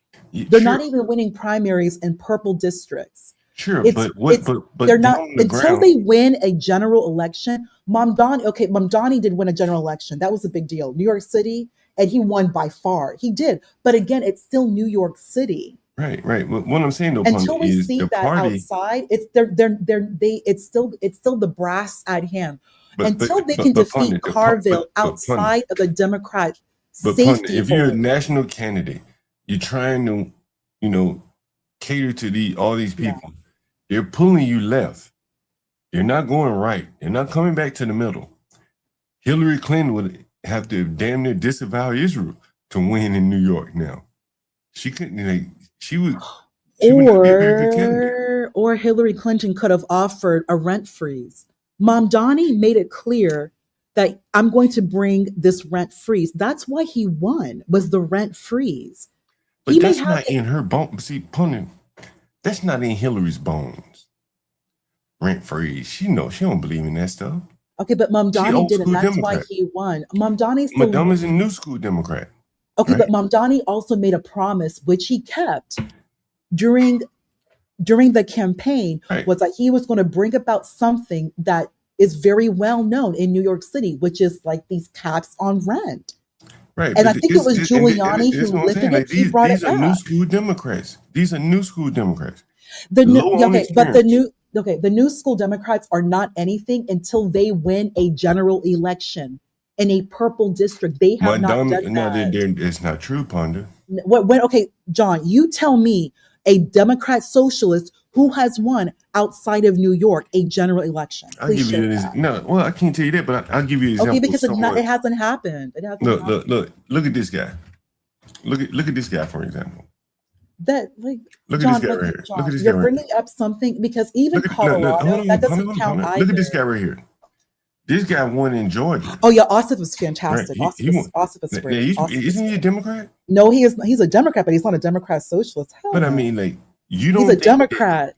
Do you think he could get outflanked? He's not a Democrat socialist, John. I didn't You're ask you if he was speaking a in different. Pundit, follow the conversation here. I didn't ask you if No, he's a you need Democrat to follow the socialist. party. He's What not I'm a saying Democrat is- socialist. I understand that. But what I'm saying is he could easily get outflanked within his party by Absolutely Democrat not. socialists. Absolutely not. Absolutely not. You don't John, think so? hell to the no. In Georgia, Never going to happen. Okay. Never, Well, never. he's in the Senate, so maybe you're right. But one of these Black representatives, people won't even. Someone black from Atlanta, who's going to elect one of these Democrat socialists, a black person who is, you know what? Ask Leonard.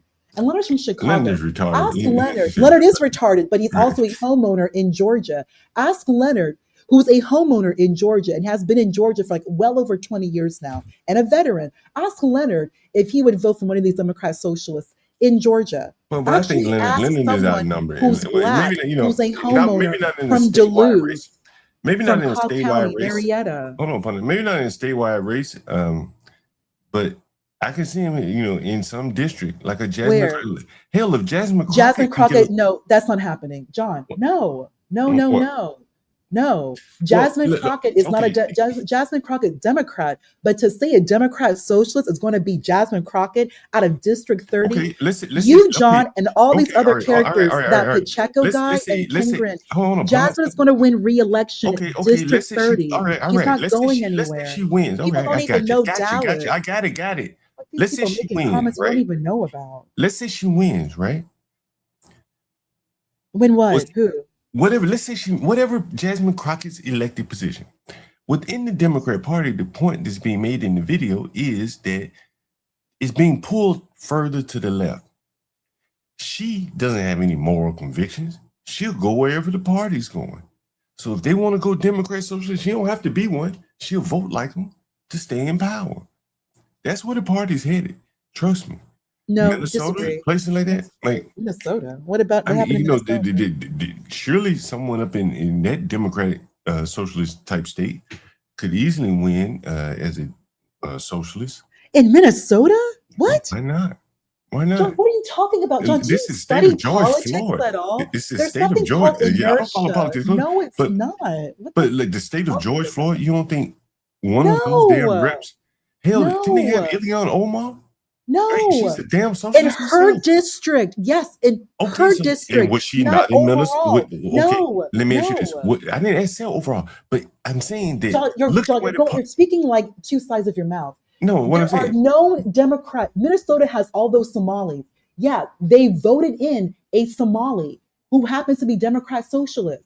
They voted her in. She's In one where? of theirs. In where? In Minnesota. So yeah, in a district that is heavily Somali. Okay. So you got Surprised another. she won. Hold on, pundit. So you got another Democrat socialist in Minnesota.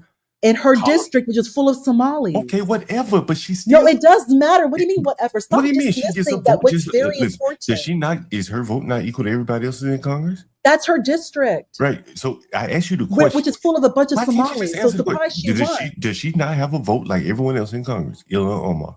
Doesn't matter. Of course who's she does. in She's a her House district. member. And stop That's asking right. hypotheticals. So the Just point speak to me being, directly. and you said she's a socialist. So now you're seeing a pattern of more and more. No, there's no missing a pattern of anything. No, Really? you're seeing Really? Like, no, look there at is New no York. pattern until an actual Democrat socialist wins a general election against an actual Republican and a non-Democrat. Actually, just won a general election outside of New York, which is full of blue liberals.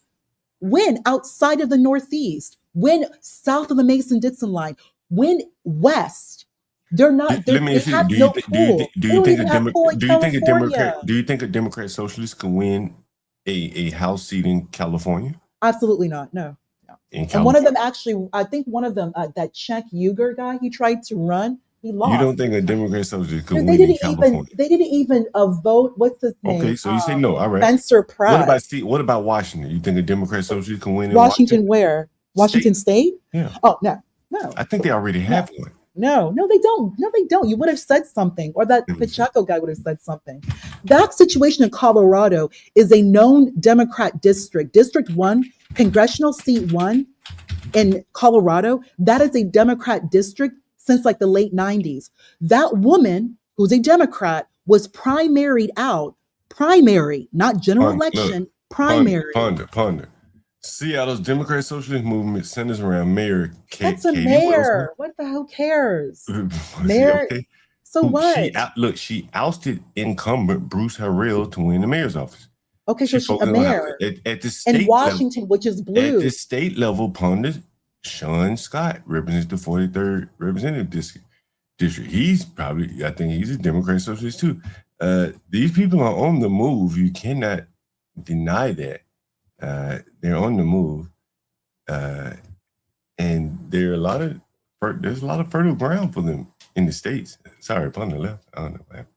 But anyway, there's a lot of fertile ground for these people, I think, in the States. Pundit disagrees, that's fine. But I don't know. What do you guys think?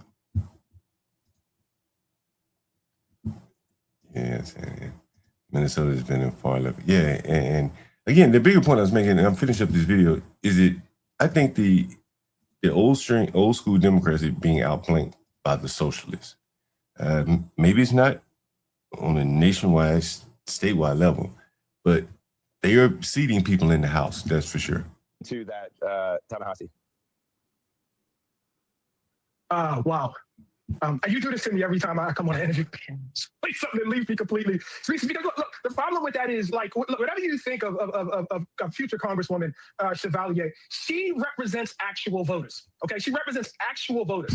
And what James Carville is saying is that those voters should be disenfranchised. That he is so disgusted with whatever opinion she has that those voters should be disenfranchised. And I don't get it, man. I don't like, that is a district filled with Black and brown people. They made their choice, and he just doesn't respect it. You know what I mean? Which to me says, not so much, it's not so much a statement on Palestinians.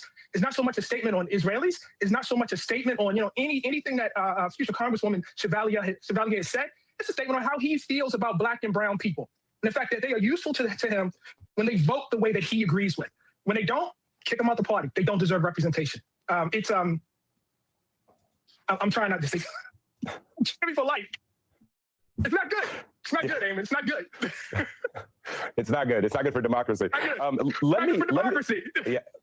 Let me, if I can, maybe close out by asking you to kind of give us a gut check whether this is more than just a vibe check, right? I think there would be some critics who will say, and correct me if I'm wrong here, not that the central thesis of why Kamala Harris lost the campaign was because about Gaza, but Gaza was certainly a factor in the reason why she lost. What would you say to critics who say it was actually about inflation, it was about economics, it was about a lot of other things?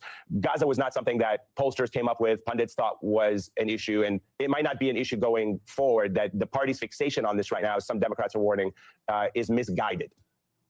Yeah, I can't really tell you that that's why she lost. I don't have, that data. I don't have those sorts of numbers. But I mean, to me, look, I know the headline was what the headline was, but I was less interested in that than asking the question of whether, in fact, someone who would not have been in that place if it was not for the Black freedom struggle, and I think this is actually not just true of Kamala Harris anymore, but in true of the Democratic Party itself, that it owes its very present existence to the Black freedom struggle. Is it actually honoring the core morality and principles of that struggle? And are we settling for an interpretation that says human rights, civil rights for certain people and screw everybody else? Or was this supposed to be about something bigger? Was it, did human actually mean human? And my argument is, in the words of Fannie Lou Hamer, in the words of Coretta Scott King, in the words of W.E.B. Du Bois, in the words of Martin Luther King, it was always supposed to be bigger. If this is just interest group politics, I mean, I don't know what that is. And I don't have a place in that party. And I don't have a place in that coalition myself. All right, Ta-Nehisi Coates is great. He doesn't have a place in that coalition himself. It's very interesting to see the Democratic Party shift this way. Montgomery is kind of the head of the snake there. Shall be interesting to see how it all works out in New York. Ryan, you see you want to come up? You're going to talk to Pundit left, though. So it's all about agendas when you're here today on the different. I think a lot of those people, what I was trying to explain to Pundit, I don't think Jasmine Crockett has any moral conviction. She'll go wherever the money takes her. If they tell her to be socialist, she'll do it. If the party just shift that direction, she'll shift there. As Pundit saying, it's a safe seat, so she's not going to lose anything by changing her positions to be more radical, particularly if it's offering out free stuff. And we've seen how that easily sways the people. Same thing in Minnesota.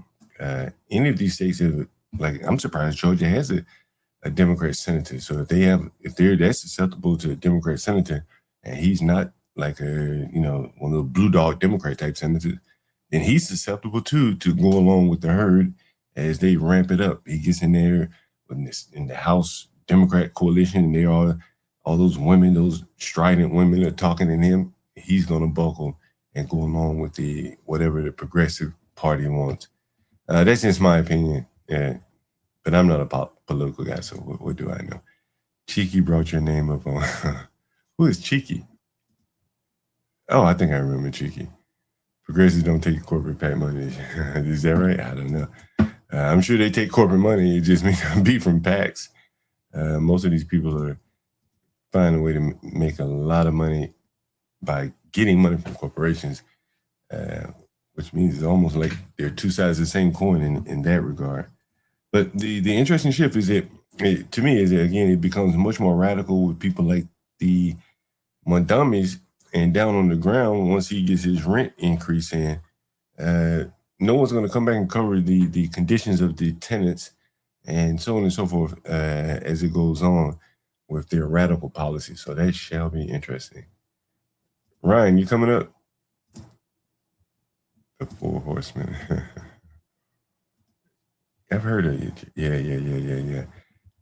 And again, I don't think those people have much in the way of convictions. So, anyone want to come up before I get out of here? I have how much time? No, it's almost over. Anyone want to come up? Progressives are the only ones trying to push policies to remove money from politics. That's what you believe? I don't know if I believe that. I think they want it for themselves. But even if they do get money out of politics, then the money is not going to get out of politics. That's just my thoughts. And I think these people are fighting to get more of it for themselves, more of control. That would be my guess, but I'm not a big politics guy, so I'm not sure.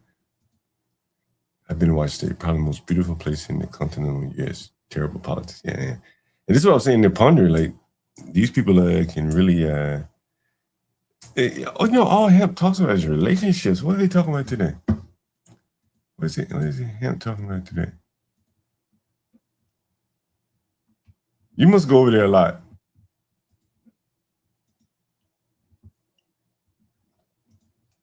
Man, all he talks about is relationships. It's kind of boring when he talks about relationships. Let me see what he's talking about today, though. Is he live right now? DJ Hemp is live? Was it This Might Be Risky?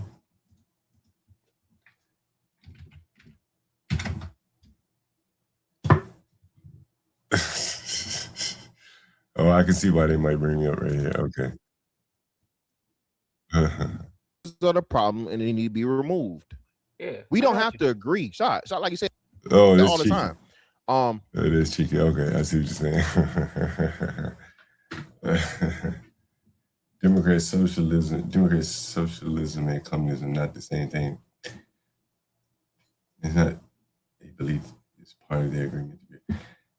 I don't know much about the difference or the distinction between the two of them. All I know is some of the things that they want to do. It's somewhat radical. I'll say that. And I think I have a clip from one of them saying something like this. Let's see.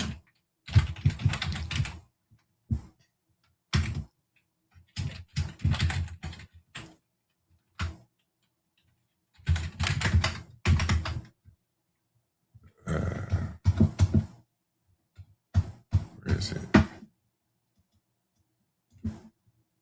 Maybe somewhere here.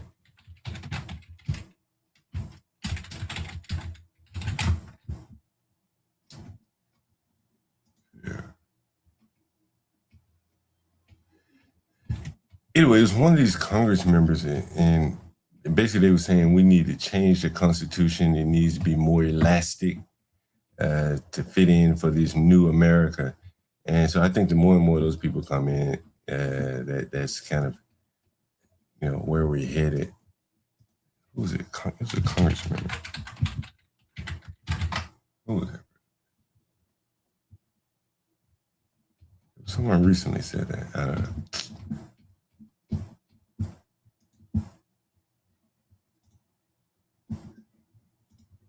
Yeah, let me call this fat guy one more time. The fat guy, the one that can hardly damn breathe. Let me call him, see what he knows what time he's getting by here.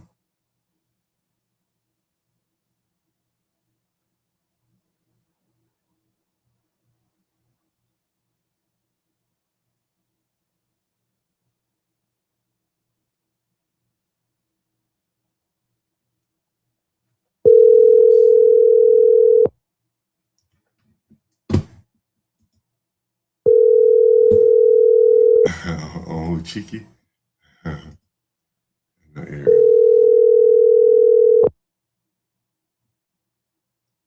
Promise a freestyle.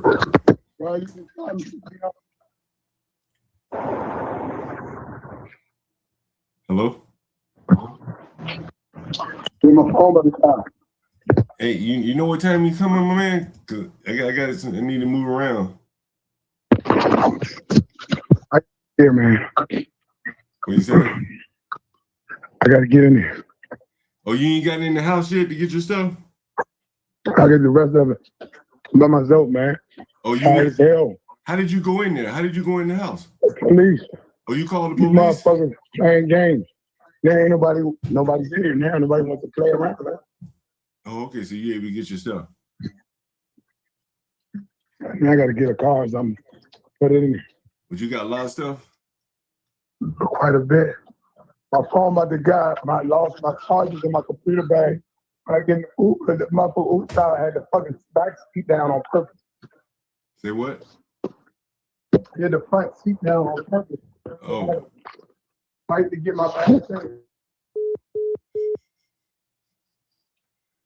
The underman. The underman. Every day. Every day. Anyway, guys, it's been 4.5 hours. I am John God, the urban landlord, bringing to you the unseen side of being a landlord to some of these people who see how much they're struggling, their family dynamics, things like that. You know, it's always very interesting. You know, and I'll finish it off with this clip right here. You remember this? Yeah, I asked him, like, man, I think I see that?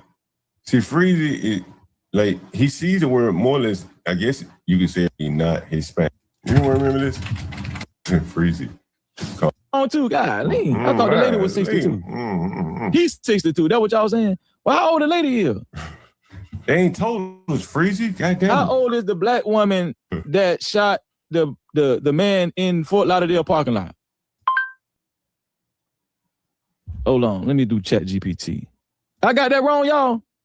I'm just getting stuff wrong all day long. I'm sorry, y'all. How old was the black woman that shot the guy in Fort Lauderdale parking lot? I couldn't find any details about the age of the black woman involved in the Fort Lauderdale parking lot. What we do know is that a 62-year-old veteran was shot outside of Walmart. Oh, so she was 62.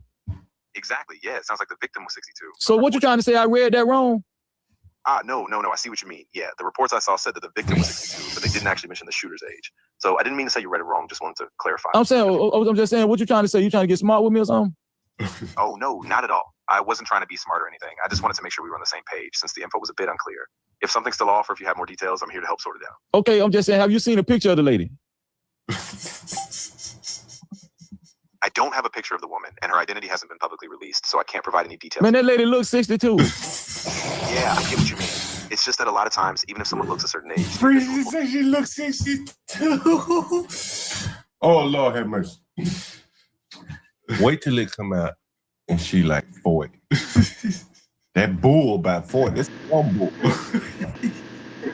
Freezy think this an old bull. He think he's an old bull. He was hoping she was an old bull to justify self-defense. But this is a young bull, man. This woman probably ain't no more than 40.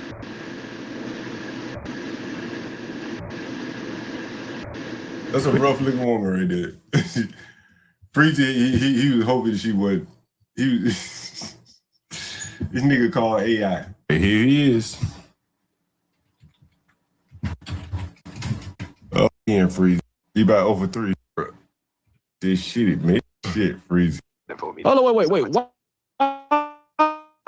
Why did you and your cousins at AI University put a mustache on this lady? I think there might be some confusion. Anyway, what's up, Praxton, man? Before I get out of here, what's going on? Man, according to your understanding of these bull mammies, that's the reason why we had to implement feminism, because nobody will protect these ugly, fat, ignorant, man-face, bull mammies. So we had to let them get a job and participate in the economic system so they can basically take care of themselves. But it went too far because now they want to kill their babies and they want to break up families and destroy society. And a lot of other things, yeah, you know, it is it does present a lot of problems, you know, and it, you know, I think DennisSpurling, he was talking about from the standpoint of it goes all the way up. This is the Maryland governor. Yeah. Look at him. Look at him. Look at him. This is the Maryland governor.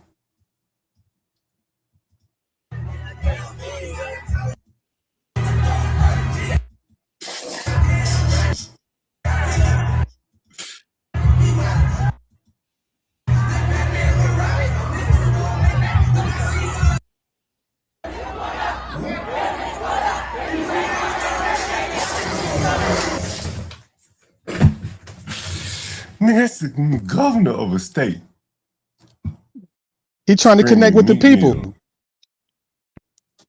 The people listen to him. Yeah, that's what I'm saying. A lot of the presidents do that. Look at. He should be really killing these people. But see, that's the thing. Those are the voters. Yeah, but the president even went to a WWE fight. Didn't he have some? Yeah, but this ain't WWE. All right. I ain't going to that damn comparison shit with you, but because I'm about to get out of here. But oh wow, okay. You want to compare, but I can't compare. No, I don't think you can compare that, man, because WWE is not screaming about killing people and dreams and nightmares. I think that's the song that's playing, and you know, he's rapping this song to children. Look, I ain't even against playing it. Let the children listen to it. But he's 40-something years old. And I think he should hold himself to a higher standard. That's all. He is. He's a mayor. No, he's not. He's out there bopping to the same music that children are bopping to, which has a very vulgar message. You got to hold yourself to a high standard. If you're going to be the leader of people, you're elected governor, and you're out here screaming, rapping vulgar rap music. Come on, you can't. Well, you gotta. No, I don't see it's a problem because the same people that he's sitting around. Wait, hold on. The same reason why he's out there dancing with these people and singing their songs or whatever is drawing them into the political arena. Yeah, I know. Okay, we got a mayor out here dancing with us. Let me see what he's about. What does mayor mean? What does his office do? You know, they're going to be intrigued in it. It's like they was trying to implement the way of the method of teaching by implementing the rap concept to get the kids to learn. Yeah, I got you. Yeah, and that, I think that there's a interesting time to state the point that I'm making. You saw the governor dancing, bebopping with the blacks. I don't know why my phone keep doing that. Hold on, I'll be back. Yeah. And in many cases, what you're seeing is that these people, the governors, the politicians, the mayors, have a stronger connection with these lower class, the underman, than his own friends and family. And what that does is they overlook the opportunities, hence Johnny Boy, that someone down on the ground can provide for them, because Westmore presides over agencies that can give him money, clothes, shelter, the lure of an apartment, the lure of a job. And it's that that lure that keeps them so dependent on the government that you saw Johnny Boy when he sat outside all day on a day where he could have been making money with his own hands, but he'd rather sit outside because someone else who's on the welfare dole called him and said, hey, they're giving out free money. And it was some politician. I showed you the paperwork. And that's a very strong lure for the underman relative to asking him to do for himself. He would probably much rather lean on the government's assistance, be it Salvation Army, which is the extension of the government, or actual government shelters. So that concludes the show. I am Jungle, the Urban Landlord. Thank you for watching. This nigga has a motherfucker, by the way. Let me go fast. I am the nigga Jungle. This high ass nigga. They don't dance no more. It's all about the lean. Back in the day, crack was jumping on the scene. Now they slumped on the sidewalk. Can't talk. Golden era faded, but we still feel the rock. They used to be kings, now they lost in the scheme. Popping them bottles, throwing money, living dreams. Now they zoned out and mumbling, fumbling. No rhythm in the city, the whole shit crumbling. They used to rock the house, they was riding through the street. Remember there was dancing, sliding to the beat. Now it's poison in their veins, ain't no pulse on the street. Guess it's over now, they accepted defeat. Back in the day, the rock had them wild and free. Different story now, they got no energy. The new drugs got them slow with the hit unload. Eyes closed and they don't dance no more. Block used to be jumping, type shit they was on. Now it's lights out, guess the thrill is gone. I am the nigga. I bring it to your rough, rugged, and raw, nigga. They don't dance no more, it's all about the codeine. Back in the day, they was rocking on the scene. Even dancing in the rain. Now they nodding off. Shit just don't hit the same. I am that nigga.